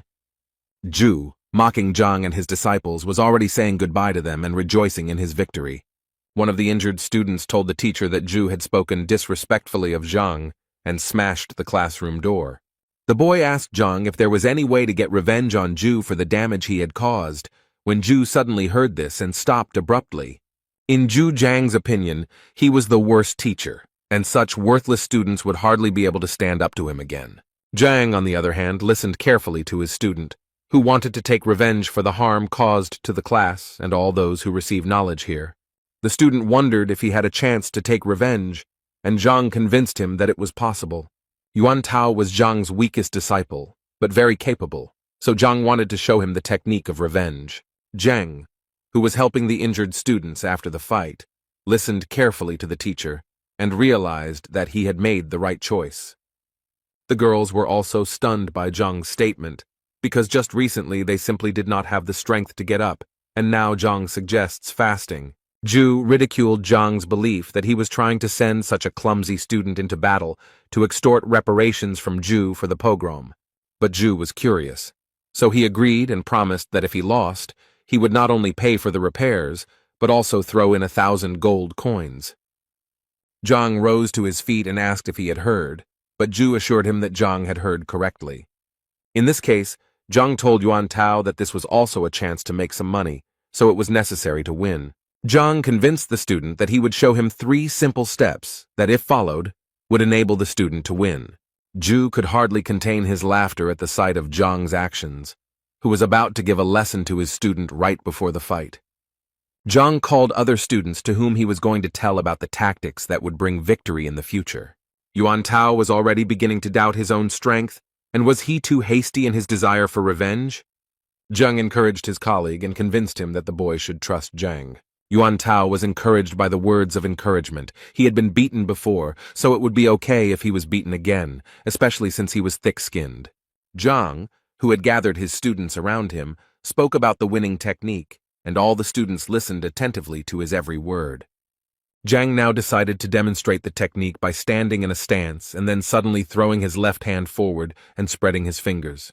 The second step in Zhang's technique was to move the left leg to the right, thus creating a secure footing. And the last, third step is a right hand strike. The students were shocked by this move, because there was nothing special about it. Yuan Tao even asked Zhang if he had made a mistake since it was an extremely simple and low strike. Ju, who was watching this, also saw no point in teaching students such terrible blows, even in his presence. Zhang convinced his student that if he could repeat these simple steps correctly, he would easily win. Yuan Tao finally cast aside all doubts, stood up and walked towards Ju, preparing to teach him a lesson. Ju gave the boy one last chance to refuse the fight and run away as far as possible, because after the fight he would hardly be able to walk. Yuan refused, and Ju instantly rose like a hurricane to launch his lightning attack. Yuan was momentarily confused, but then he heard a voice speaking to him, and it was Zhang giving him hints through the qi connection. Zhang asked Tai to change the order of his hands and feet, and towards the end he struck with one finger 3 inches lower. Ju still didn't believe in Zhang's disciple's technique, so he easily dodged the first strike. Meanwhile, Yuan did everything according to Zhang's instructions, moving his right leg to the required position. Yuan was convinced that one must trust the teacher, and only in this case can one win. Ju, who was already celebrating his easy victory, instantly realized that Yuan had not yet landed a single blow. After all, the whole technique consisted of influencing a certain point, which Yuan skillfully used. Ju was racked with indescribable pain because Yuan had hit a vital point where the energy was coming from. Ju winced in pain and barely stayed on his feet, trying to say something to his opponent. Yuan approached Ju, looming over him, creating a threatening and uncomfortable atmosphere. Ju regained consciousness, covered in bruises and sores, and tried to understand how he had been dealt with so quickly. Zhang's other students also admired Yuan's abilities, who had suddenly become so strong. Zhang praised Yuan, but stressed that the blows should be softer, as they would not destroy Ju. Yuan, who was already in a heated mood, stopped at Zhang's request and stopped beating Ju. Ju lay on the ground with a swollen face and whined that he had been knocked down by such a simple blow. Yuan was outraged that Ju was devaluing simplicity, so he threatened to hit him again if he did not calm down. Zhang decided to stop the persistent student and said that Yuan should rest, and the rest should test their strength. Zhang invited Zhang Yang to try his hand while there was still a good opportunity to practice. Ju, who thought he would be released after this match, did not expect to become a punching bag. But Ju was convinced that since Zheng had failed to parry even one blow last time, victory would be easy. Ju was now ready to watch his opponent's strikes closely, but Zhang had only worked out the tactics for one fight. Zheng rushed into battle. Out of nowhere, he heard Zhang's voice giving him battle advice, so he realized it was Chi Ziquo.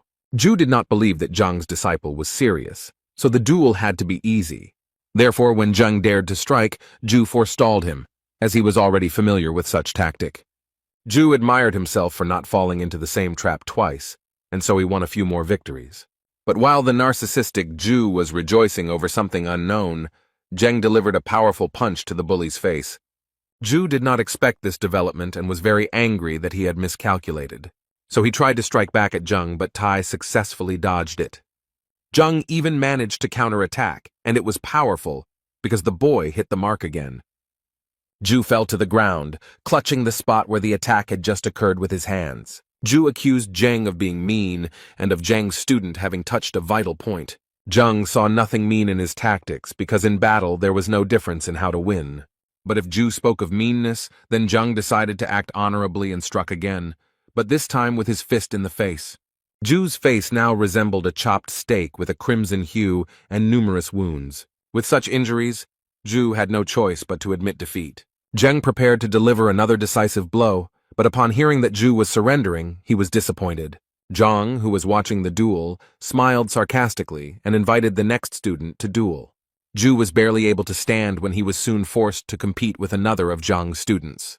Zhang asked Wang Ying and Liu Yang to also prepare for the fight after Zhao Yao finished.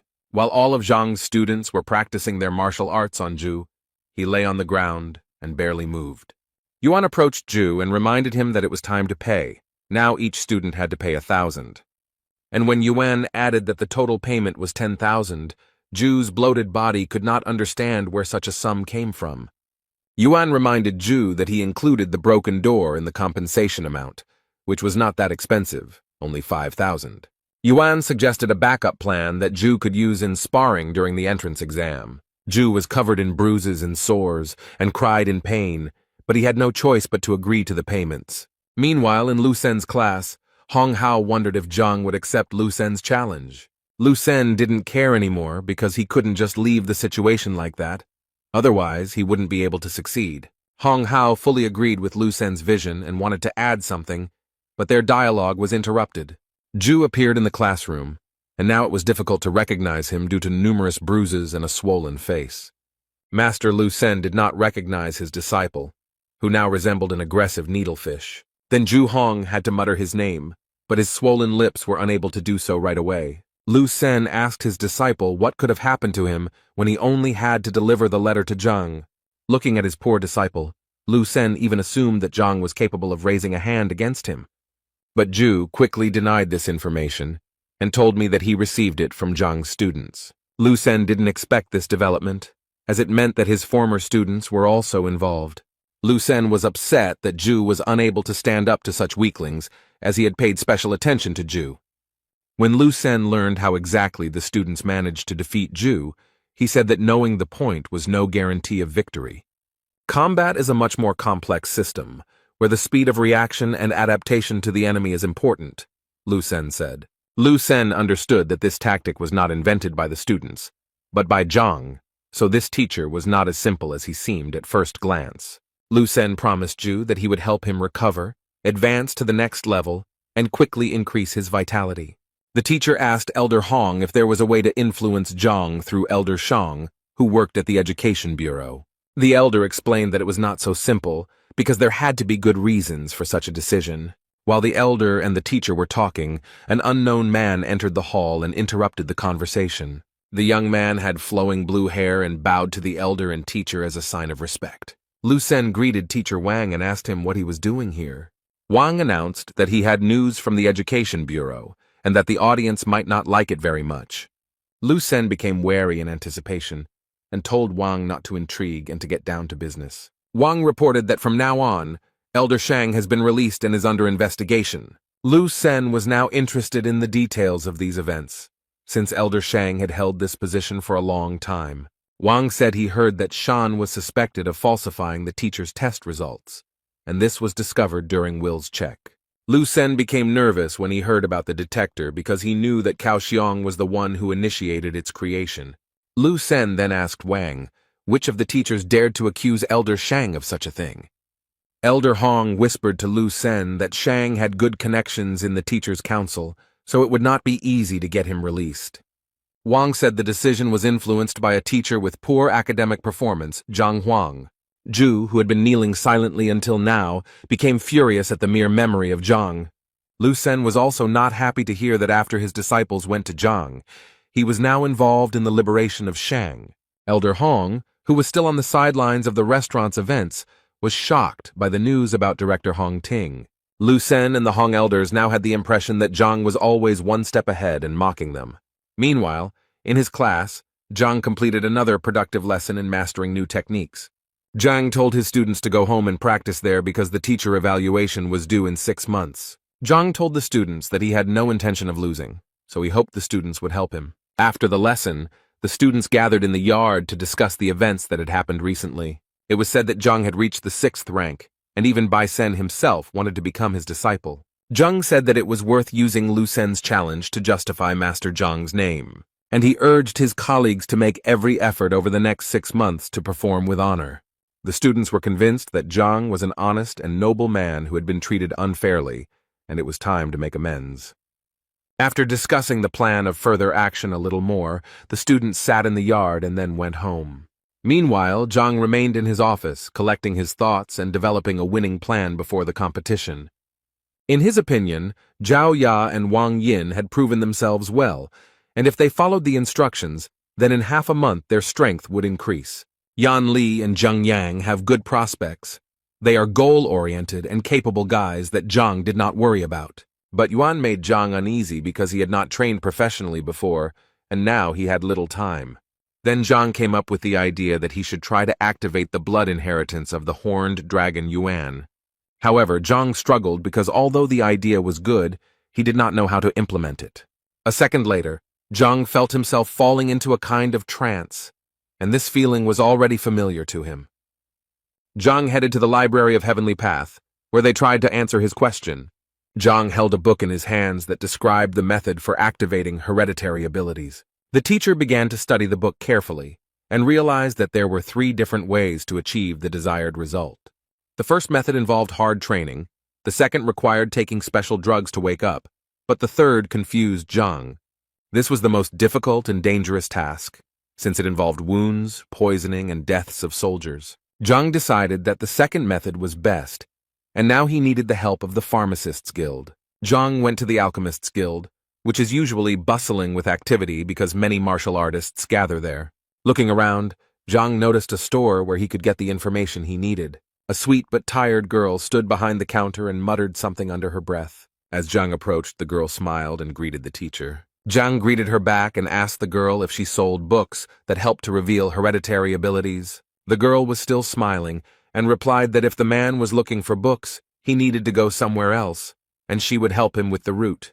Zhang asked the girl not to jump to conclusions, as what he was looking for could not be found in regular stores. There was no longer a joyful smile on the girl's face, and raising her eyebrows, she said that there were no books here. Zhang was a little embarrassed that he was treated with disrespect even though he had done nothing wrong. Zhang then suggested that there was a library in this guild, and asked if the girl could show her this library. Now the girl looked as strict as possible, and indeed confirmed that there was a library, but only for employees or at least for the apprentice pharmacist. Zhang was confused, because he was neither a worker nor even an apprentice of a pharmacist, and because of this, his dream was slipping away. Zhang told the girl behind the counter that he could pass the exam and become a pharmacist. The girl asked Zhang if he really dared to make such a decision, since there was no turning back. The saleswoman, with a displeased expression on her face, explained that the exam would be held in another wing and she would take Zhang there. On the way, Zhang asked the girl about how the exam goes, what is tested on it, and how to prepare. The girl felt that Zhang was deliberately pretending to be a fool in order to make a good impression on the saleswoman. But she still explained to Zhang that the exam would test knowledge of the properties of more than 1,000 herbs, the history of alchemy, and the origins of the guild. The task seemed very simple to Zhang, so he was ready to start training right away. The girl was surprised that Zhang considered such a process to be very simple, because one must be able to monitor the results of the combination of herbs. So the girl felt like Zhang was just bragging to her, because even she, with her excellent memory, was confused.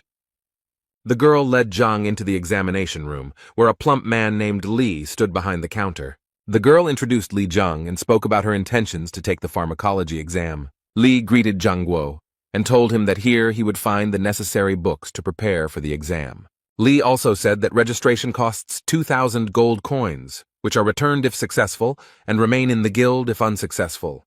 Zhang agreed to the terms of participation and reached into his pocket for the money that he fortunately had left over from the incident with the appraiser. The girl who brought Zhang watched with envy as he counted the bills, as she had rarely seen such large sums. Li told Zhang that the exam would start in 2 hours and that he could do his own thing in the meantime. Zhang thought about returning home, but this turned out to be a bad option since it took 2 hours to get from Hongting to the guild. Zhang then asked where he could find books to prepare for the exams. Li pointed to the room behind him and said that everything you need is there. You can just read it or buy it. Zhang had no need to buy these books, so he decided to just read them. The girl who brought Zhang still looked at him with distrust and watched him closely. From the room where Zhang was familiar with books, the constant sound of pages being turned could be heard. The girl was alarmed by this, and it seemed that Zhang was only pretending to learn something new. Li advised the girl not to pay attention to Zhang. Perhaps he was just looking for the right book. But the girl was convinced that in order to achieve a title in any profession, you need to work hard, and not just learn something in 2 hours. Zhang, who finished reading the last book, came to the conclusion that to succeed in alchemy, it is not enough to simply mix everything. Now it became clear to him why there are so few real pharmacists, and why people who are perfect have several professions. The girl who didn't believe in Zhang felt that Zhang had pretended very well for 2 hours. But Zhang had just finished his studies and was already full of the knowledge needed to pass the exam. When he entered the room where the exam was to take place, he saw other participants who were actively discussing something and were worried. The examiner and his assistant announced the start, and warned that if the participant was caught cheating, he would be disqualified from taking the exam. The examiner explained that there are 3 stages to the exam, where the first is a test, the second is the identification of the ingredient, and the third is a check of the combat rank. So now that the conditions of the exam were known, the examiner wished everyone good luck and gave permission to write the tests for an hour. Zhang carefully studied the exam papers, which required him to answer a large number of tests. The examiner reminded the participants of the need to control their time and complete all tasks on time. Zhang was completely calm because he was hoping for help from the books he had recently read. He placed his palm on the test paper, hoping to get the answers in his head. Zhang had doubts about the quality of the parchment on which the exam was created, as well as the information about the ink. Zhang exhaled and decided that he needed to focus on the task at hand. Otherwise, he wouldn't be able to answer correctly.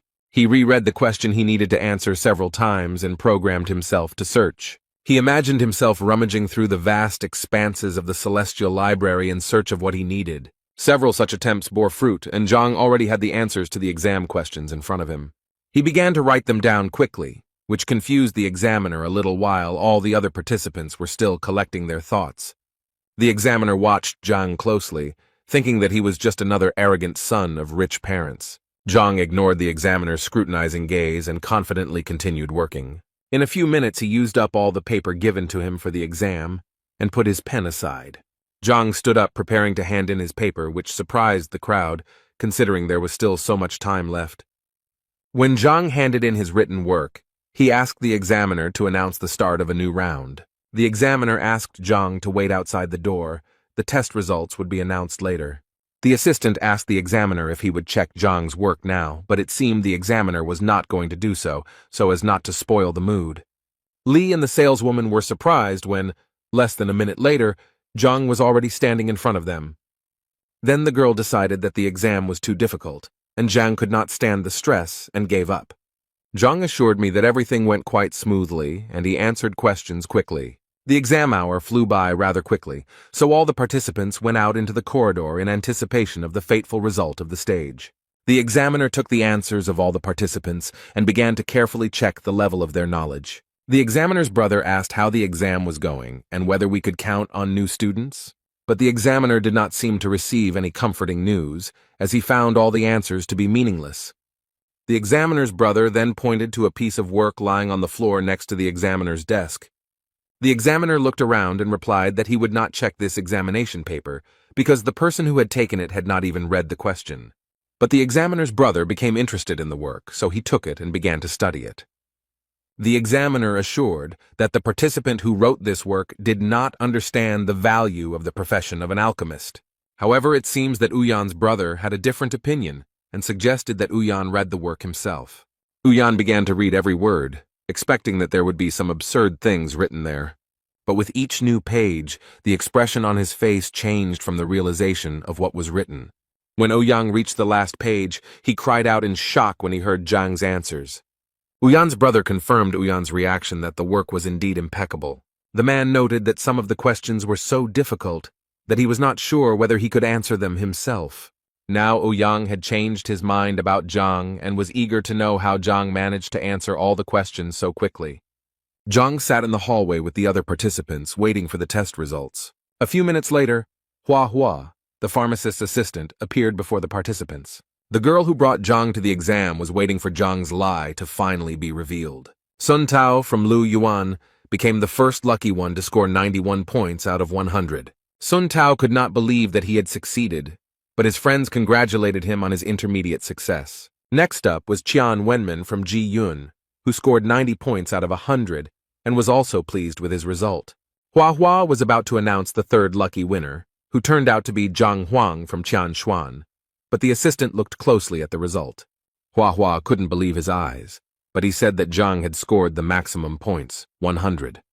The other participants began to whisper to each other, "How did Zhang manage not to make a single mistake in the tests?" Hua announced that the participants he named must follow him to the second stage. The saleswoman from the drugstore was glad that the boy she brought failed the exam. But when Zhang stood up, she realized that she had not known his name before, but now she realized that he had passed the test with flying colors. Zhang smiled at the girl and waved his hand, indicating that it was time for him to go to the second stage of the inspection.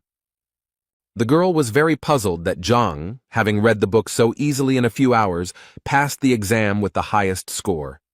Now she felt like a fool for being so prejudiced against him in the first place. The second stage of the exam began, and the participants were now presented with 10 different samples. The task was to write the name of the sample, its properties, and its use during the burning of the incense stick. Ouyang said that if the participants want to advance to the next stage, they need to do well in this test. Zhang picked up the first sprout and began to examine it, but after a few seconds he realized that it was Greenbeard. The information in the heavenly library was the same as the real library.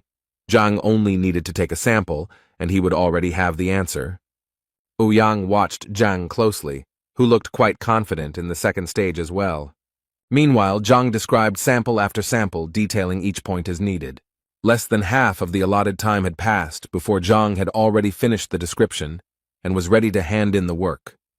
Ouyang looked at Zhang again in surprise, but he had no choice but to accept the job. Now Ouyang decided to immediately check Zhang's work by reading every word the teacher wrote. When all the participants had finished their work, Ouyang was ready to announce the result after checking. Only one participant was able to answer the questions perfectly, and that was Sun Tao from Lu Yuan. Sun Tao's pupils dilated to the size of gold coins at this joyful news. But Zhang didn't believe it because he checked the answers to the questions using the Library of Heaven's path. Zhang felt he had been treated unfairly, so he decided to ask the examiners about his mistakes. The other participants did not expect such audacity, since, in their opinion, the examiner's decision could not be challenged. The examiners also did not expect such a development of events, and therefore looked at each other. Ouyang explained to Zhang that he had made a mistake by calling it dragon-scale grass instead of fish-scale grass, So they wanted Zhang to practice more so that he could pass the pharmacist exam next time. They believed that Zhang had potential, so he should not stop studying alchemy. Zhang walked over to the sample stand and took the one he needed to prove the examiners wrong.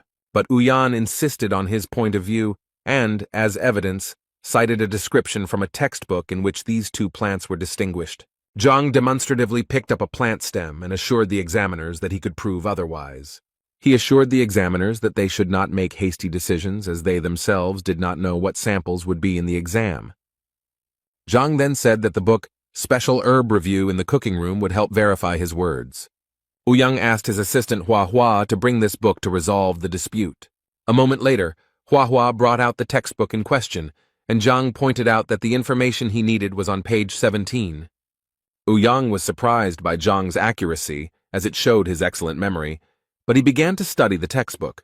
When he finished reading the information, his expression instantly became surprised. Zhang then said that if this evidence is not enough, there is another book, A Brief Introduction to Rare Medicines, that confirms his words. Zhang could also practically prove his point by cutting off the stem of the plant. When fish scale grass is cut, a milky liquid is released, and when dragon grass is cut, it turns yellowish, which dispels the cold. After these arguments, one of the examiners asked Zhang to hand him the stem. He tore off a stem, from which a warm yellow liquid immediately flowed, dispelling the cold. After this, the experts were convinced that they really did not have a sample of fish grass in their hands.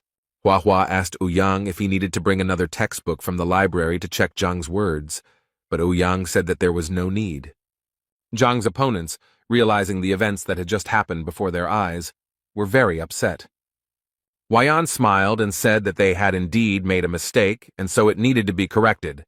Since Zhang demonstrated excellent knowledge in the second stage of the exam, he will definitely advance to the next stage. Sun Tao, who had just celebrated his victory, turned pale and fell to his knees in despair. Ouyang's colleague gave Zhang an alchemist's badge, which gave him access to the basic section of the library and a discount at pharmacies. Zhang smiled and lovingly accepted the well-deserved prize, which was supposed to improve his life a little.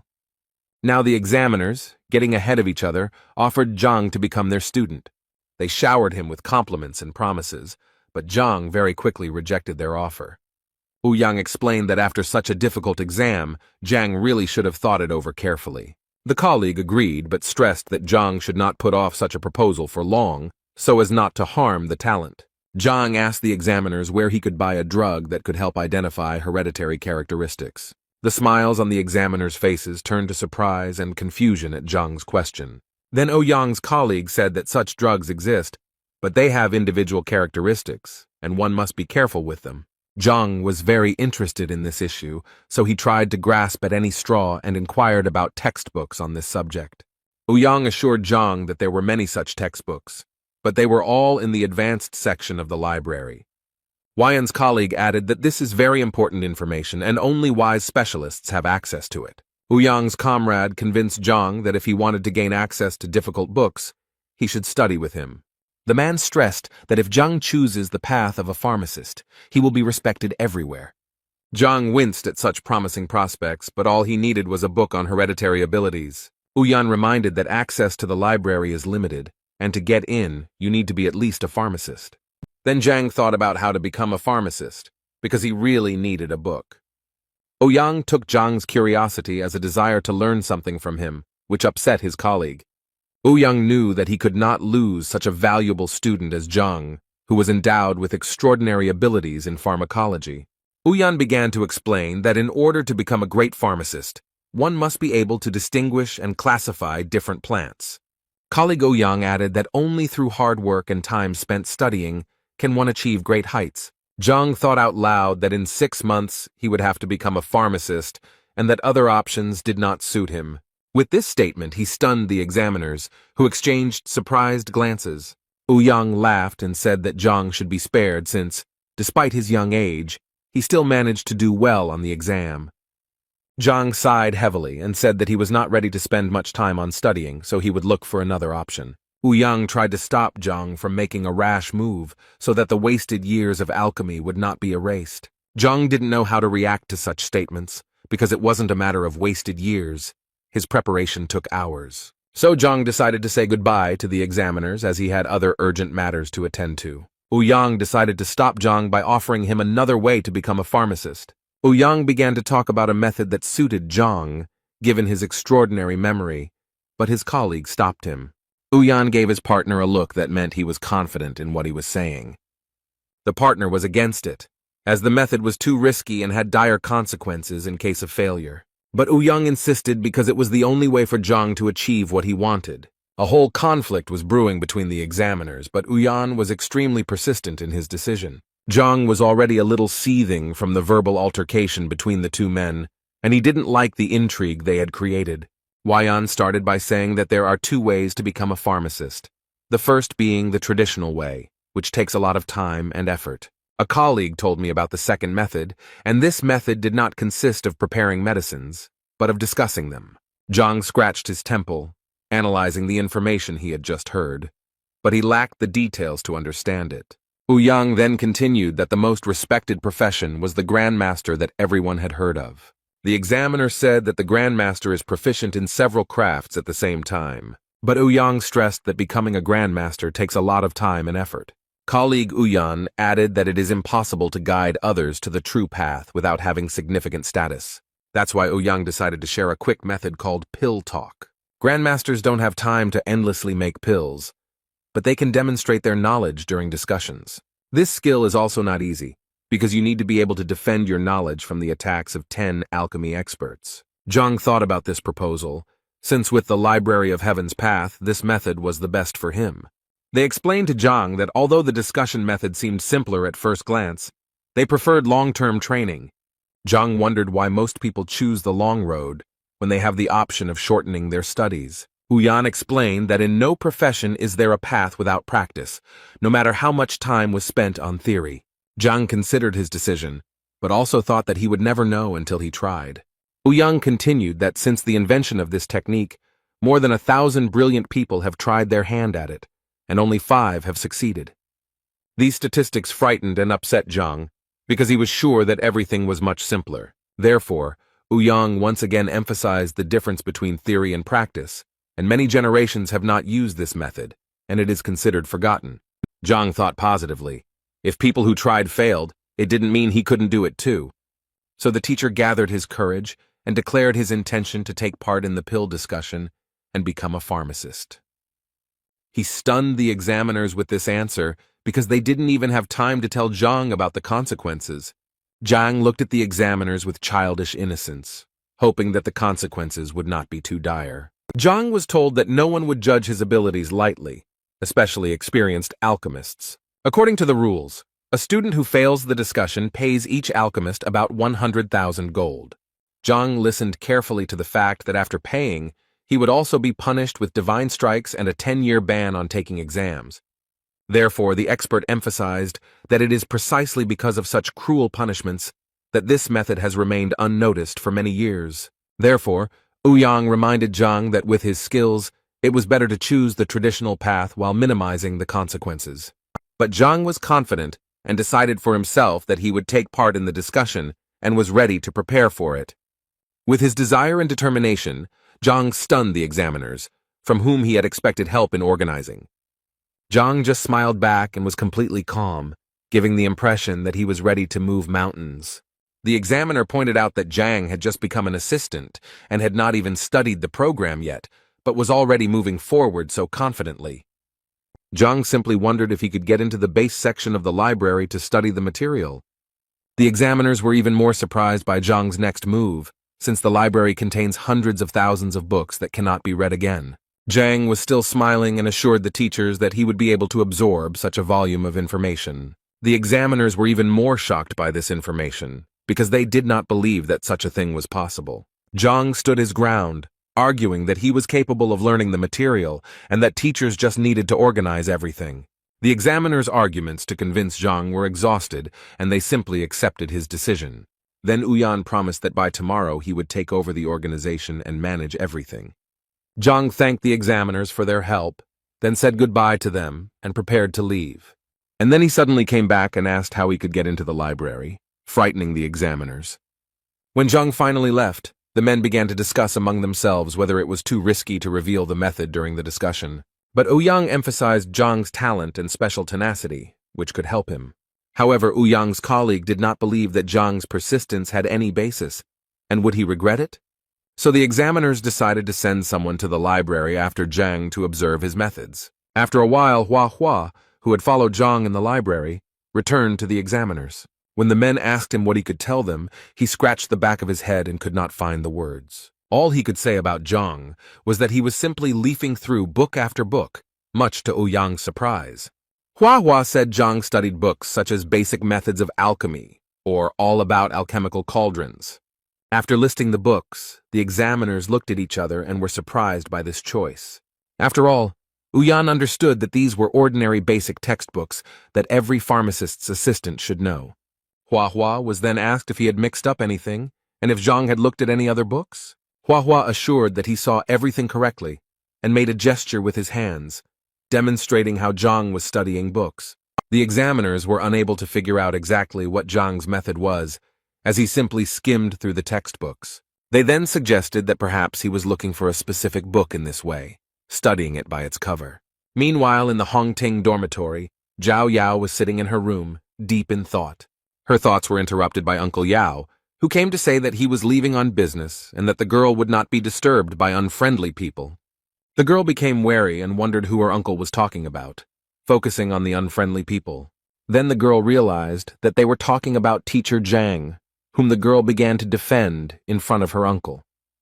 Yao was convinced that his niece had not yet experienced the world and did not see evil in the people around her. Then the girl took the wooden box and showed it to her uncle, who was very surprised by what he saw. Zhao Yao explained that Zhang gave her the sprout because he knew her health was not perfect and it could help the girl feel better. Uncle Yao couldn't understand where Zhang, given his status, got this sprout from. The girl was confused by her uncle's persistence and asked if everything was okay with the gift from the teacher. As Zhao carefully examined the plant, his uncle explained that it was extremely valuable and was the ancestor of the ice sun grass. Uncle continued to say that the ordinary ice sun grass did not have much value, unlike its ancestor. The girl was very shocked by the information from her uncle and asked him if he was confusing anything. Yao then assured his niece that this was the most expensive herb he had ever seen and that he could not be mistaken. The girl carefully examined the sprout, holding it in her fragile hands, which for some reason were now trembling. Meanwhile, Uncle Yao wondered how Zhang managed to get such a valuable sprout and why he shared it with the student. Zhao Yao was warmed by the thought that teacher Zhang had not only developed a customized training method for her, but had also given her valuable medicine.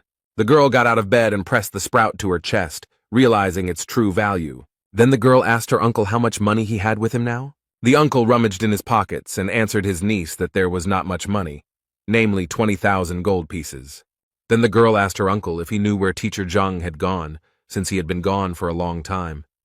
Yao replied that he had been following Zhang and last saw him at the apothecary guild, which led Zhao to believe that he had acquired such a valuable gift there. Zhao Yao closed the box containing the plant and confidently walked towards the exit, taking Uncle Yao with her. Zhao Yao and his uncle arrived at the pharmacists' guild, where they learned that Zhang was taking the exam to become an assistant pharmacist. The saleswoman who met with Zhang before the exam just passed this information on to Zhao. Yao explained to his niece that this was not easy to do, since an alchemist's apprentice needed to remember the properties of more than 1,000 medicines. Therefore, Yao doubted that Zhang would be able to pass the exam without many years of training. The saleswoman then added that Zhang had passed the first part of the exam without making a single mistake. The first test tests knowledge of the properties of medicinal herbs, and a significant number of people fail this step, so Yao was surprised by Zhang's skill. The puzzle in Yao's head was not completed because Zhang gave Zhao a stock worth at least 100,000 gold and asked for nothing in return. Yao knew that Zhang was once a genius and had reached the 3rd martial rank at the age of 16, but that was where his progress ended. The saleswoman pointed out that theory without practice is meaningless, so Zhang needs to go through the 2nd stage by describing the herbal samples. The girl added that if at the 1st stage it was possible to make several mistakes, then at this stage there were none. The conversation was interrupted by the footsteps of 2 boys leaving the examination hall, where the exam had already ended. It was Sun Tao and his friend, with whom the saleswoman was asking how everything went. and if there was any good news. The boys hung their heads, sighed heavily, and replied that they had failed this part of the exam. The saleswoman asked about Zhang because he had not yet left the examination room. Sun Tao said with a sad expression that Zhang had passed the exam and would now be an assistant. The saleswoman did not expect such an answer, as she did not believe that Zhang would be able to pass the second stage. Zhao Yao ran to Sun Tao to ask when Zhang would leave the auditorium as she needed to talk to him. Sun's partner told the girl that Zhang had gone to the library to prepare for the pill debate. Now the girl was shocked that Zhang's career was developing extremely rapidly. The boys said that when they were outside the door, they heard that Zhang had been asked to take part in the debate, but at some risk.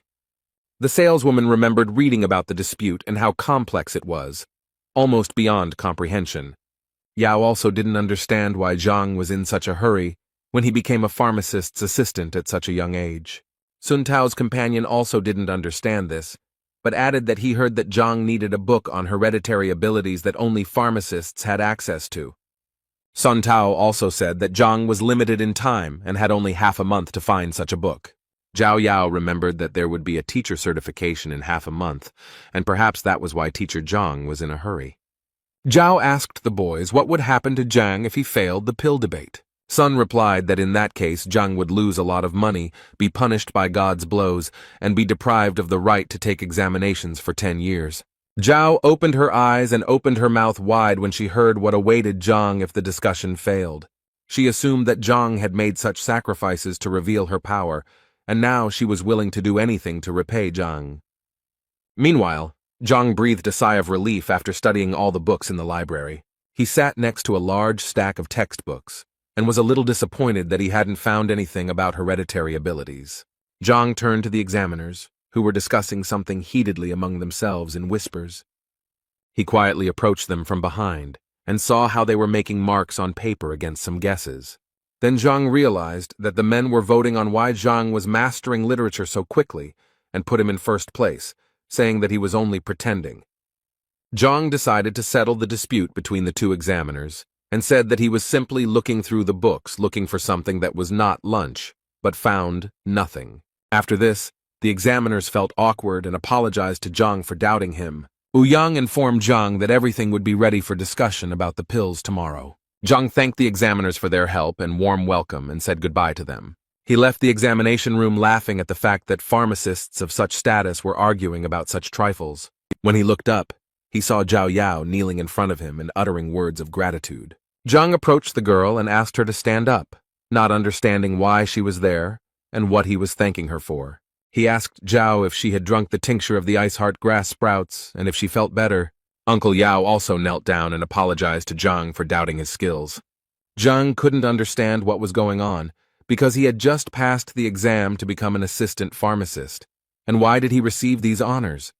He assumed that the girl came here because she found out that he was planning to activate her body. Zhang thought about how he had previously seen his students as material from which he would make perfect warriors, but now he realized that they had feelings.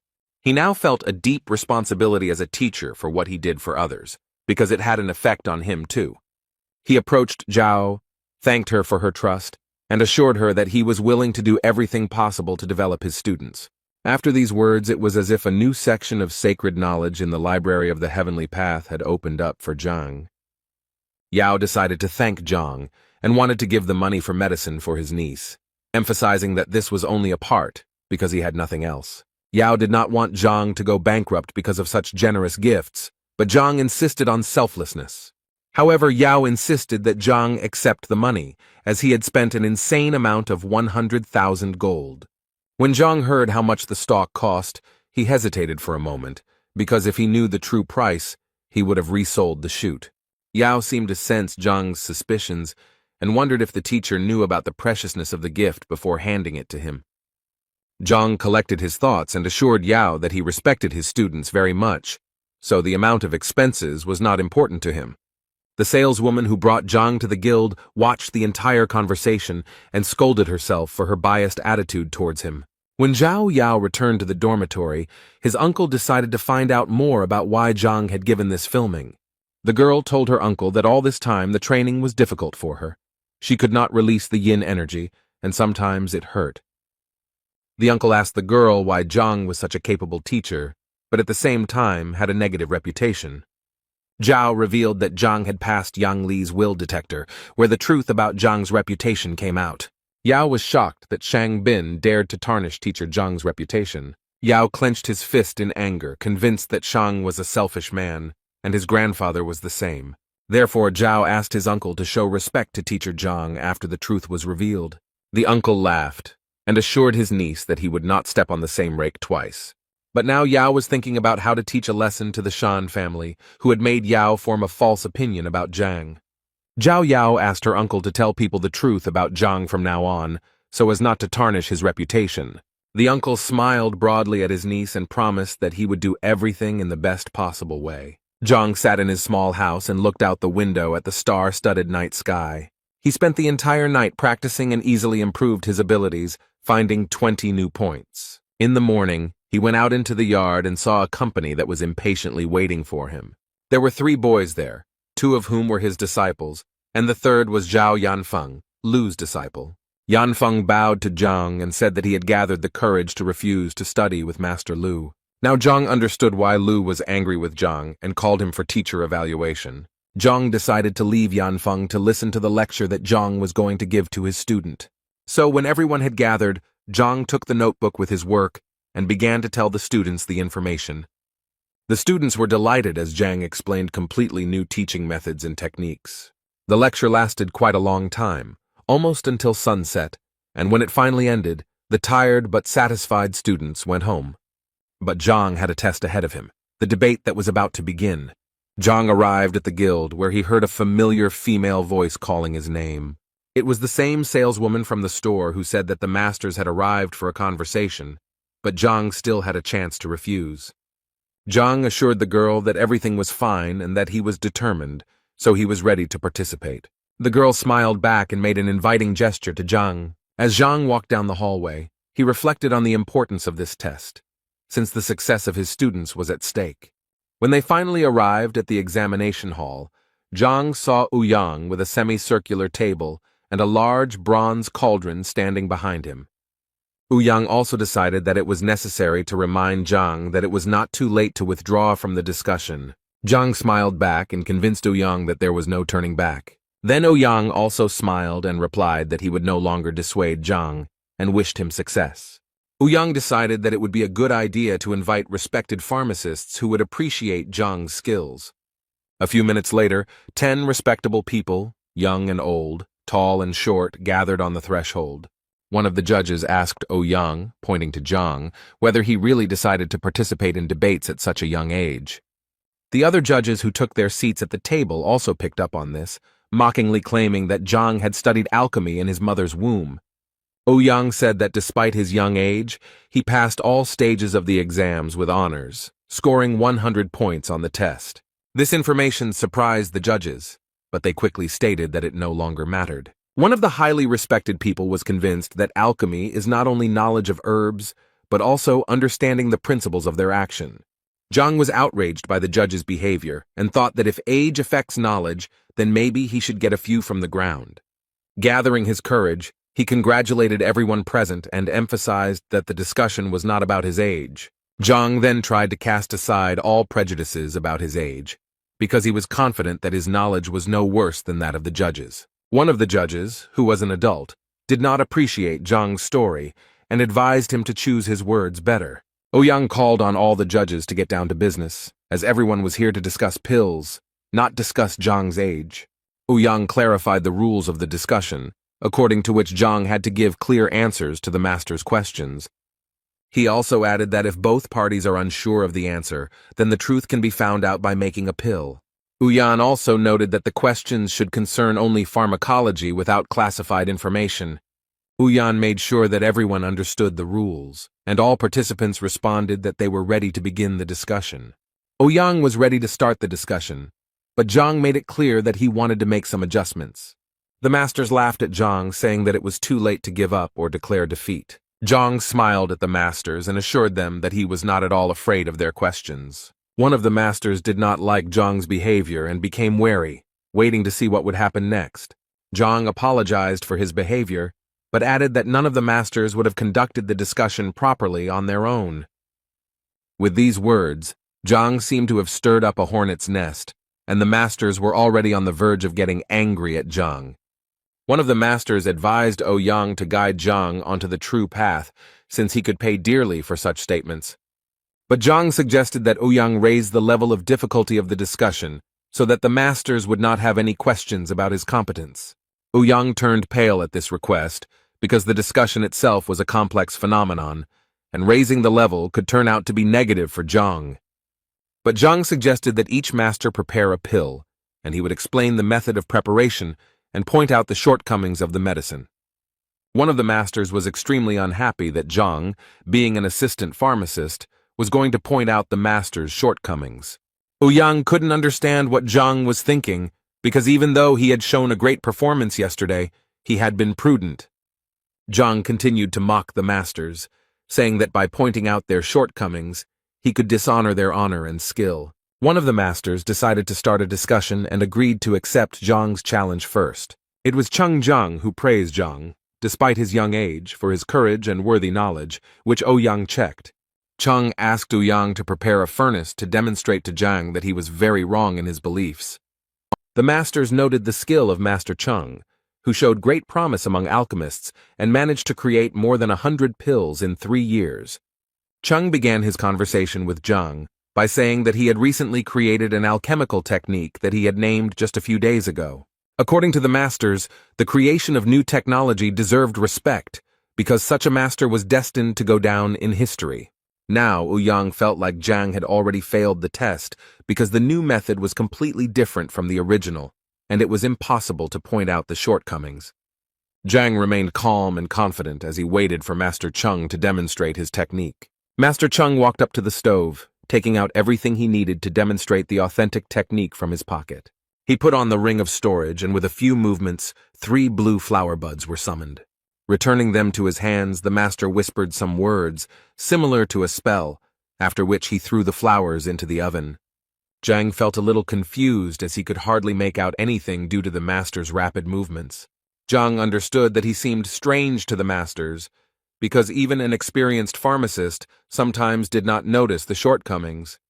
But Zhang knew that what was invisible to the naked eye was like an open book in his library. When Master Zhang finished cooking, several pills fell out of the cauldron through a special sieve. Zhang, pleased with himself, said that his work was complete and ready for Zhang's evaluation. Other masters watching the process admired Zhang, who managed to make a simple tablet in an unfamiliar but exquisite way. Zhang decided to convince Zhang that he needed to name 3 shortcomings, and then the master would admit defeat.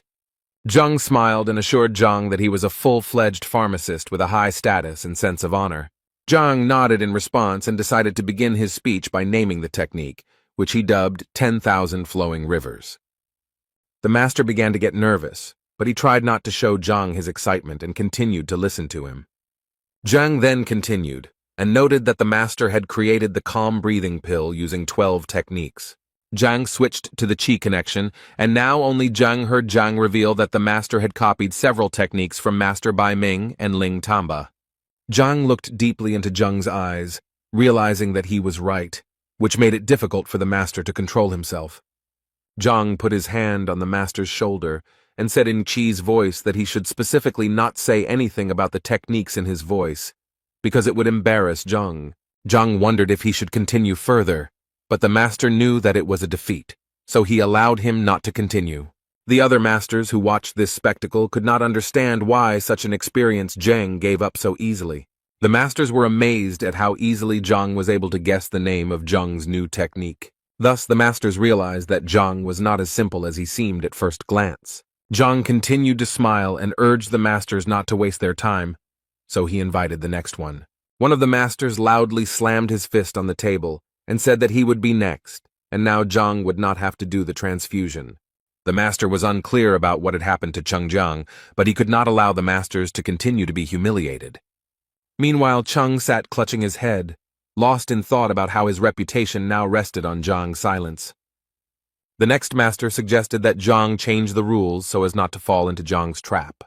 So he invited Zhang to observe the cooking technique, but to point out any shortcomings in the process. Ouyang felt that Zhang would not be able to escape from such a trap, and would definitely fail the test. Zhang slowly remarked that there was no point in wasting time and that it was better to get down to business. The master began to get angry at Zhang's overconfidence, but he was still convinced that Zhang would fail. So the master concentrated all his internal energy, and then with a few movements created hundreds of tongues of flame around himself. Zhang, who had been closely observing Bai Ming, guessed that he was using the multiple mountain hands technique. The masters sitting at the table did not hide their admiration for the skill of Bai Ming, who created a pill for relieving pain at acupuncture points. Bai Ming took a deep breath and told Zhang that he could begin his part of the test. And now Bai Ming stood proudly and waited for Zhang to list all the shortcomings of this technique. Bai Ming believed that without Zhang's talent, he would not be able to obtain the approval he desired from him. Zhang showed complete calm and composure, and said that the master should mentally prepare himself for what Zhang would say. Zhang began by saying that this was actually the multiple mountain hands technique, in which the herbs were arranged in a certain order, like stones. But for Zhang, the shortcomings of this method were obvious, and therefore even if the pills were of good quality, it was impossible to achieve the ideal. When Zhang said that this technique was suitable for mass production by low-level pharmacists, the master's face twisted with rage. According to Zhang, this method is a dead end, and in this case the pharmacist will bury himself. Ouyang turned pale after hearing Zhang's words. After all, Bai Ming was not only a first-class pharmacist, but also one of the most influential people in the kingdom. Bai Ming was furious, but Zhang's words were meaningless to him until the technical shortcomings were mentioned. Zhang walked closer to the furnace and said that he would start the list of defects with the simplest one. Zhang asked the master if he knew anything about the equipment he used, since pharmacists must have the skills to use it. Zhang guessed that most likely all the kilns were roughly the same, so the master was not too worried about this issue. But Zhang, pointing to the cauldron, said that one technique is intended for one cauldron, and if this is not taken into account, the recipe will give different results. Zhang slapped his palm on the cauldron and indicated the exact parameters of the cauldron, even noting that there were scratches on it. Zhang continued that the cauldron was smelted under the supervision of a master in a quarry more than 7 years ago. After Zhang finished his speech, there was silence for a few seconds, and then the whispers of the masters could be heard. Ouyang was always amazed by the information Zhang gave, especially when he gave the exact parameters of the furnace. Now that Zhang had finished talking about the cauldron, he turned to the flames that the heavenly embers created. Zhang noted that ordinary coal, passing through the walls of the boiler, gives off only a third of its heat, while heavenly coal gives off almost half. Zhang smiled at the master and said that he had only reminded Bai Ming of the basics of alchemy. Bai Ming was seething with rage because if he had taken into account all the factors Zhang had listed, he would have had to prepare the pill for 3 days. Zhang moved away from the cauldron and approached Bai Ming to continue explaining the process. Zhang noted that 47 herbs are needed to make the pill, and some of them are incompatible with each other. And if you don't follow the process, the pill will lose its properties. And then Zhang gave the example of the heart herb, which is resistant to heat. In addition to the fact that it needs to be cooked over high heat, Zhang also noted that the master used the young stem, which contains all the properties. Therefore, Zhang said that it was necessary to change the order and add the split palm herbs slowly along the side of the pot. But according to Zhang, the properties of these 2 herbs compete, and to avoid this, the herbal collection scattered flowers should be added. Zhang continued listing herb after herb, causing the masters to be amazed as he spoke about each one in turn. The masters thought that Zhang knew absolutely everything that was needed to create the perfect pill. The little things Zhang pointed out caused some masters to admire them and understand why they were not improving. Bai Ming turned pale and froze, analyzing every word Zhang said about alchemy. He clutched his heart and thought that he had wasted all this time of precious herbs on useless pills. Bai Ming hated himself, fell to his knees, and started vomiting right in the middle of the hall. He sat and told himself that he saw no point in his career because he was a tumor on the body of alchemy. So, kneeling in front of Zhang, Bai Ming raised 3 fingers and vowed to never make pills again. With this statement, Bai Ming stunned all the masters present, who had never doubted his skill before. The masters could not understand how a pharmacist, who was simply told of the shortcomings, was ready to give up his life's work. Zhang continued to maintain his dignity, while the others were discussing him heatedly and casting sidelong glances at him. Now he was ready for a new challenge, but he decided to slow down and choose his words more carefully. One of the blue-haired masters cast a wary glance somewhere to the side. His attention was drawn to another master with blue eyes and thick gray eyebrows. It was Masters Meng Yan and Chen Dan who rose from their seats to challenge Zhang. Zheng was still recovering from the round, but the masters decided that Zhang would not be able to face two professionals at the same time. They informed Zhang that they understood that his knowledge was no worse than their own, so they decided not to ask Zhang about the shortcomings of the technique. Instead, they asked Zhang to determine the quality of the meditation pills they had prepared that morning. One of the masters protested, as this meant that the masters had forgotten the honor of the apothecary. Meng Yan and Chen Dan looked back at the displeased master, pierced him with an angry gaze, and advised him to shut up. Zhang said he was willing to consider the pills, especially since the debate was still ongoing. So he approached the masters, took the pills from their hands, for which they thanked young Zhang for his help. Zhang first looked at the pills carefully, then clenched his fist, analyzing the flaws. He later said that they cannot be called meditation pills because they have negative effects such as rabies and death. The masters were stunned by Zhang's statement and looked at the young master with apprehension. Zhang noted that it is important to remain calm while preparing pills, as preparing medicines is not only a technique but also an emotion. The young man said that one of the pills was prepared by a man with an overly ardent heart, and it worked. Zhang suggested that the masters test his claim on the guild's experimental animals. Master Chen Dan immediately rejected such a proposal, much to the surprise of his colleague. Chen Dan actually recently noticed that his meditation pills had a detrimental effect on test animals. Chen Dan told Meng Yan that he had doubts deep down in his heart, so he didn't regret checking the pills. Meng Yan turned to Zhang and asked if he could tell him more about the pill. Zhang touched Yan's shoulder and pointed out that he had become very irritable recently due to some emotional distress. Zhang was glad that he had used his abilities well to collect data for the discussion, but he didn't even know that he would be able to extract skeletons from the examiner's closet. Zhang advised Meng Yan to face the problem head-on and draw appropriate conclusions, then everything would be fine. The masters were very polite to Zhang, thanked him for the information, and admitted defeat.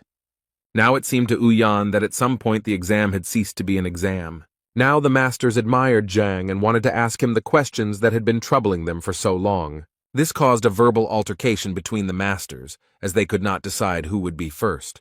It reminded Zhang of a kindergarten where such respected people had made a mess. But before, Zhang's job was to find flaws in the technique or ingredients, so there were no takers, unlike in those cases when Zhang could solve some problems. Some of the masters already regretted that they had called for a discussion earlier, because now they could ask questions to which they had no answers. But Yan hoped that he would still have the opportunity, as an examiner, to ask a few questions after the debate.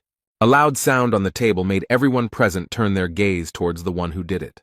Master Lu stood up and reminded everyone present that the discussion was ongoing and that questions should be asked and not shy away. Master Liu looked at everyone coldly to make sure no one had any questions. Zhang knew that he was facing a serious opponent, because Master Liu was head and shoulders above all the masters. Everyone knew that Master Liu was famous for his ruthlessness, so they expected that Zhang would be unable to resist. The master approached Zhang and stopped in front of him, creating an atmosphere of pressure with just his tall stature. The question that bothered Master Liu was also related to the meditation pill. He agreed with Zhang about the need to have stable emotional energy to create a pill. The master created a certain intrigue with his silence before asking his question, and then there was no stopping him. He showered her with question after question, and all of them were connected with his daughter's unsuccessful love. When the questions were finally over, the master finished by asking Zhang if he needed to make a meditation pill. There was silence among the other masters at the table, because for a moment they did not know how to react to them. And then they seemed to explode one after another, reminding Lu that questions about his daughter were irrelevant to the discussion. Some of the masters began to say that Liu had gone crazy and was simply trying to find out something about his daughter. Liu lashed out at the masters, saying that this was bothering him and that he could not prepare the meditation pill. Zhang, who hoped that the conversation would be about alchemy, was very much mistaken, because the masters began to quarrel among themselves. When everyone finally calmed down, Yang, wiping the sweat from his face with a handkerchief, announced that a new one-star specialist had appeared in the guild. He took out a wooden box in the middle of which a golden alchemist's badge shone. Zhang took the badge in his hands and examined it carefully, listening to Ouyang's story about the benefits of this title. When Ouyang finished, Zhang asked if he could show her where the extended section of the library was. On the way to the library, Ouyang told Zhang that there were about 10 pharmacists in Tianshuan, and they only came to the library when absolutely necessary. Upon entering the library, Ouyang noticed that it was usually empty, so Zhang should not hesitate to take any book. The library was impressive in size, so Ouyang advised Zhang to seek help if the need arose. Ouyang wished Zhang a good time, congratulated him again on his new achievement, and said he would ask some questions later. Zhang was pleased with himself and happy that he finally had access to the library he needed. Although it took him several hours to find the right book, he still found the material he needed. Zhang managed to find information that long ago, King Shenling's daughter, Princess Shenchu, had a yin body, which she successfully activated with the purity-revealing pill. Zhang took this information into account, but decided to look for something else about the horned dragon blood. Zhang found what he was looking for, and learned that a single person could not release such energy for a long time until he used the blood of the giant rhinoceros. With the help of the Library of Heavenly Path, Zhang decided to test all the shortcomings of such methods. In the library, he was told that only 10% of the power could be activated with the purity pill and the blood of the giant rhinoceros. But for Zhang, it was better than nothing. And besides, he decided to combine these techniques, and now he just needs to find everything he needs. Zhang returned to Ouyang as he was sitting in his office, sorting through various documents. Zhang announced his intentions to purchase the purity pill, the meridian rejuvenation pill, the body nourishing solution, and the giant rhinoceros blood from the guild. Ouyang replied that everything was possible except for the purity pill and rhinoceros blood, but perhaps those ingredients were in the main branch. But since the main branch is geographically located quite far away, the delivery will take 10 days. Zhang tensed up, because there were 14 days left until the teacher's evaluation, and if the materials would only be available in 10 days, then he needed to get it together. Zhang accepted Ouyang's proposal and asked him to submit his application as soon as possible. Zhang also asked how much he should expect to pay, and whether he should pay for the product now. Ouyang began to count out loud, listing the importance and difficulty of obtaining the necessary items. So, taking into account Zhang's new status, after completing the calculations, Ouyang announced the amount of 23 million. This price turned out to be beyond Zhang's means, because before this he considered himself rich after the incident with the appraiser. But now, he was unable to pay for the goods. Then Zhang decided to deceive Ouyang and blame everything on the new status, thanks to which he wanted to pay for the goods later. Ouyang declined the request, arguing that the materials were extremely valuable and the guild could not be in debt. Ouyang combed his beard and thought about how he could help Zhang with the necessary things. Ouyang then suggested to Zhang to prepare a meditation pill with a complex composition and an acceptable price on the market. But Zhang was not satisfied with this proposal, because according to Ouyang's predictions, under such a scenario, Zhang would become rich in 2 months. In this regard, Zhang asked Master Ouyang if he had any other suggestions for earning money. Ouyang thought for a second, and it occurred to him that the profession of a grandmaster, who could charge a lot of money for his advice, was very profitable. Zhang smiled at Ouyang and asked him to order everything he needed for him, and in 10 days, Zhang would pay for everything. Zhang thanked Ouyang for his kindness and help, said goodbye to the master, and quickly ran away. The market was rich in variety, such as the Sunny House, which could be rented and admired in a luxurious location in the middle of nature. A nice man approached the seller who was so actively advertising the Sunny House. Zhang, who had decided to pose as the great master, was a little embarrassed when the boy called him a highly respected person. Zhang informed the seller of his intentions to rent out the house.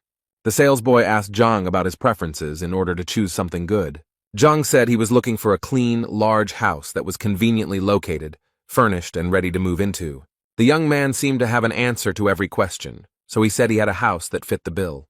Zhang told the young man that he didn't care about the price, and the young man willingly agreed to show him his dream home. As they approached the luxurious estate, the seller told them that the house belonged to a rich merchant who had passed it on to his son as an inheritance, but he was a gambler. Also now, according to the seller, An estate with a 5-room complex, a gazebo and a lake is for sale. Zhang listened carefully and examined the house with the help of the library, looking for flaws. When the estate was presented, the seller announced that such a luxurious place was rented for 150 gold pieces per month. It seems that Zhang did not like the announced figure, and was already thinking about how to put the cunning seller in his place. The guy continued to convince Zhang that the estate was luxurious and the price of such apartments was cheaper than it seemed. As the boy continued to talk about how beautiful the estate was, Zhang walked as close to it as he could, much to the boy's confusion. The boy jumped back at first and then asked Zhang why Tai was staring at him so intently. Zhang explained that he did this to verify some facts. The boy raised his hands and asked if Zhang agreed with the terms of the estate lease. Zhang was in no hurry to pay the rent because he told the boy that the previous owner had gone bankrupt and was trying to sell the house quickly. While the boy was panicking, Zhang continued to lay out the facts that the house was impossible to sell, and therefore it was being rented out, although the price was inflated. Zhang recounted all the details of the deal, including the date it was signed, who was present, what was on the table, and what music was playing. The guy who was trying to rent out the house as quickly as possible was very confused by the facts told by Zhang. Zhang assured the boy that he should not be nervous because he was calling a spade and wanted to rent a house without lying. So the boy agreed to Zhang's terms, rent a house for 50,000, and use the remaining 50,000 to hire servants and work as a butler. Zhang promised the boy that if he did his job well, Zhang would not skimp on payment. When the seller saw the money, he immediately wanted to take it for himself, but Zhang found it difficult to part with such a sum. While the salesman was counting the money, Zhang realized that this young man was brave enough to rent out the house at 3 times the price in order to make a profit. So Zhang asked the young man again if he would change his mind about serving Zhang for a greater reward, and the young man readily agreed. Zhang informed the young man that he would have to stay put for a while and would need help. The salesman, who had just filled the cash register with money, smiled broadly at Zhang and convinced him that he could be trusted. Zhang realized that he still didn't know the boy's name, so when he asked what his name was, the young man asked him to call him Sun Qian. But the boy remembered that his friends sometimes called him Xiao Kang, like cockroach, so he suggested that option too. Zhang smiled and told Targan that he had his first task for him, which he needed to take seriously. Zhang needed the young man to find servants before evening fell, and also to spread the word of his residence at the estate. When Zhang introduced himself to the boy as Grandmaster Yang Xuan, the boy opened his mouth wide and kept his eyes fixed on Zhang. Zhang added that he was looking for a specific item in the area, so information about its location should be widely disseminated. Zhang also promised the boy to help him advance to level 4 for doing a good job.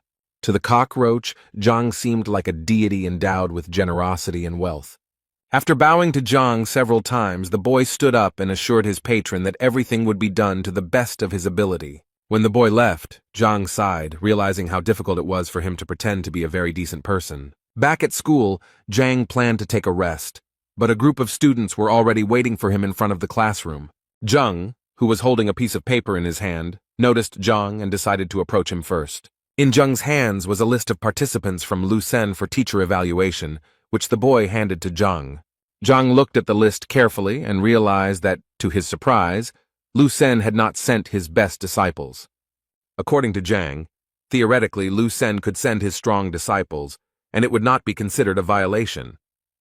Zhang, when Zhang finished studying the list, reported that in the ranking the opponents were in approximately the same place, but in the battle the forces were unequal.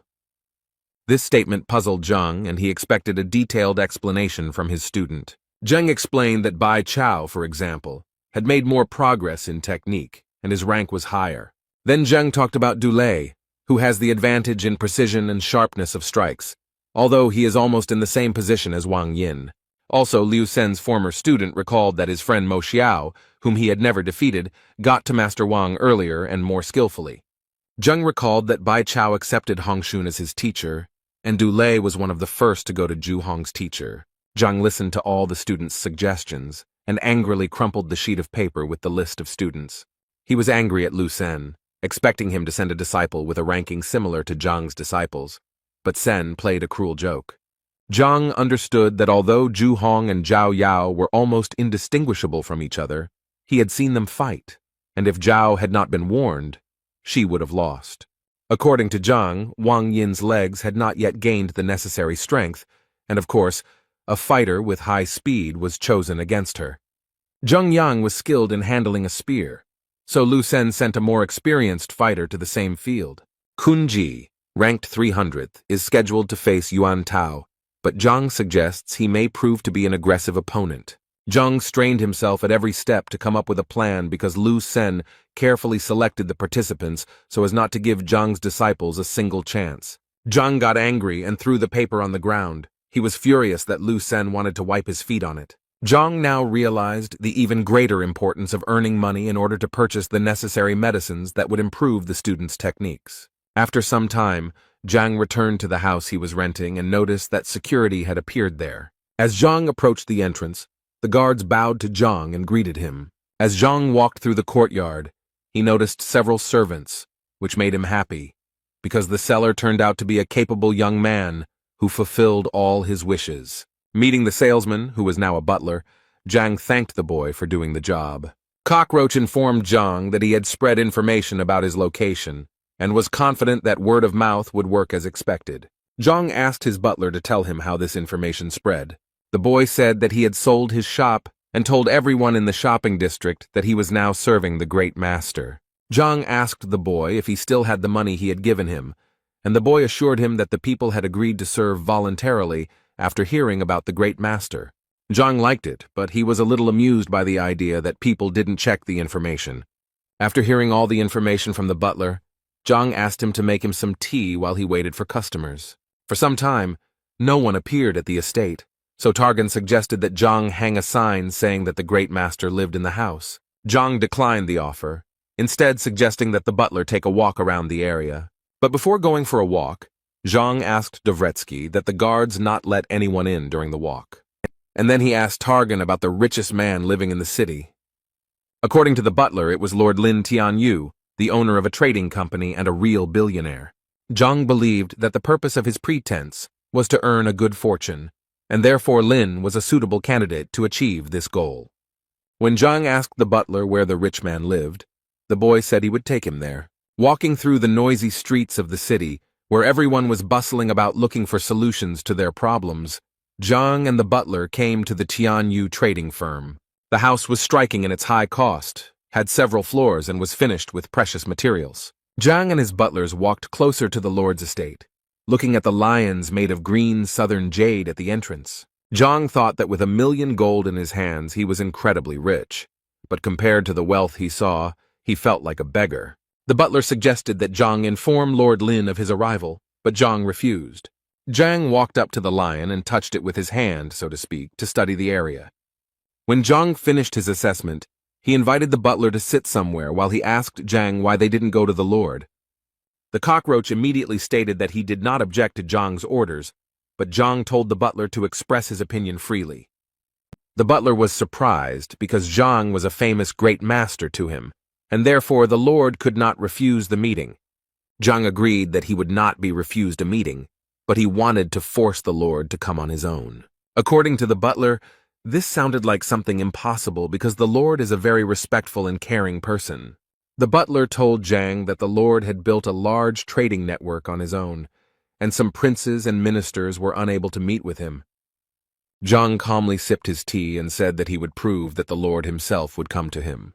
But in order to carry out such a plan, the butler must do everything Zhang says without objection. The boy agreed, and Zhang asked him to cut off the head of the precious stone lion. The butler was shocked to hear Zhang's wish and almost fainted. He knelt down in front of Zhang and began to say that each lion was worth millions, and for such a prank, the boy would have his head torn off. Zhang looked at the boy with a stern and cold gaze, reflecting the boy's distrust. The boy didn't know what to do, but Zhang convinced him that if he broke the lion's head, he would protect the boy. The boy sat on his knees for a few more seconds, then gathered his strength and fulfilled Zhang's request. The cockroach took a sledgehammer lying near the construction site and approached the lion, daring to take a bold step. Swinging with all his might, the boy delivered a powerful blow that knocked off the stone lion's head.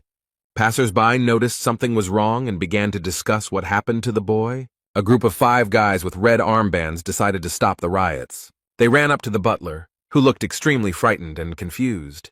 They threw the butler Zhanov to the ground and began to beat him severely with their feet. Zhang did not expect such a quick reaction, as he assumed that they would first go and complain to the Lord. So while the boy was being kicked, Zhang decided to stay away so as not to get hurt himself.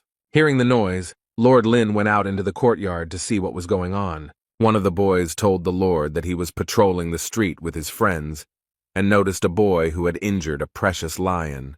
The Lord leaned towards the beaten boy, recognizing him as Sun Qian, and began to wonder why the boy did such a thing. Covered in bruises and with a black eye, the boy could barely speak, but still said that such were the orders of his patron. Zhang sat with his back to the Lord and the others, but he felt the Lord's piercing gaze on him. The Lord ordered the boy to stand up and walked over to Zhang, who was still sitting motionless. When the Lord approached Zhang, the first thing he was interested in was why he gave the order to crush the lion. The Lord knew nothing about Zhang, so in order to get to know him better, Zhang offered to sit next to him. The Lord listened to Zhang's proposal, but was still puzzled as to why he had crushed the lion. Zhang was in no hurry to explain his predicament and calmly sipped his aromatic herbal tea. The Lord insisted that Zhang give a rational explanation for his impulsive actions. The butler approached Zhang and informed him that in front of him was Lord Lin himself, who was a businessman. Zhang sat silently for a while, then smiled at the Lord and asked about his family. The Lord became angry at this question, and even broke the corner of the wooden table with force. The butler, who was ordered to crush the stone lion, did not understand why Zhang calmly asked about the Lord's family. The Lord became angry and did not want to answer Zhang's question, holding the table fragment in his hands. But Zhang insisted on his own, so after praying to the Lord, he repeated his question about the family. The Lord angrily replied that Zhang should not worry about his family's condition, because it was none of his business. After taking a sip of tea, Zhang said that he had an obligation to help God save his relative's life. The Lord still looked confused, while Zhang calmly put the cup of tea on the table and began to talk about southern jade. He talked about how this jade has a noble effect on a person, but the southern red jade, which absorbs life energy, is a different matter. After adding a few more negative facts about red jade, Zhang stood up and asked the butler to leave the stage. As Zhang stood up and was about to leave, the Lord stopped him to explain in more detail what he meant. The Lord was especially interested in information about the southern red jade, which could have caused Yu Ju's illness. Zhang stopped, and with his back to the Lord, said that his wife was just an ordinary second-rank person. Now the Lord was even more puzzled by the fact that Zhang knew about his wife's rank and occupation. Zhang reported that red jade was able to absorb qi energy, and the second-rank power was unable to resist it, causing his wife's condition to worsen. So Zhang, passing by, saw the stone and decided to prevent the disaster by breaking the stone. Zhang said he was in a hurry, so given the connections the Lord had, it wouldn't be difficult to find Zhang when needed. The street guard asked Lord if Zhang should be stopped, but he said no. Instead, he asked the young guard to immediately call appraiser Chen Yuan to the estate. The assessor arrived at the scene as soon as possible and asked what the urgency was. The Lord pointed to the fallen head of the lion and asked the appraiser what material the statue was made of. The appraiser sighed heavily and replied that he had appraised the monument a long time ago, but he clearly remembered what he had said. But when he looked closely at Leo's head, he was frightened by the realization of new information. The Lord commanded the appraiser not to intrigue and to tell the whole truth about the material from which the lion was made. But the appraiser looked confused and could not find the right words, and the Lord himself guessed the truth. He made a hand gesture to use one of his fighting moves and smashed the lion's head into tiny pieces. The Lord came closer and took one piece of stone in his hands, realizing that even the master himself did not know the origin of the stone. The Lord inquired whether red jade was really capable of absorbing life energy, to which the appraiser replied that there were legends that spoke of the stone's negative influence. The Lord turned to the street guard and asked if he knew anything about Sun Qian. The guard scratched his head and remembered that Sun Qian had sold the store, saying that he was going to serve the great master. The guard thought that Sun Qian was bragging, so the boy was laughed at when the famous great master took him into service. The Lord was upset that he had missed the opportunity to make amends with the Grand Master who could have helped the family. The guard, realizing the sadness of the situation, asked the Lord how he could help. The Lord ordered the guards to immediately find out where Zhang was staying and then prepare transport to his estate. Walking through the streets of the city, the butler did not understand why Zhang, who was posing as the great master, was returning home. After all, just recently Zhang asked the boy to arrange a meeting with the master, and after the broken lev they talked for only a short time. When the sun had almost set, Zhang returned to his estate, where he was kindly greeted by the guards. Zhang told the guards that he was tired and was going to rest, so he ordered that no one be allowed into the estate. The butler, who was still recovering from the kick, heard someone calling him. It was the Lord's guard who brought Qian the news that the Lord wished to have an audience with him. The butler was very surprised that Lord Ling Tianyu had called him for a dialogue, given the recent events. He ordered the guards to call the Lord immediately, and he himself wanted to go and find Great Master Zhang. But the butler suddenly stopped the guards and changed his mind about calling Zhang because he had gone to rest. Now the butler was tormented by doubts, because his Grand Master had given the order not to let anyone into the estate, but from the other side the Lord came out to meet him. Therefore, struggling with fear and anxiety, the cupbearer decided to meet the Lord alone. When the butler left the manor, he saw that not only the Lord, but also the appraiser Chen Yuan had arrived to meet with Zhang. The Lord instructed Sunya to arrange a meeting with the Great Master, who amazed the Lord with his revelations. The cupbearer did not understand what was happening because he thought that the Lord had come to avenge the gutted lion, but instead, he was in a good mood. But the butler realized that the Lord had changed his mind about him because he learned that the boy served the Grand Master. The butler pretended to be serious and informed the Lord that he would have to decline his offer since Zhang was resting. The Lord was surprised by this statement because he started looking for Zhang as soon as he left and was there within 5 minutes. Now the Lord felt that he had angered Zhang, but he did not want to miss the chance to talk to someone who could heal his wife. The Lord took out a bottle of medicine from his pocket, which was supposed to help the butler quickly regain his strength. And then the respectable man took out a wad of money and asked to convey the news of his arrival to Zhang. The butler saw in front of him a full bottle of panacea worth tens of thousands and a stack of money worth 5,000. But at some point, he was overcome with the realization that he was able to receive such gifts, thanks to Zhang's service. So the butler again assumed a serious expression, and clearing his throat, informed the Lord that he could not influence the situation in any way, and advised him to come tomorrow. The Lord, who seemed to have never been turned down before because of his status, was surprised by the butler's statement. The Lord still hoped that he would be able to contact Zhang, whom he mistook for the Great Master. Even the appraiser turned to the butler for help in conducting the meeting. But the butler was unwavering in his convictions, so he rejected all requests. After this, the butler decided to return to the estate and asked the guards to close the gates behind him. The Lord, who remained outside the gate, did not lose hope of getting inside and meeting Zhang. The appraiser tried to calm Lord, who was upset that he had missed a great opportunity to talk to Zhang at the market. Together with the appraiser, they did not have a proper plan of action to resolve this unpleasant situation. The Lord dared to take a decisive step, and therefore informed the appraiser that he would wait as long as necessary, even all night.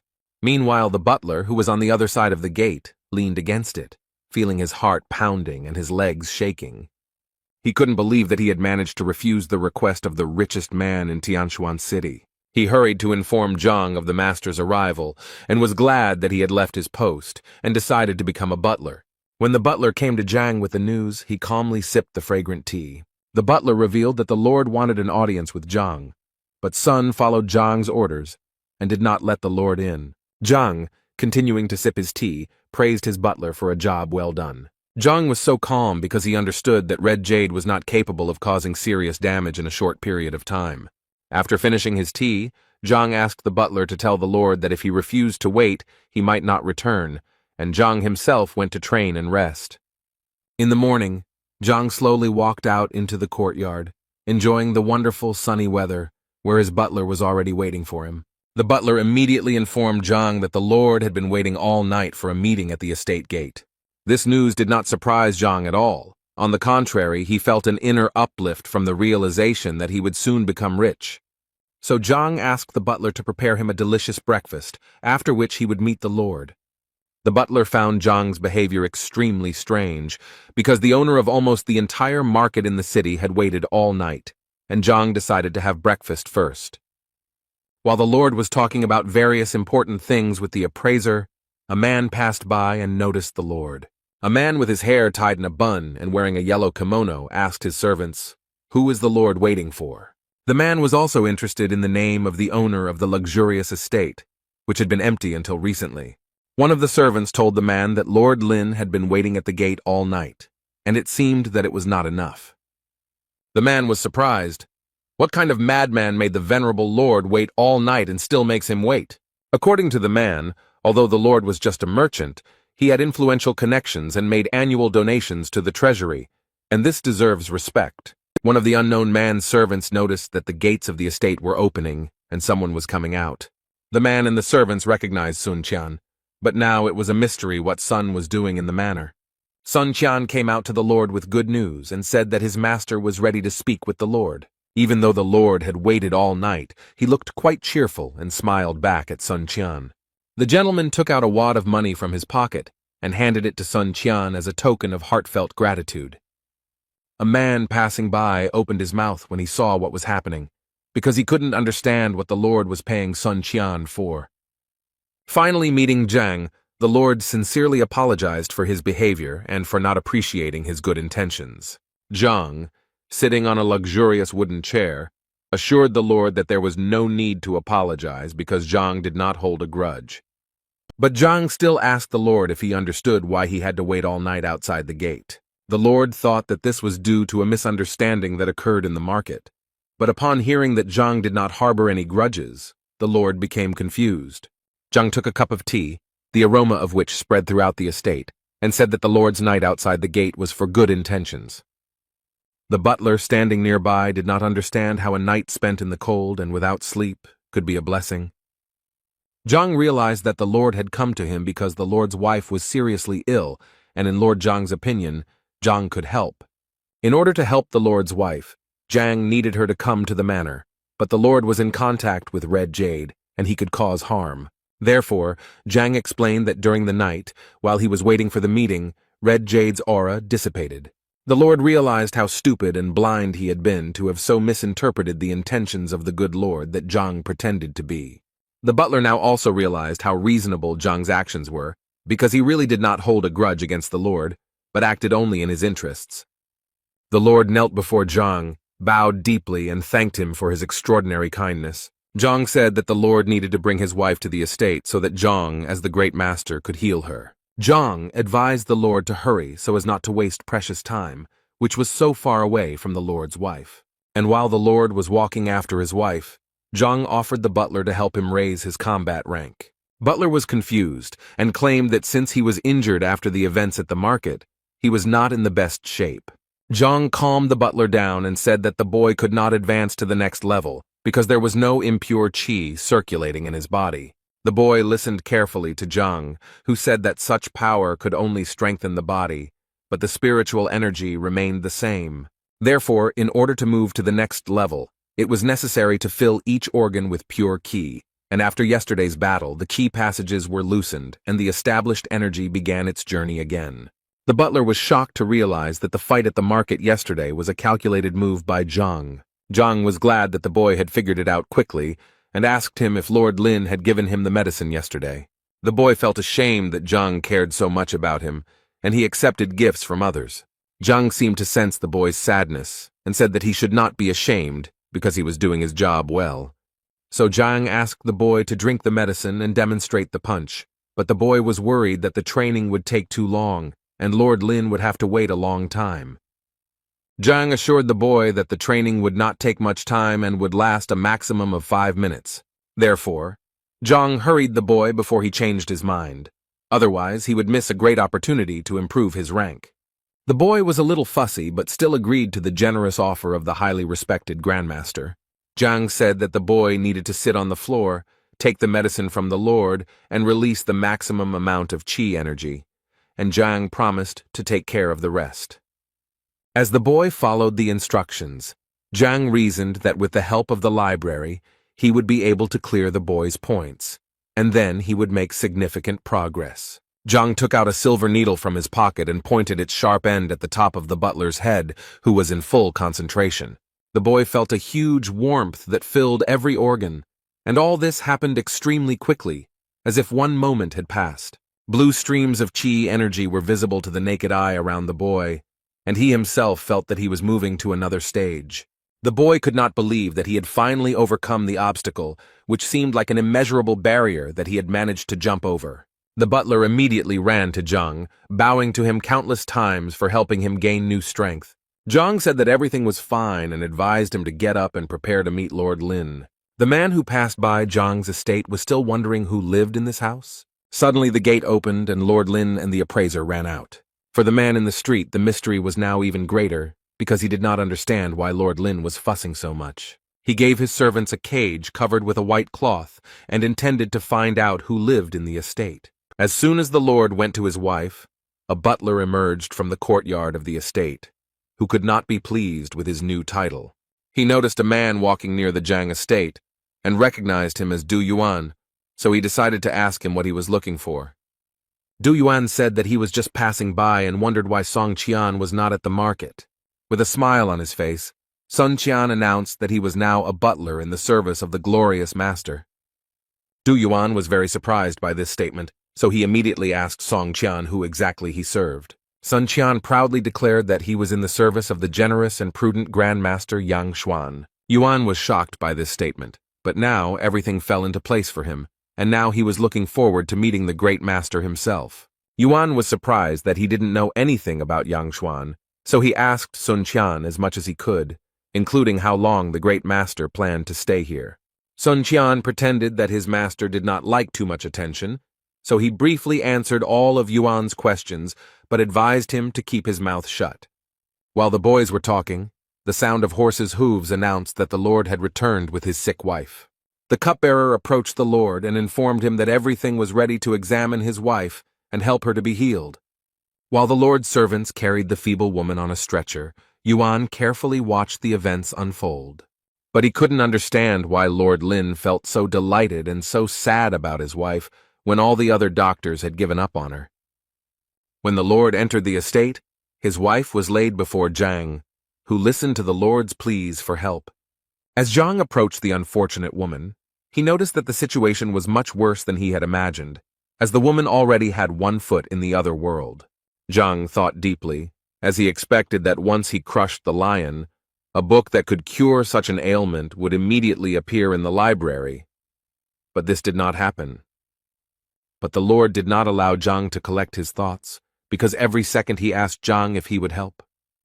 Zhang, who had boasted of his abilities before, could not afford to lose face, so he said that he needed to conduct a thorough check. As he walked from one end to the other, Zhang thought about how to avoid tarnishing his reputation and losing everything he had achieved. And then it suddenly dawned on him, and he even exclaimed out loud, which surprised Lord Lin. He leaned over to the woman and asked the lord to help him touch her, a woman who was poor and exhausted by illness. The lord reacted to this request from the Grand Master rather violently, since it seemed somewhat unacceptable to him. Even the butler was shocked by such a sudden request, but tried not to show his surprise. Zhang noticed that there was no initiative from the lord to help, so he decided to literally take matters into his own hands. The lord was already clearly angry that the Grand Master wanted to commit such atrocities against his unconscious wife without his consent. The lord was about to interrupt Zhang's actions, but noticing that he was only touching his wrist, he changed his mind. In his tension, the lord twisted himself with various shameful thoughts, while Zhang only checked his pulse. The butler also exhaled, because after Zhang spoke quite directly, everyone froze in tension.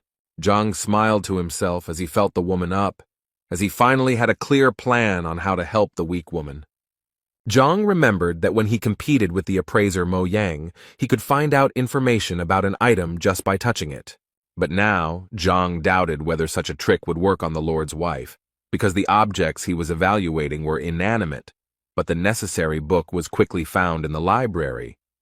Zhang began studying her to learn more about the weaknesses of the lord's wife, and found information that she had weak meridians. For Zhang, this was just what he needed, as the protective energy shell had been destroyed by the red southern jade, causing the meridians to become blocked.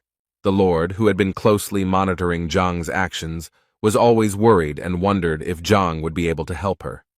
After finishing his analysis, Zhang let go of the woman's hand, stood up, and assured the Lord that his wife's illness was quite easy to cure.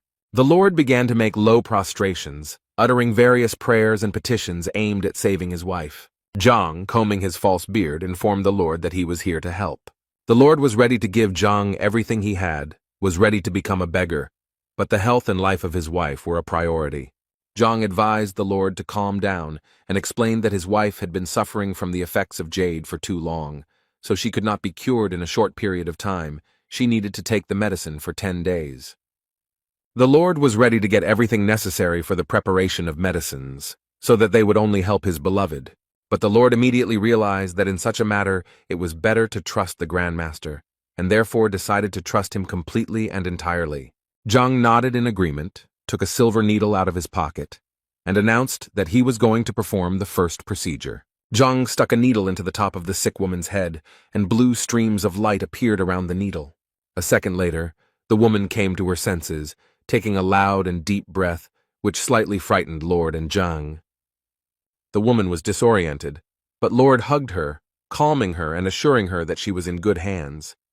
Meanwhile, Zhang was already beginning to regret that he had healed the woman so quickly, because he had planned to carry out the treatment for much longer in order to receive more money from the Lord. However, the Lord was very happy about the woman's healing and could not help but admire her, rejoicing that now everything would be fine.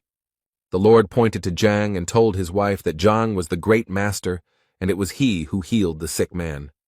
The Lord thanked Zhang again for his help, and Zhang added that in order for the effect to be seen, he would have to take the medicine for a certain period of time. Zhang called his butler Sun Kun to give the distinguished guests a proper send-off. The woman could barely move, but was glad of this effect, since during her illness her body had gone numb, but her desire to walk had not disappeared. When the guests left, Zhang was very sorry that he had solved the problem so quickly, but he had planned to do it within 10 days to get rich. After seeing the guests off, the butler turned to Zhang, who was now sitting sadly on a chair that resembled a throne. The butler praised Zhang for healing the Lord's wife, and now the whole city will rejoice at this news. Zhang, lost in sorrow over his reckless act, asked if the butler had anything else to tell him, and if not, he could go free. The butler added that before leaving, Lord Lin left money, namely 100,000 notes. Zhang was often pleased by such gratitude, but he was still depressed by the fact that he had overdone it with the women he treated. Meanwhile, in the Du clan's residence, old Du Miao Xuan went out into the courtyard and took a sunbath. He settled down in a rocking chair, thinking about his life, which was sometimes shameful and sometimes beautiful. The old man's rest was interrupted by his son, who suddenly appeared in the yard, which the old man was not happy about. The son was embarrassed that he had disturbed his father, apologized, and decided that he would come next time. The father continued drinking his freshly brewed tea and stopped the boy, as he was in a hurry with some news. The boy said that there was a grand master in the city who had healed the Lord's wife in 10 minutes, so the young man suggested that perhaps he could help his father too. The old man, hearing the news about the great master, put down his cup and asked his son to slowly repeat what he had said. The boy repeated everything, and when he was distracted for a moment, he saw that his father's trail went straight. He saw his father standing at the gate and already pinching somewhere, urging the boy to follow him. As news of the Lord's wife's quick recovery spread throughout the city, Zhang pondered how to improve his technique. So Zhang came up with a theory that he wanted to test on his butler and ordered him to lie down on the floor. The butler was frightened by Zhang's unexpected proposal, but on the other hand, it was difficult for him to contradict someone who had more power. Zhang persuaded the boy to stop mumbling, and then assured him that the procedure he wanted to perform was completely safe. The boy obeyed his master and lay down on the floor, trembling all over, while Zhang touched him, but did not get any result. The butler was scared when he noticed that Zhang was unhappy about something, so he hoped that this would be the end of it. Zhang said he needed the boy to be unconscious to carry out his plan, so he warned the young man he was going to stab him. Now the butler was even more frightened when he heard from Zhang that he did not like it when the young man was conscious. Zhang asked the boy to shut up and hit him several times, causing the boy to lose consciousness. Zhang touched the boy's wrist again and now gained access to the library, concluding that when people were unconscious, the library perceived them as inanimate objects. While Zhang was performing some ritual, A guard approached him and informed him that Du Miao Xuan had arrived at the estate. Zhang gave the order to let the distinguished guest in and began to bring his butler to his senses. While the old man was waiting for an audience with Zhang, he thought that because of his illness, his abilities had weakened and no one could help. But now the great master had hope. Standing in front of the entrance to the estate, the old man asked his son if he had brought him here, if he had not made a mistake. The boy convinced his father that Sun Qiang had brought news of the great master, and moreover, the young man had seen with his own eyes the master's wife healthy after the visit. The old man wondered why the Grand Master's visit had not caused a stir among the locals and whether he was a charlatan. A few minutes later, Sun Qian came to his senses and informed the guests that Zhang was ready to receive them. Following Sun Qian, the old man looked around the estate's surroundings, which he found unimpressive, making him wary. The old man and his son found themselves in a rather luxurious room, where Zhang, in the role of Grand Master, was already waiting for them, sitting on the throne. The old man carefully studied Zhang's appearance, guessing that he was in his 40s, although his skin was much younger. Meanwhile, Zhang sat calmly and casually on the throne, drinking fragrant herbal tea. He then turned his gaze to the old man and saw that he was studying him closely, which did not please Zhang. Their eyes met, and for a moment they stared at each other with serious expressions. The old man's son was the first to start a conversation and said that his father was seriously ill and needed help. Zhang was a little angry that he was now being positioned as a healer, and he also didn't really want to help the old man who looked at him as a traitor. The young man was confused by what Zhang said and did not know what to say, so he asked his father to tell him everything himself. The old man smiled, apologized for the misunderstanding, and said he had a few questions about the fighting style. This conversation revived Zhang, and now he was more interested in listening to the old man to understand what was going on. The old man spoke to Zhang in riddles, as he did not trust him completely, as it seemed to him that his son had been deceived. But Zhang was convinced that with the help of the Library of Heaven's Path, he would be able to unlock any technique without even wasting time thinking.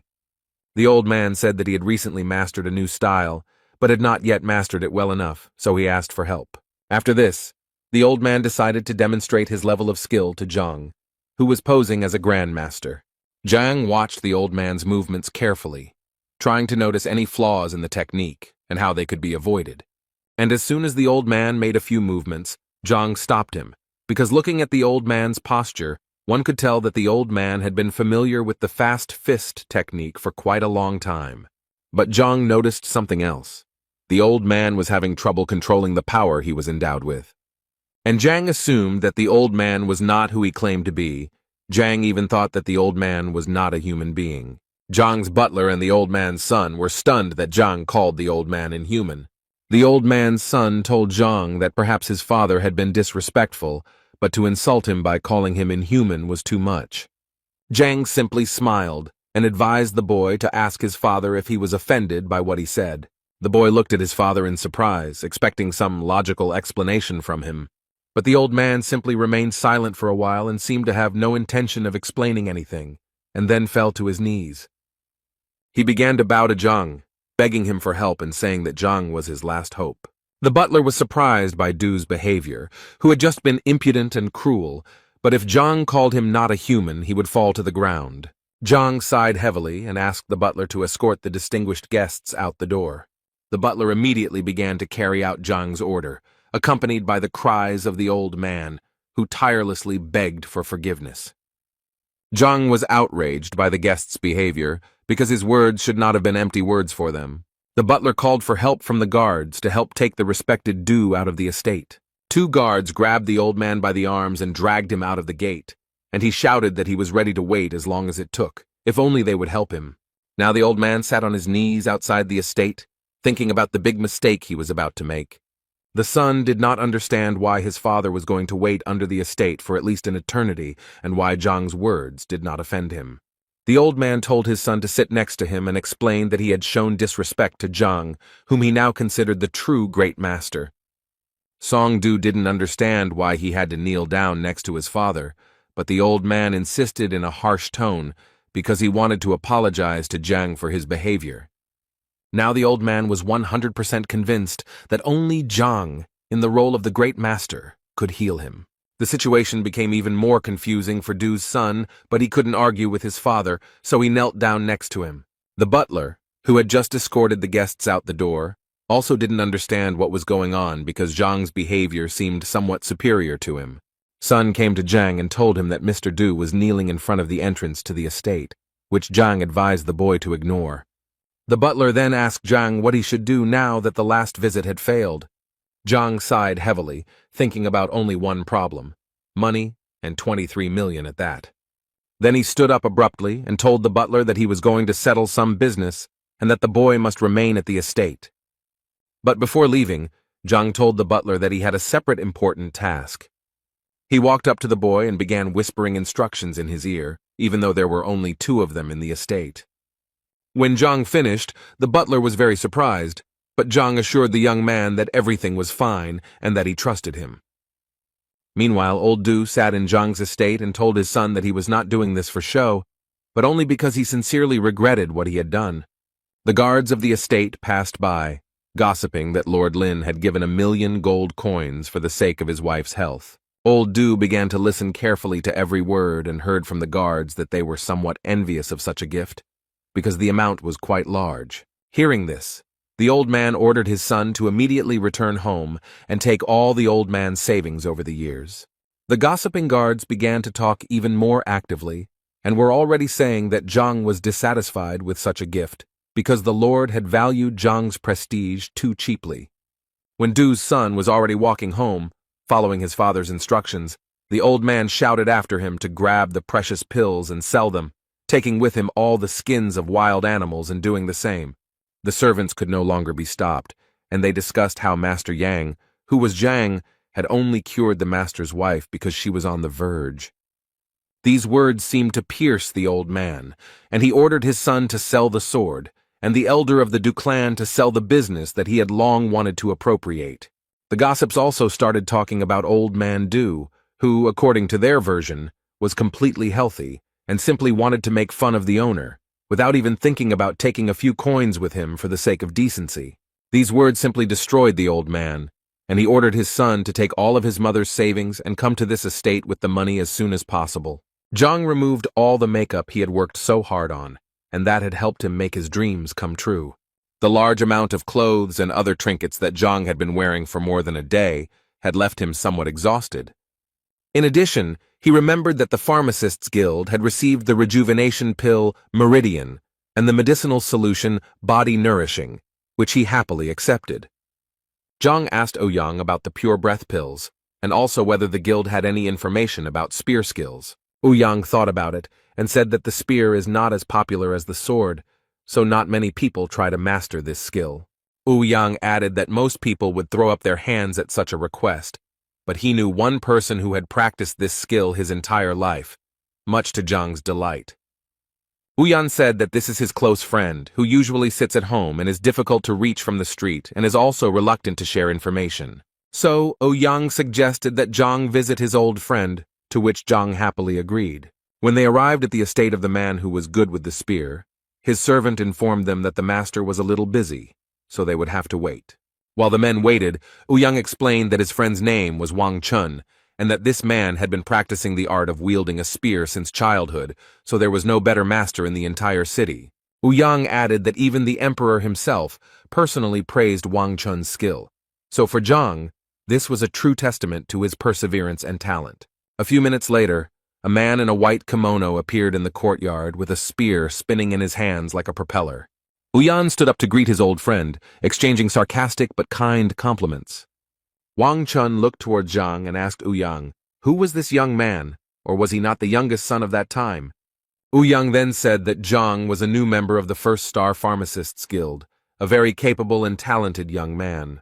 Wang Chun was surprised by the fact that such a young youth was already a star alchemist. Ouyang continued to praise Zhang and said that he successfully passed the pill debate, where all 10 pharmacists recognized his talent. The information about the discussion shocked Wang Chun, but Zhang awkwardly said that Ouyang was too attached to him. Ouyang decided it was time to tell him why he and Zhang had come here. Ouyang said that Zhang also admired the spearmanship, so he would be grateful if Wang Chun could give him some lessons. When Wang Chun heard the information about the spear, he perked up a little and began to show more interest in Zhang. But Zhang decided to admit that he had never actually held a spear in his hands. These words surprised Ouyang and Wang Chun, because before this they thought that the young man had extraordinary abilities. Zhang said that he actually had a student who was interested in the spear, and Zhang wanted to give him more knowledge. Now the smile on Wang Chun's face disappeared, and he looked completely serious, not understanding how he could teach a student anything when he himself lacked knowledge. Wang Chun didn't know what to do now to help Zhang and his student, because mastery of the spear could not be mastered in a short period of time. Zhang then proposed an alternative, which was that if Wang Chun had books on this skill, Zhang would not mind taking a look at them. Wang Chun said that the books had enough theory and needed to be read, but it was not enough. But he would be happy to show them to Zhang. Zhang was extremely grateful to Wang Chun for his help and immediately followed him to the library. When they arrived at the library, Zhang noticed a spacious room with many shelves where information from all over the kingdom was collected. Wang Chun told Zhang to make himself at home, and in the meantime he invited Ouyang to have some tea so as not to disturb the boy. Zhang was very pleased to have a few hours of access to the important information he was able to find on the library premises. While Zhang was studying thousands of martial arts textbooks, Ouyang and Wang Chun, like old good friends, chatted about events that they felt they needed to share. As Zhang opened book after book, he was amazed at how large and informative Wang Chun's library was. While serving Ouyang tea, Wang Chun asked again about Zhang's abilities, to which Ouyang briefly replied that Zhang was a true genius. Wang Chun liked this, but in his opinion, just because a boy had talent for herbs, it didn't mean he had the same talent for martial arts. Ouyang smiled and agreed with Wang Chun that mastering the spear was quite difficult, unless there were some secrets in Wang's library. Wang Chun assured Ouyang that all the important secrets were only in his head, and only the chosen ones could know about them. Wang Chun added that his library only contains the basics to help beginners, and after reading the books, Zhang can put aside his naive thoughts about his student's education. Wang Chun continued to tell Ouyang that Zhang was young and did not realize the importance of life. Ouyang just smiled and was glad that if Zhang abandoned his thoughts about martial arts, he would return to alchemy, where he could reach greater heights. Ouyang was about to say something else, but Wang Chun became wary and turned away, sensing danger. A flaming spear flew at an insane speed towards the gazebo where the men were calmly chatting. Wang Chun seemed to jump from his seat, grabbing his spear to parry the powerful, life-threatening attack. With a lot of effort, Wang Chun tried to deflect the sharp spear flying straight at him. The spear exploded in the building behind the gazebo where the men were spending their time peacefully. The speed and force with which the spear flew gave a complete picture of what was happening when the men looked back at the wall, in which they saw a huge hole. Ouyang, lying on the floor, fearfully asked Wang Chun what it could be, and he explained that it was a spear of enormous power. Wang Chun explained that it was a decisive spear, similar to the decisive sword that swordsmen achieved through phenomenal swordsmanship. Wang Chun smoked his spear in his hands and said that the one who shot it was in the manor. Zhang stood in the middle of the library, his view now expanded by the fact that there was a huge hole in the destroyed wall in front of him. But Zhang was partly pleased with himself because he had achieved what he wanted, even though he had made many mistakes. Wang Chun rushed towards where the spear was supposed to come from, seeing a mangled wall in front of him. When the men arrived at the scene, they found a confused Zhang standing in front of them, who promised to compensate for the damage caused. Wang Chun was surprised by this statement, because to him it meant that Zhang was the one who used such a technique.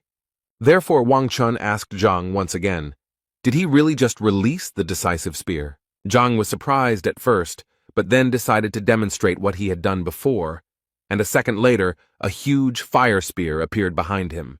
Wang Chun was sincerely convinced that it was Zhang's decisive spear, so he asked the boy to repeat the technique in a way that would not harm anyone. Ouyang, who stood nearby with his mouth open, couldn't believe how Zhang was able to reach the top so easily when his friend had been trained in spear fighting since childhood. After seeing this, Wang Chun didn't want to believe Zhang that he had never held a spear in his hands before, but Zhang insisted. Zhang smiled and insisted that he understood everything from the textbooks, and he used the resolute spear by accident without knowing it. Wang Chun had a slump because he spent many years refining his skills, on the other hand, The boy who read books was able to do it in a few hours. Wayan tried to cheer up his friend and said that not everyone is born with the same talent. Meanwhile, Zhang tried to find out more about the resolute spear, which he had easily dismissed. Wang Chun explained that the determined spear is the result of understanding the spear so that it becomes an extension of the hand and has great power. Zhang was happy that he could now share this knowledge with his student, who would surely win the duel. Inspired by the joy of having mastered the powerful technique from the book, Zhang intended to take more lessons from Wang Chun to improve his technique. Wang Chun didn't expect that Zhang would want to do anything after that, but Wang Chun was curious to see Zhang practically. Wang Chu took Zhang out into the courtyard and threw a spear into his hands for him to demonstrate his skill.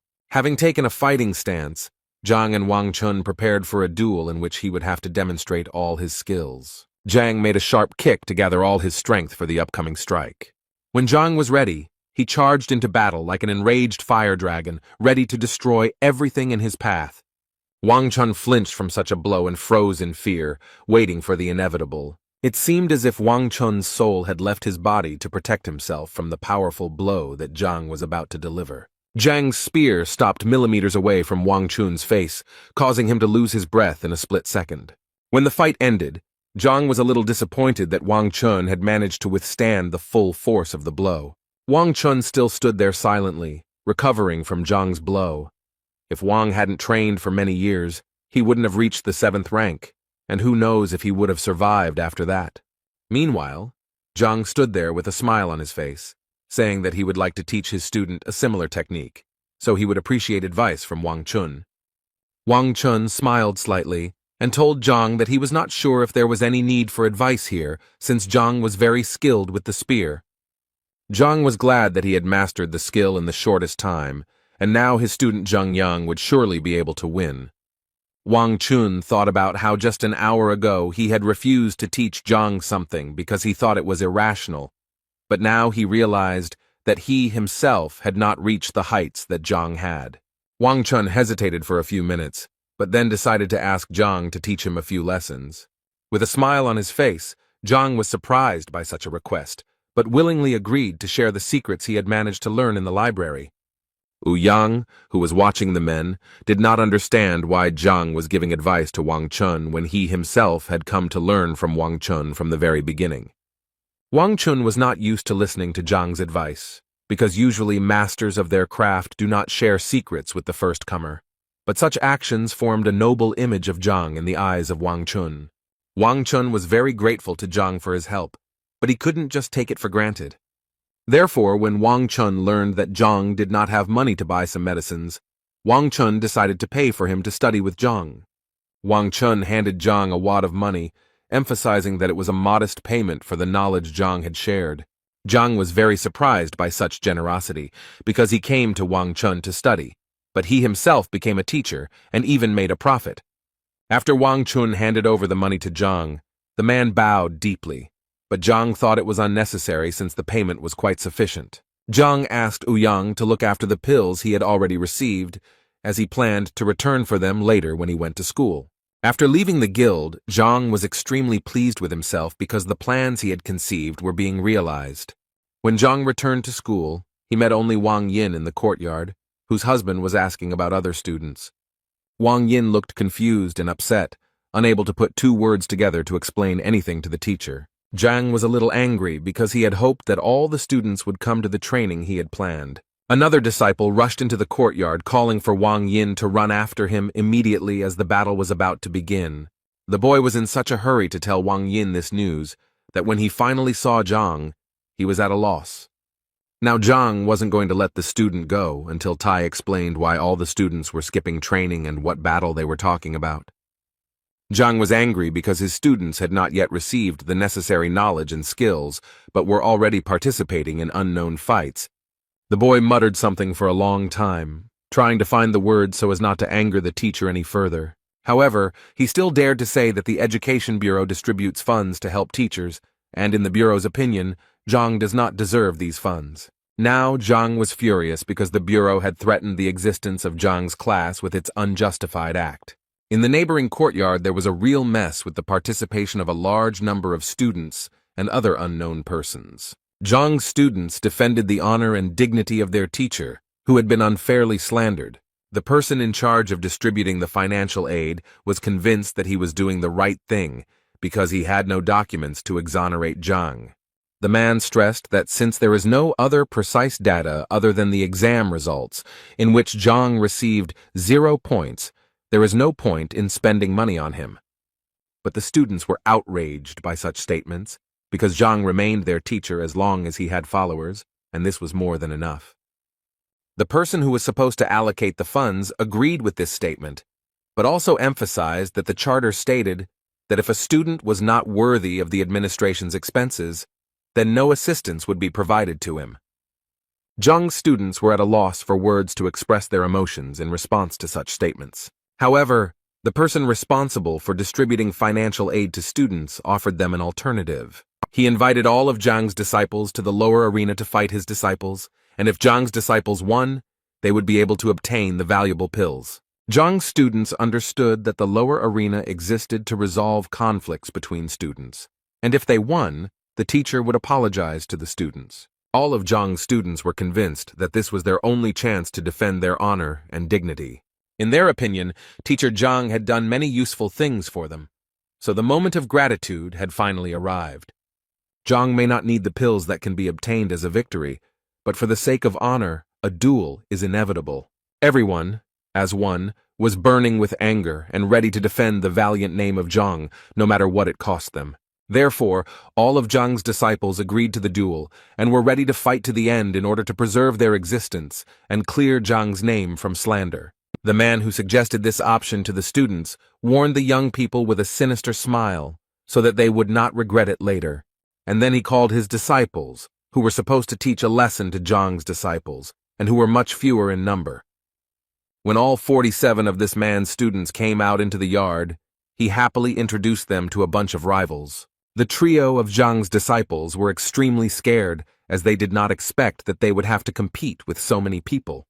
But they quickly pulled themselves together, because there was no turning back, because now the honor of their class was at stake. On the way to the courtyard, another group of students told Zhang that Zhou Tian, whom Zhang did not consider an enemy, had caused a commotion. Zhang was told that Zhou Tian was formerly a disciple of Elder Chen, who later made him his disciple. Zhang was worried that his reputation might be tarnished by Zhou Tian's whims.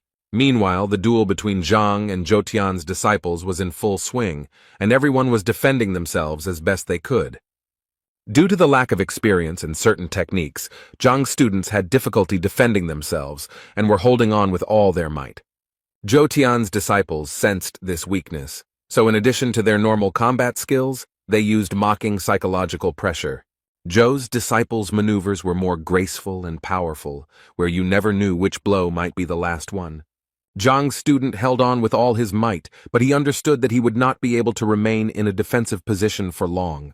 Just when it seemed the world stood still and the blow could be decisive, Zhang appeared on the field and intercepted the blow with just 2 fingers. Zhou Tian was angry to see such a mess, because Zhang's disciples had voluntarily agreed to the duel. Zhang calmly looked into his opponent's eyes as if preparing for an irreparable blow. But Zhang knew that Zhang Yang and his other disciples were too injured and not ready to continue the fight, so he broke the staff with the 2 fingers he was holding to protect his disciple. Zhou Tian shouted that the disciples who agreed to the duel of their own free will must continue the duel until the end. And then Zhou smiled evilly and suggested that Zhang stop the fight if his students admitted defeat. Zhang Yang, despite his many wounds, was enraged by such a proposal and was not prepared to surrender at any cost. Zhang grabbed the spear and was ready to defend himself to the last, because Zhang, in his opinion, deserved more. Zhang placed his hand on the boy's shoulder to calm and encourage the young man, who also had no intention of admitting defeat. Zhou Tian roared in rage and demanded that the duel between the disciples be fair and that Zhang leave the arena. Zhang smiled calmly in response and said that he really did not accept his students' defeat, but he did not want them to continue the fight. Zhou Tian insisted that the fight started without Zhang, so it should end without him. For Zhang, his students' decision remained unchanged, and he did not regret that his students decided to participate in the duel. That's why Zhang suggested that Zhou Tian move to the upper arena because the lower arena was quite boring. Zhou Tian's disciples were stunned by Zhang's statement, and some began to say that Zhang was mentally ill. Zhou Tian thought for a moment, because moving to the upper arena meant that Zhang's disciples would have to challenge Zhou Tian himself. Zhang, who was waiting for an answer, urged Zhou Tian to accept the challenge, otherwise it would mean that he was scared. Zhou Tian laughed, telling Zhang that he was burying himself, so Zhou did not mind this sight, so he accepted the challenge. Zhou Tian proposed to Zhang that if Zhang wins, Zhou will give him any 10 pills, and if they lose, Zhang will bow to Zhou. Zhang readily agreed to these terms and hoped that Zhou would not take his words back after the duel. Over the past few days, Zhang's disciples had indeed become stronger. Many had realized some things about themselves, but Zhang's decision to force the disciples to fight the teacher looked like a defeat. Zhou Tian gave his students the go-ahead to be released and asked Zhang about the details of the match himself. Zhang scratched the top of his head and pretended to do some complicated calculations, then replied that the match would be one-on-one. Zhang patted Chen on the shoulder and said that no one else had entered the duel, so it would be fair for Zhang to continue it. Zhou Tian was incredibly furious, not understanding what Zhang was planning by sending a young, inexperienced student to fight. Meanwhile, Chen was shocked by Zhang's decision, but Zhang quickly persuaded the boy to hold back his smile. Before the match began, Zhang announced that he wanted to teach Zhang a trick that would help him win. Zhou Tian tried to thwart Zhang's plans, but Zhang insisted that Zhang learn a technique that would allow him to win. Zhang approached the student and asked him to give him his spear so that the teacher could demonstrate his skill. Zhang tightly grasped the spear with his hand and asked Zhang to watch carefully what he was about to do. While the boy was concentrating hard to absorb some information, Zhang waved his spear in front of him like children in a kindergarten on a playground. Zhou Tian was surprised that Zhang's childish spear swings were considered a kind of winning move.